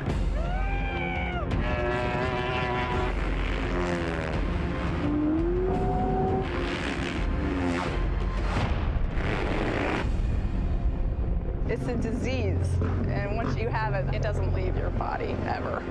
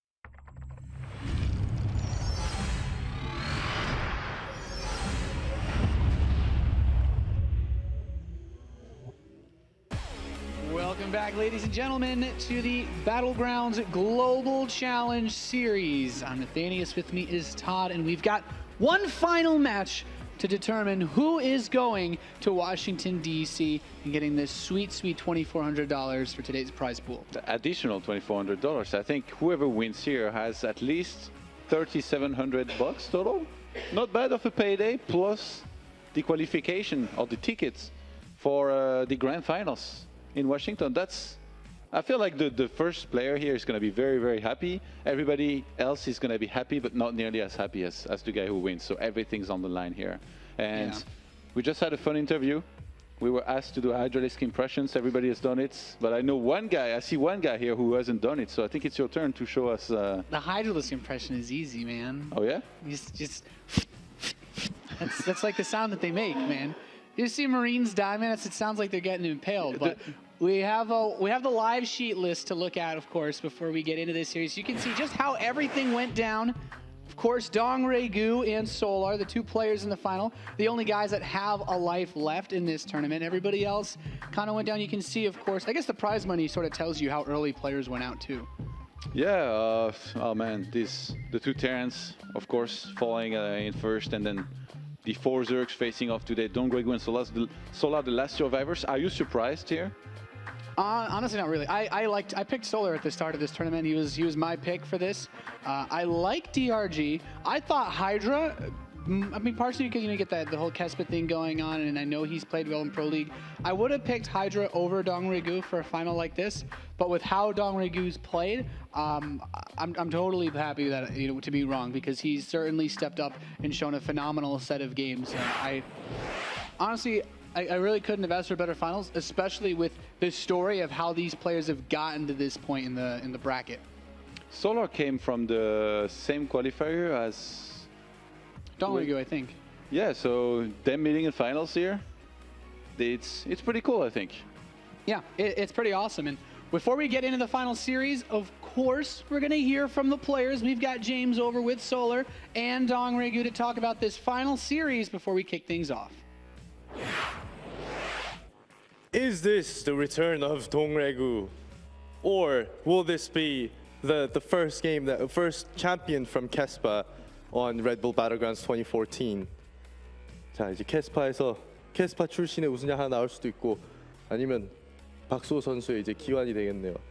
I don't know if you guys seen the previous interview, but in there we set a little standard for the cringe-worthy interview. 아까 방금 신동원 선수랑 인터뷰를 했을 때 아이디답게 히드라 뭐라 그랬지?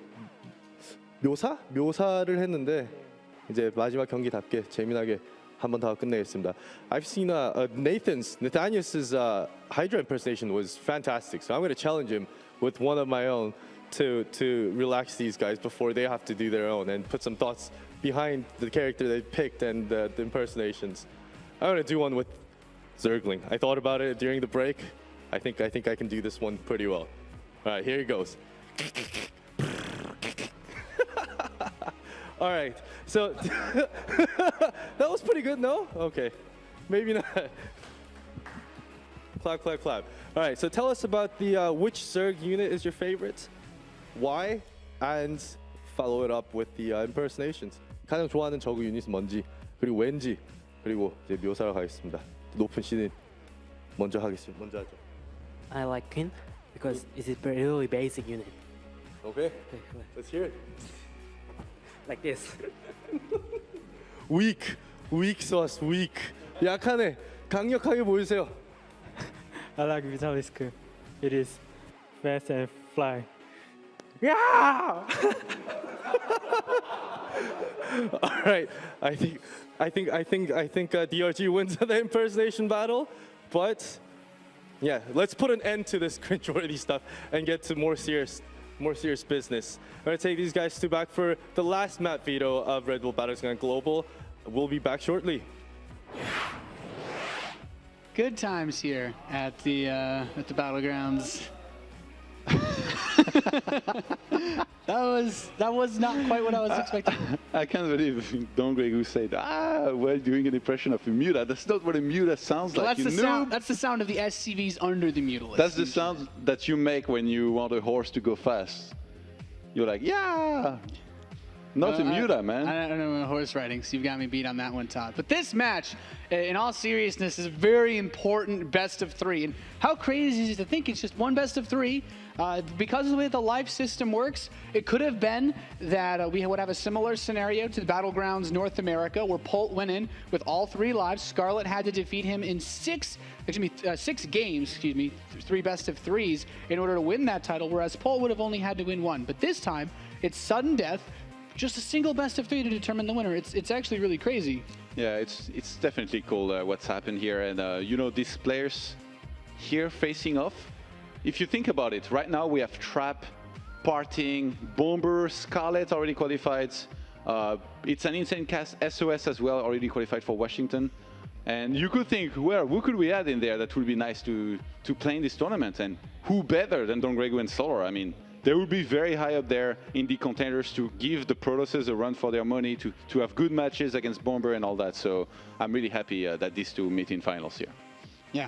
This is cool, not only because of what you just mentioned. Both of these players would present a really great storyline going into the grand finals at Washington, D.C., but also these two guys have had a little bit of a scrap between themselves in this tournament. We saw yesterday the final pick was DongRaeGu. DongRaeGu picked Solar. He took the first life that Solar had lost in the whole tournament off of him yesterday, and then to kick things off today, he challenged Solar again. But this time things kind of went, in the other direction for him. And these guys have basically just gone back and forth throughout mostly this final day and then the end, of course, of yesterday. So I feel like both of these guys, you go into it, it's not just I have to beat this guy. It's this guy thought he could take me out. I'm sure Solar was thinking to himself, man, if I get put on 1 life just by this guy alone picking me twice in a row, basically, I feel really upset about myself. So there's a bit of pride on the line. And there is also a little bit of old school, new school touch to it, where basically DongRaeGu has been around forever. Everybody knows him within StarCraft, even people that were following the game from the very start. Whereas Solar he's definitely one of those new players, that's doing very well, that's getting very high up there in terms of being one of the best Zergs and top contenders when he enters a tournament like this. So that's, for me, that makes it very interesting too. And DongRaeGu already proved in this tournament that he's not out of it just yet. He's still got the skills to pay the bills, and I think he's gonna need those here to prove himself once again against a Solar who's looked super solid. Not invincible, but super solid so far. Yeah, I agree. He has, both of these players look really solid, especially, I like to use the word solid because it kind of shows they've not been, they haven't crumbled to a lot of the early aggression, and we've kind of dissected this. You've been keeping good track of how much the Zerg players that have opened with cheesy strategies have had difficulty in this tournament, which leads me to believe that we're going to see some longer games. We're going to see some very very fast-paced matches. Every time I've said this, they've made units and then something happens. So let's roll with it. We're going to have longer games, but so the first map is Catalina. Is this your long game map or is this your cheese map? This is a map where, since taking a third base requires to be extra careful because it's a little bit out of position, and with the Overlord's placement, I feel like the distance you have to cover to see an attack coming on this map, you're gonna have to be extra careful compared to some other maps. I feel like we're definitely gonna have some aggression even before a third base is even attempted. A cheese though, maybe not. And one base cheese like we've seen with the quick speed and stuff, I feel is less likely. What do you think? I don't know, man. When you look at the mini map, it's kind of got a round shape to the map. The wheel of cheese is also round. Anything could happen. Who would cheese though if someone was to go for the fast one base play? I think DongRaeGu is more likely to throw in a very, very aggressive build with an earlier gas and earlier Polt and Solar here. Okay, I'll take it. I would agree.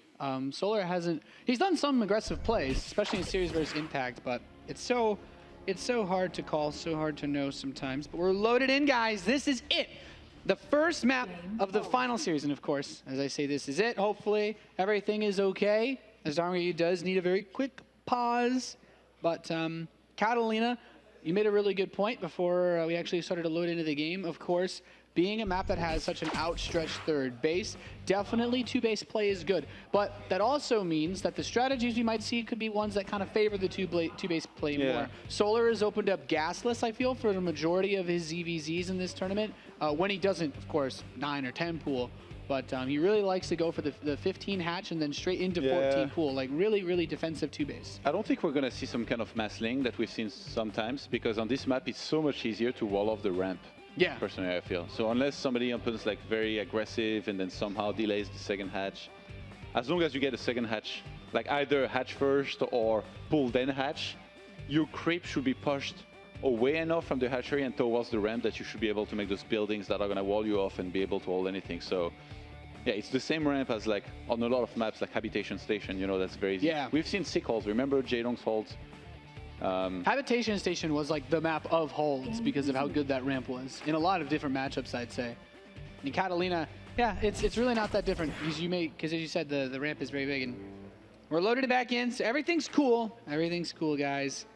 Of course, our first player on the left side of the map in blue, he's currently teamless. How crazy is it to think that this guy does not have a team right now? He is DongRaeGu.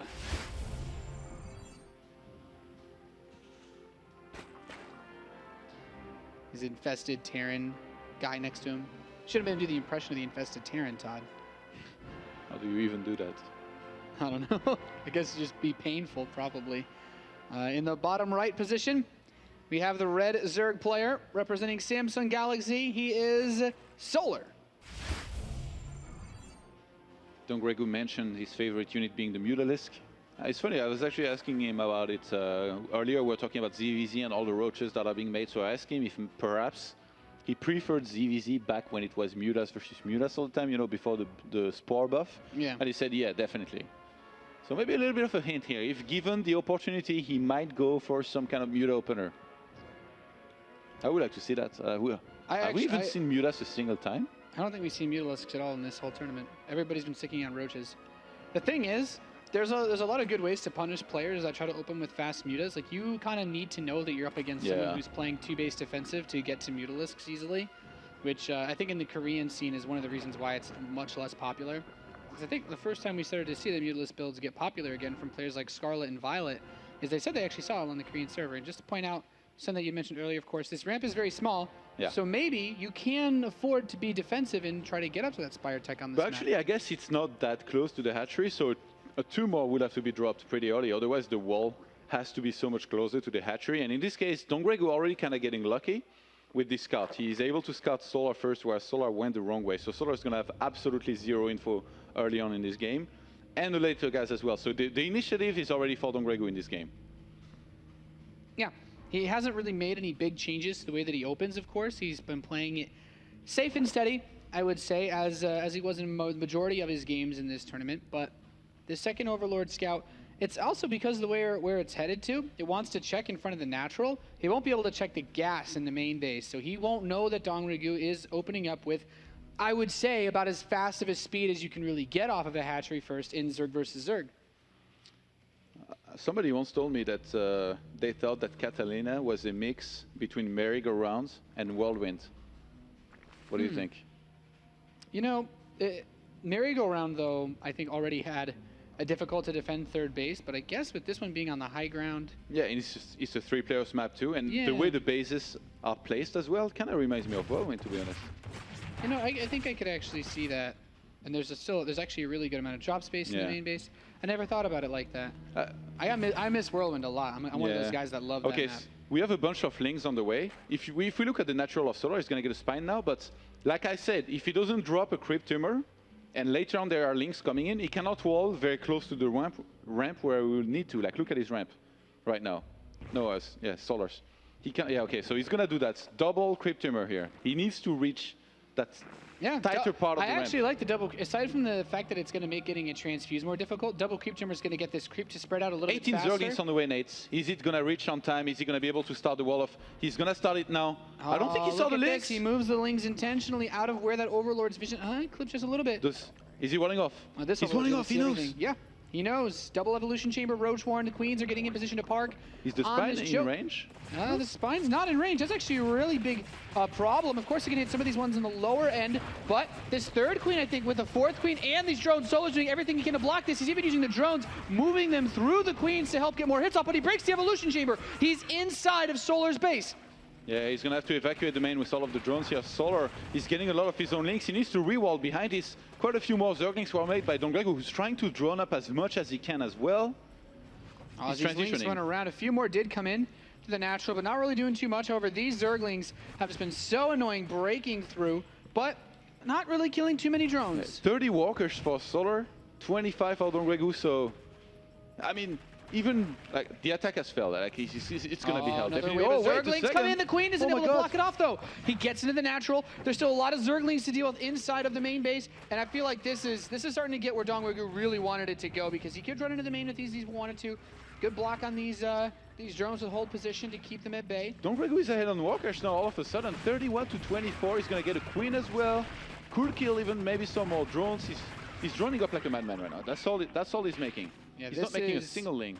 This has been a pretty crazy opening, even with these couple of 3 just Zerglings being really, really annoying. You don't want to move out while there's still enemy units in your base. Solar wants to go for a counter-attack. He knows he has a lot of links. He knows that DongRaeGu is most likely droning up. No creep tumor was drawn for DongRaeGu, so he's not going to be able to get the wall off. But there is no speed for Solar, who started it for a second and then canceled it and started there. He realized, well, you know what? It's not going to finish on time before I probably lose all of my links to try and trade them for economy. So I'm just going to cancel it, go into roaches. I already have double evo, but look at this, 20 Zerglings for DongRaeGu. So if Solar goes through with this, he's held and then again counter-attacked. He realizes that, he goes back home. Yeah, this has been really crazy. I will say, both players willing to go back into lair play. That drone lead for DongRaeGu, I feel like this is one of those things I can just snowball really hard as the game goes on. And these slow links, like how much can you really do with these right now? Yeah, I'm surprised he's moving out again. I really thought it was a good move to go back home. 12 more drones here for Solar, who might lose all of these links and get counter-attacked again. He would have to wall off his ramp. He could just pick these off individually, trying to run around. Like Zergling speed, it doesn't give you extra damage, but it lets you surround these forces so much more efficiently. He's cleaned it all up with losing almost nothing. Yeah, Solar's keeping up in terms of supply, starting to pump out roaches. Now both players have +1 missile on the way. Speed starts earlier for Solar. Who's creep spreading again? Doesn't care, man. He just wants to have that vision and the speed. That vision is nice. He's willing to trade. He's willing to trade the enemy getting some speed for that. Although, you know, with some of the craziness that we've seen, maybe Solar, he's going to try to move another spine crawler long distance. Yeah, since you're closer to home, I guess it makes sense. I mean, if you're not even going to hold back at home, well, what's the point anyway, Nate? Yeah. So Solar wants to take this third base. He's moving some roaches and some queens over. This drone should be able to safely start a hatchery without too much trouble. These Zerglings for DongRaeGu don't really have too much more utility. The overloads of Solar are placed pretty poorly, I feel. Like, you know, he has like 1 or 2 in the middle of the map. He actually transformed both, I think, into overseers. Like, he has another one headed towards the main right now. And he's actually going to lose a lot of vision from using those and not placing new ones, whereas Solar, since he creep spread, DongRaeGu pushed back his overlords. But I still feel like he has more vision. And right now, Solar insisting on making sure he knows exactly what he's up against, so he's going to check the main, he's going to check the natural. He saw that there was just 1 evo. He knows that right now they're doing the same thing. They're getting a few roaches out as well as drones. Yeah. And what's interesting is that despite the fact that Solar did open up with 2 evolution chambers as part of his wall, he didn't go double upgrades. He was behind in economy, I think he knew, so he played maybe a little bit scared. But those upgrades have been instrumental, I think, to a lot of the victories that Solar's had in this tournament. Like Solar, especially, in so many of his games, has ended up in this position where he has an equal or slightly fewer amount of roaches, but he has the Carapace upgrades, and that actually gave him really, really big edges. So yeah, maybe being in finals here, getting a little bit nervous. He wanted to play it a little bit safer for once. Not everybody can be as much of a degenerate gambler as Roddy, Nate. Take the safe route for once. What's the roach count right now? I feel like DongRaeGu has so much. 28 to 18. He's used that earlier economy that he had to just bounce straight forward with a huge amount of roaches. He's committing very heavily to this. He's getting links in supports because they're going to cross the map so much quicker. Oh, the he's moving in. Be very important. He's going to just run on top of this. Actually, really good transfusions on the spine crawler, but it does get picked off, and the queens. Drones come from the third base. DongRaeGu wants to push in and finish Solar off in this game. His early attack set him up beautifully, and he kills another queen. These roaches are moving in, but look at the concave Todd. DongRaeGu has the perfect spread on his forces. And the links get there on time before the reinforcements from Solar really start helping. And it's DongRaeGu that's trading a lot better right now with a lot more roaches. More links are coming in. GG gets caught. And DongRaeGu takes the first game here in the final match of the day. you know, that early attack set him up so well because this is the stage of the game where typically, you know, we're looking at the game, we're like, oh, okay, both players are going to build up roaches. +2 was on the way for both of them. But then we suddenly remember that DongRaeGu did a lot of damage at the beginning of the game with that huge Zergling attack. And it's like, actually, yeah, they're both making roaches, but DongRaeGu can just afford to make a hell of a lot more. Man, I feel like that aggression, even though like they are Zerg players and they know how to all off, like if a Protoss, you know, as a Protoss, you're used of getting all in by Zerglings like this, and you just replace your wall behind the initial one with new pylons, new gates, so that the links don't get in. Yeah. I feel like if a Protoss played a ZVZ in this situation, he would just anticipate that the first, like the he'd have 10 evolution chambers. Yeah, exactly. You drop down additional evolution chambers. And then he'd have no workers. I've seen it before. I think it was Jaedong too on Habitation Station. It's crazy because then you lose drones when you do that, though. At least with the Protoss, yeah, you don't lose all you your lose mining drones workers. if you don't do that, and you lose even more drones. I guess. Fair enough. That's a good point. I'll take it. We're loaded into game number 2, guys. It's going to be played out on Overgrow. Pretty, I would still say, I kind of thought it was going to be based in the... Whoa, okay. Whoa. You know what? The wheel of cheese has begun spinning once again, Todd. And it's being pushed. The handle on it is being turned by this blue Zerg in the bottom left, who's currently up 1-0. He is DongRaeGu. DongRaeGu banking all of his chances here, hoping that Solar is going to go for a hatch first. I don't know, Nate. I don't know, Todd. Is it time? It's not looking all that good. He's got an Overlord on the way. His opponent in the top right, representing Samsung Galaxy. And the only Kespa player left, he is Solar.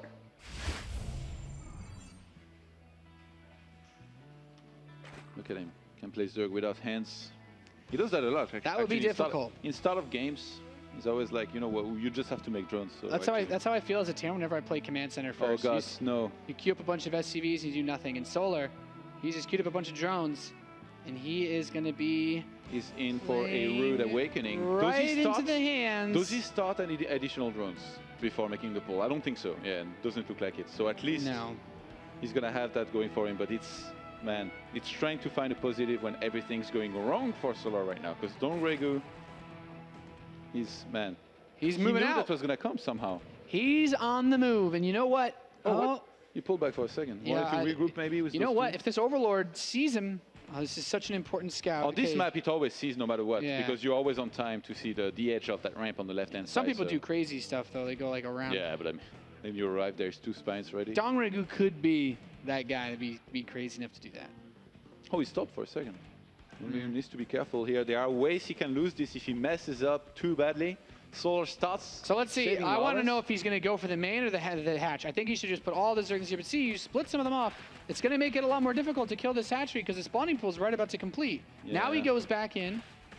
You know, he's dealt a good amount of damage to it so far. He could have had twice as much. Now he's getting full work on this hatch. The question is, will Solar let it finish? Here come the drones, Todd.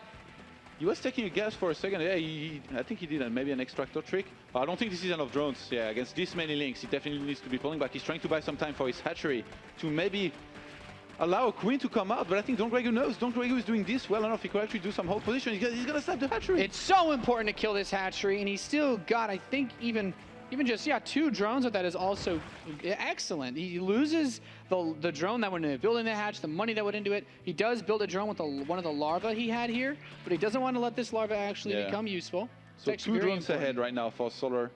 Just pulled the drone, I'm not sure why. I think if DongRaeGu keeps all these Zerglings alive, he can just expand and start building drones himself. But if he fights and loses these Zerglings, then he forces himself into a slightly more awkward situation. So I guess this wasn't a disaster of a start here by Solar. Like the game has kind of been reset. If you look at the unit count, like this is the most important thing. The hatchery started about the same time. And suddenly we see why in the last series that Solar played on Merry-Go-Round, why him keeping that hatchery alive gave him such an edge. Because, yeah, you can kill it, but it still makes things pretty even. Yeah, but if he had kept it alive, it would have been, I think, in this game that he'd lost probably a lot of drones, yeah. Then you have 2 bays and 2 few workers. Story of my life. It's a lot of Protosses. I know about 2 bays. So this hatchery is totally safe. I mean, he's got 2 queens. It really shouldn't be vulnerable. Neither player, by the way, has any gas. So we are going to see this just kind of progress towards a roach mid-game, most likely. That's Solar's getting paranoid. He doesn't know if there is a gas behind this. He never had a chance to scout for a gas or even the main at all. He was so busy defending back at home, they never sent his Overlord for the main, which, to be honest, would have been great. Because once you see the links, you should know there is no way there's going to be a Queen out anytime soon. So big mistake here, I feel, for Solar, who from there, he's going to have to keep on guessing what may be coming until he finally realizes what is really up, which in this case is a double gas by DongRaeGu. Yeah, this isn't terribly surprising. I would say that this is late in a normal game, but given the way that this game started off, this is actually a pretty okay, probably about as on time as you're going to get gas.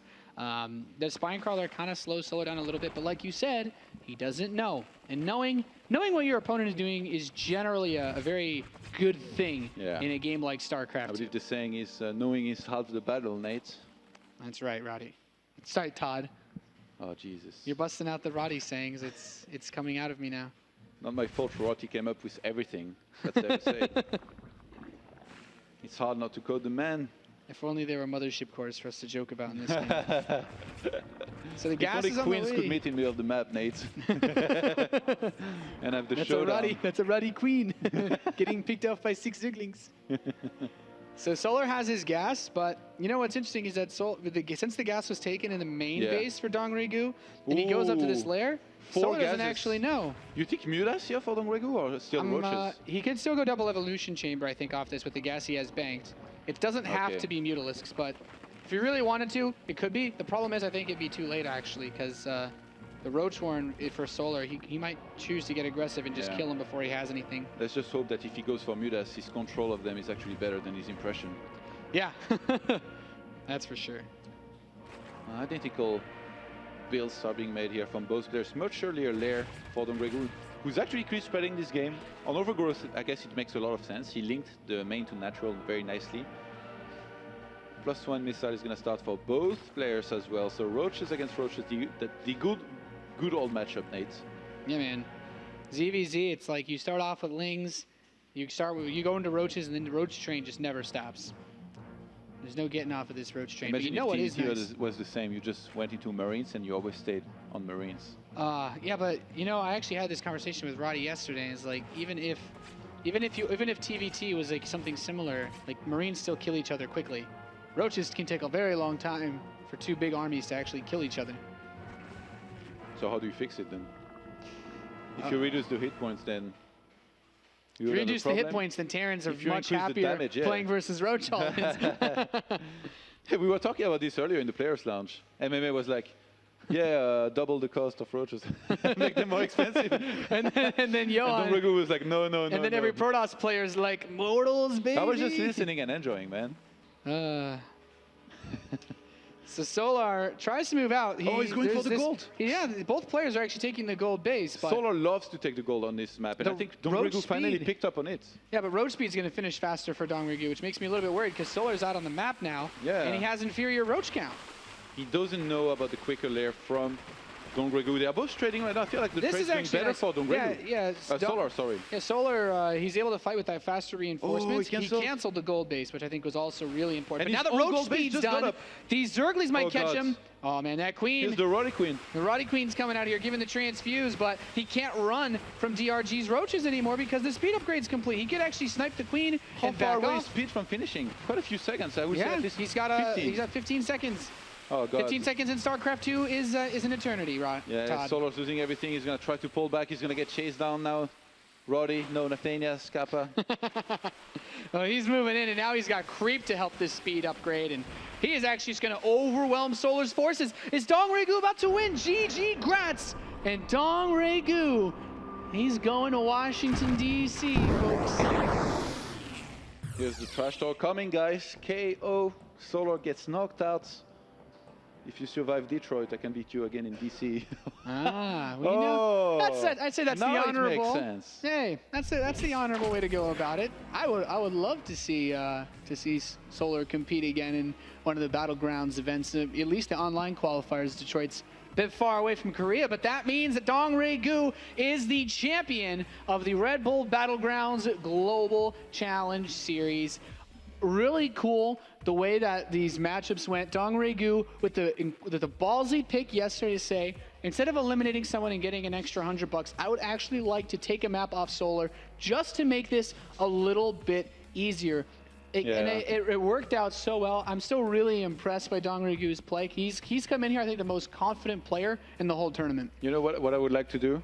Put a camera and microphone in Impact and Solar Showroom tonight and listen to what they talk about.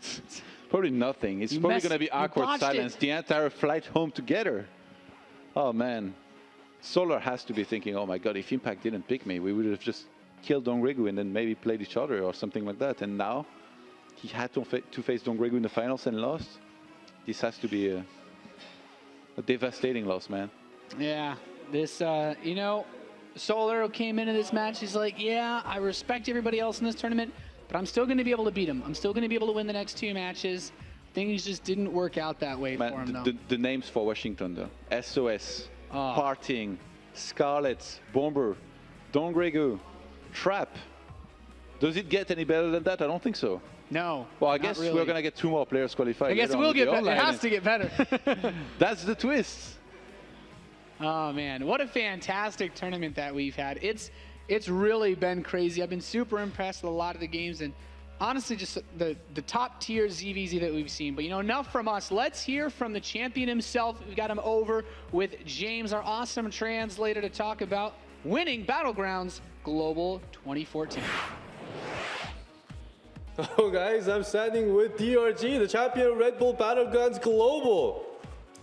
Woohoo! One more. Woohoo! That was his cute Mutalisk impression ceremony. Oh, DRG, congratulations, of course, for winning the tournament, walking away with quite a bit of money, and above all, qualifying for DC. We're going to talk about that.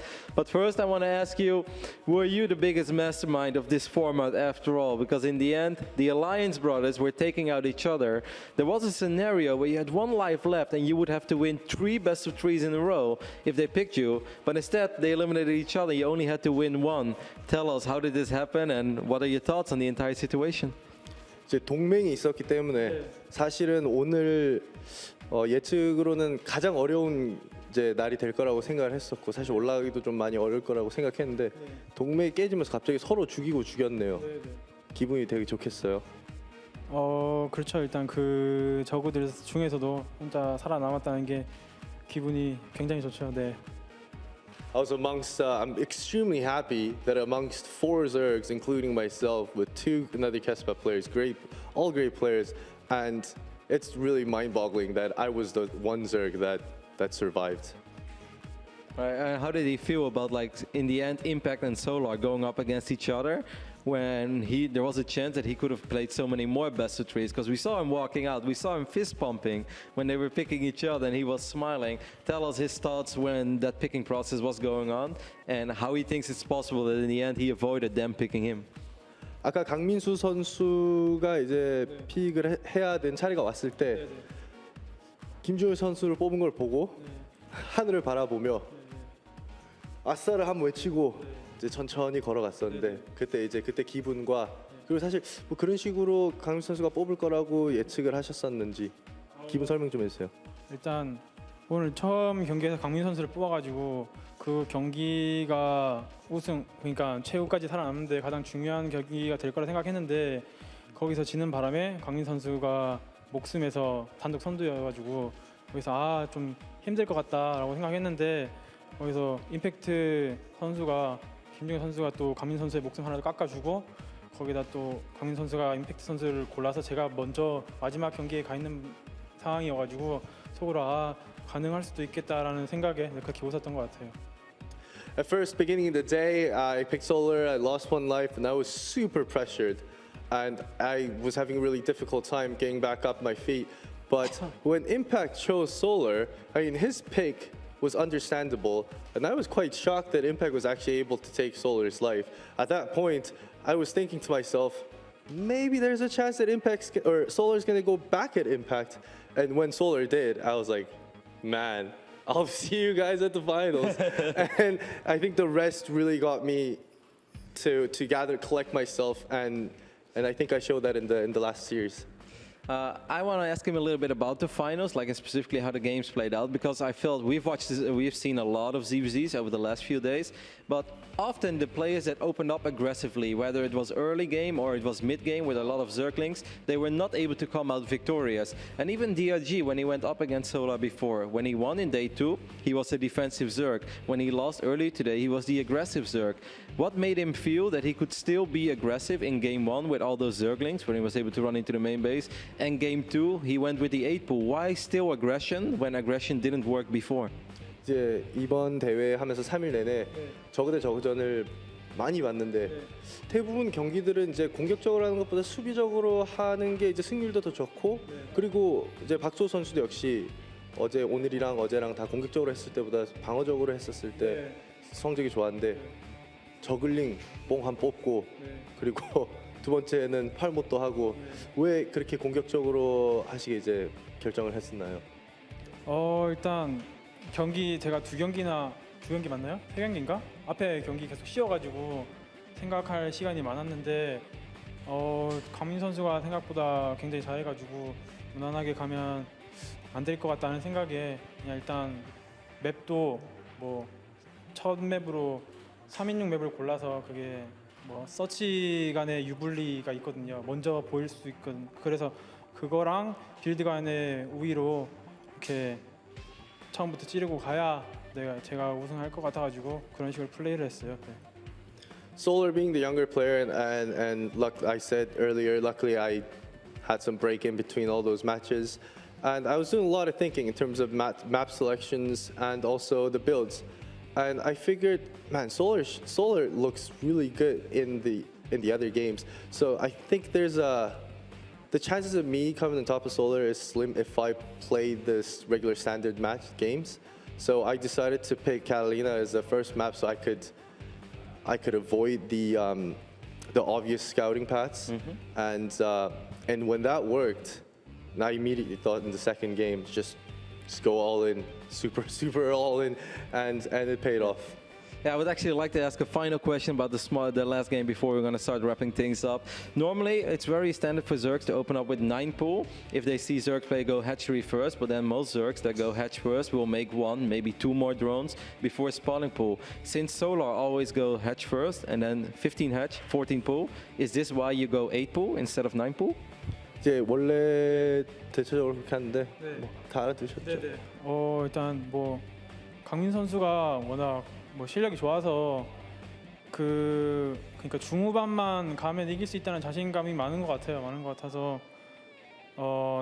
빌드도 제가 강민 선수랑 할 때도 그 선압의 선가스 제일 부유한 빌드 굉장히 많이 썼는데 그런 것도 부담 없이 쓸 수가 있었고 마지막 게임에서도 좀 또 선압을 15풀보다는 그래도 선압을 할 것 같아가지고 네 저도 모르게 팔드론에 풀을 짓고 있더라고요. 네.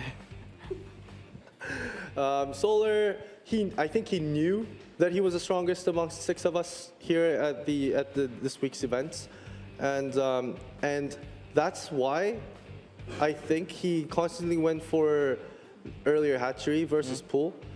So I think his confidence is what hindered him in the end. And in the second game, I was gonna start out very aggressively, but without even knowing, I was building a spawning pool at A-drone. So it was funny how it worked out. Okay, that's really cool because I think against a 9 pool, Solar has defended it before. You have a few extra seconds, few more links, but does hurt your economy more.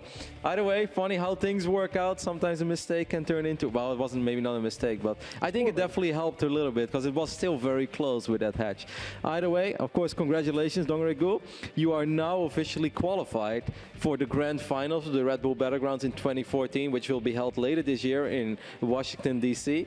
You are the 6th player to qualify. So far, we have Parting and SOS from last year. Scarlet has qualified from North America. Bomber has qualified from Atlanta. And Trap got invited because he won MLG Anaheim. Looking at those 5 players that have qualified other than yourself so far, is there anyone you fear in particular? How do you think you're going to go up against them in D.C.? 아니요. 다 쟁쟁한 선수들이 가는 것 같고요. 제가 아직 거기 중에서는 또 실력 면에서는 상위권이 아닌 것 같아서 최대한 선수별로 집중을 잘 해서 연습을 해가지고 또 좋은 성적을 낼 수 있도록 해야 될 것 같아요. I have high respect for all the players that are qualified for Washington DC Championship. I'm going to be super modest and honest that I think I might be the weakest link amongst all the other qualifiers so far. So now it's just 1 month away. So time to prep, and I think I can do this. I feel pretty confident. There is a full month of practice ahead of you, DongRaeGu, and I think we all know what you're capable of once you're qualified. I think I speak for many StarCraft 2 fans that it's so fun to see you back in North America and competing at an event like this, winning it, and then of course qualifying for the big final in Washington DC. So do you have any final words for all your American fans out there, and perhaps some people that will even come out to Washington to see you in person? It's been a long time to be the winner, and I'm very happy. And I think I got a new chance to refresh start, so I practice hard and gonna destroy Detroit. Yeah, thank you. Are you going to Battlegrounds Detroit as well? Sorry, Washington. Oh, okay. Okay, there we go. Good that we cleaned that up. I was like, Detroit. Yeah, it's like, man, he's going for the double kill. A bit greedy now. Two seats, DRG. Alrighty, that's going to be it for us. We're going to throw it over to the desk to make sure that Johan and Nate go over all the logistics, and they will tell you that Battlegrounds is not done yet. The global might be done, but there is so much more in store for you guys, so stay tuned, and we're going to throw it over to the desk. Thanks, Roddy. As of course, always interesting to hear what DongRaeGu has to say. He's a funny guy. I'm glad we have people like him playing StarCraft over here. Yeah, definitely a great personality. And it's funny what he said about the build orders. I have to agree with him, where he basically explained that he didn't think he could be that confident against a Solar who's just been so solid overall, especially from the mid game. If you go into the late game, which we didn't really see, I feel like he would be very good there as well. DongRaeGu not being confident against somebody like this almost will never happen, but it's good for him that he didn't let some kind of ego or something affect his decision to go for more aggressive builds, because in the end it worked out very well, and I'm convinced that if he had to try it, if he tried and play a little bit more standard, he would have struggled against somebody like Solar, who's, if you don't cheese him or kill him early, he's just so difficult to beat this guy. Yeah, I'm really impressed. I honestly thought either player could have won that series. Really great play by DongRaeGu. Of course, we can take one final look at the live screen just to give you a summary of how much money everybody's made, how well everybody has played. Of course, DongRaeGu, the last man standing, $3,800. Johan, that's a pretty fat purse to bring home. Not bad. Plus the trip to Washington and the potential to win a lot more money there, man. A $50,000 prize pool. That's delicious. That would do some good to my bank accounts. Now that he would have a very hard time carrying with him on the plane back home. They gave $50,000 in cash. Can you imagine that? Of course, big shout out to everybody else that made the really deep run. Solar pulls in the second highest amount of prize money, fitting for the the player to lose in the grand final, we could call, of this tournament. But of course, big thanks to everybody else coming out and qualifying: Impact, Hydra, Polt, and MMA. But it's been really cool. I had a lot of fun this weekend, and I hope you guys did too. The format certainly found, I think, the best way that this format could have played out pretty much happened this weekend. Yeah, it was a very different turn of events than what we saw the last time. Last time it was like, well, players kind of getting eliminated one by one, and then Scarlet going up against Polt, who had more lives than her, so it wasn't sudden death.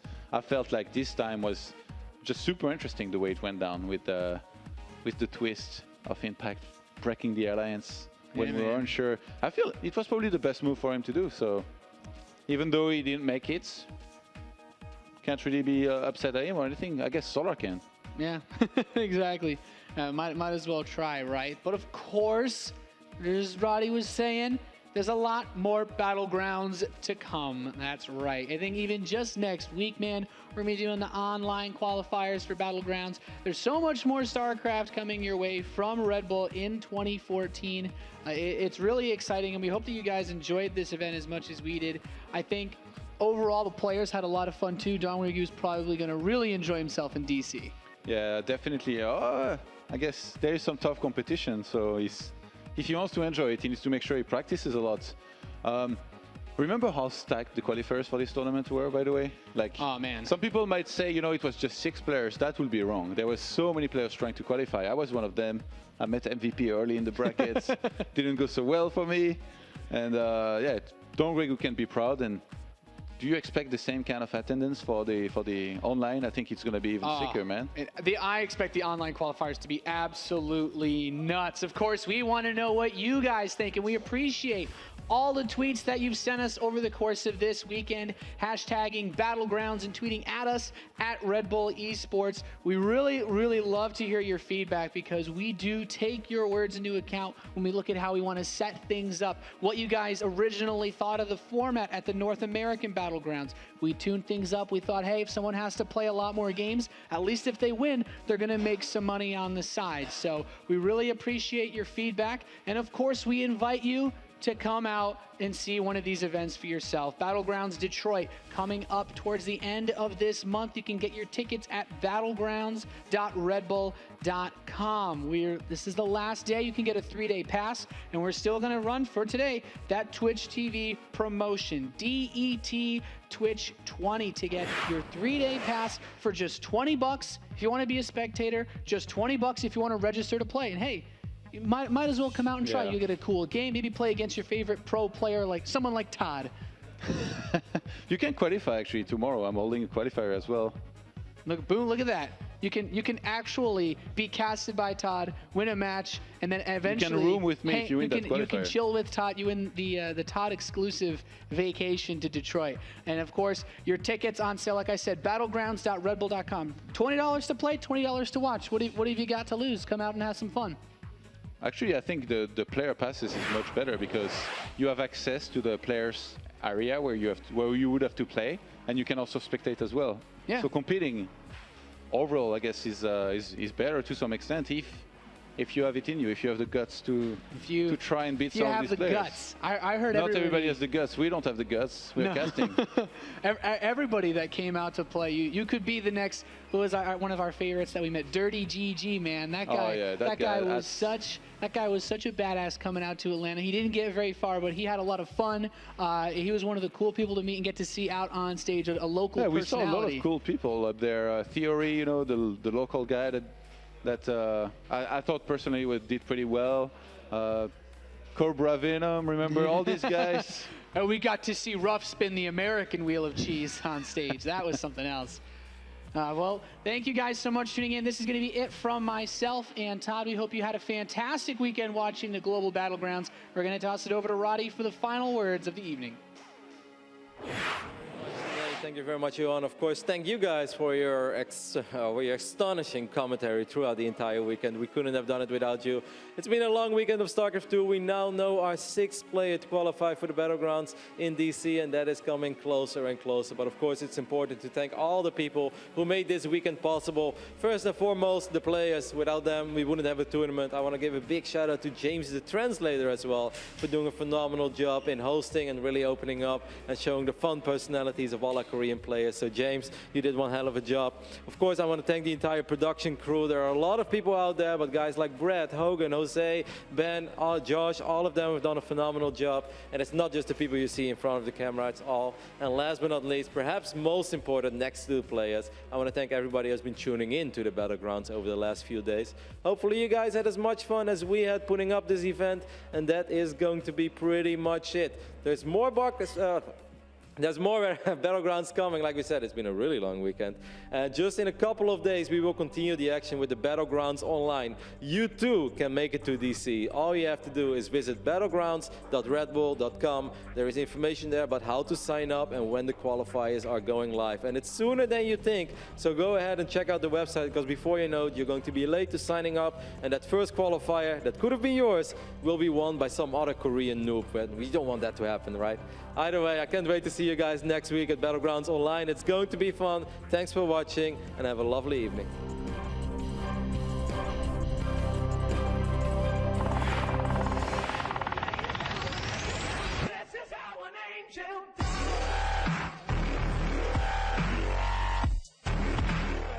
Stream of Marine. Did you miss the memo? This game was over 5 minutes ago. What are you doing?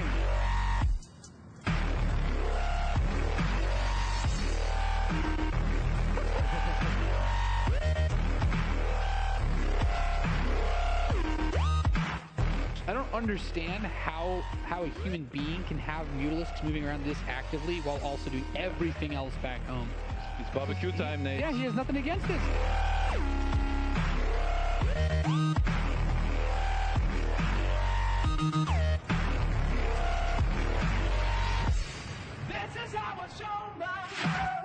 The sickest game of the tournament. Look at the rush count now. 48 for Impact, 30 for Hydra, who's on the verge of elimination, I maybe. almost never see this work. Is DongRaeGu about to win? GG, grats. DongRaeGu is the champion.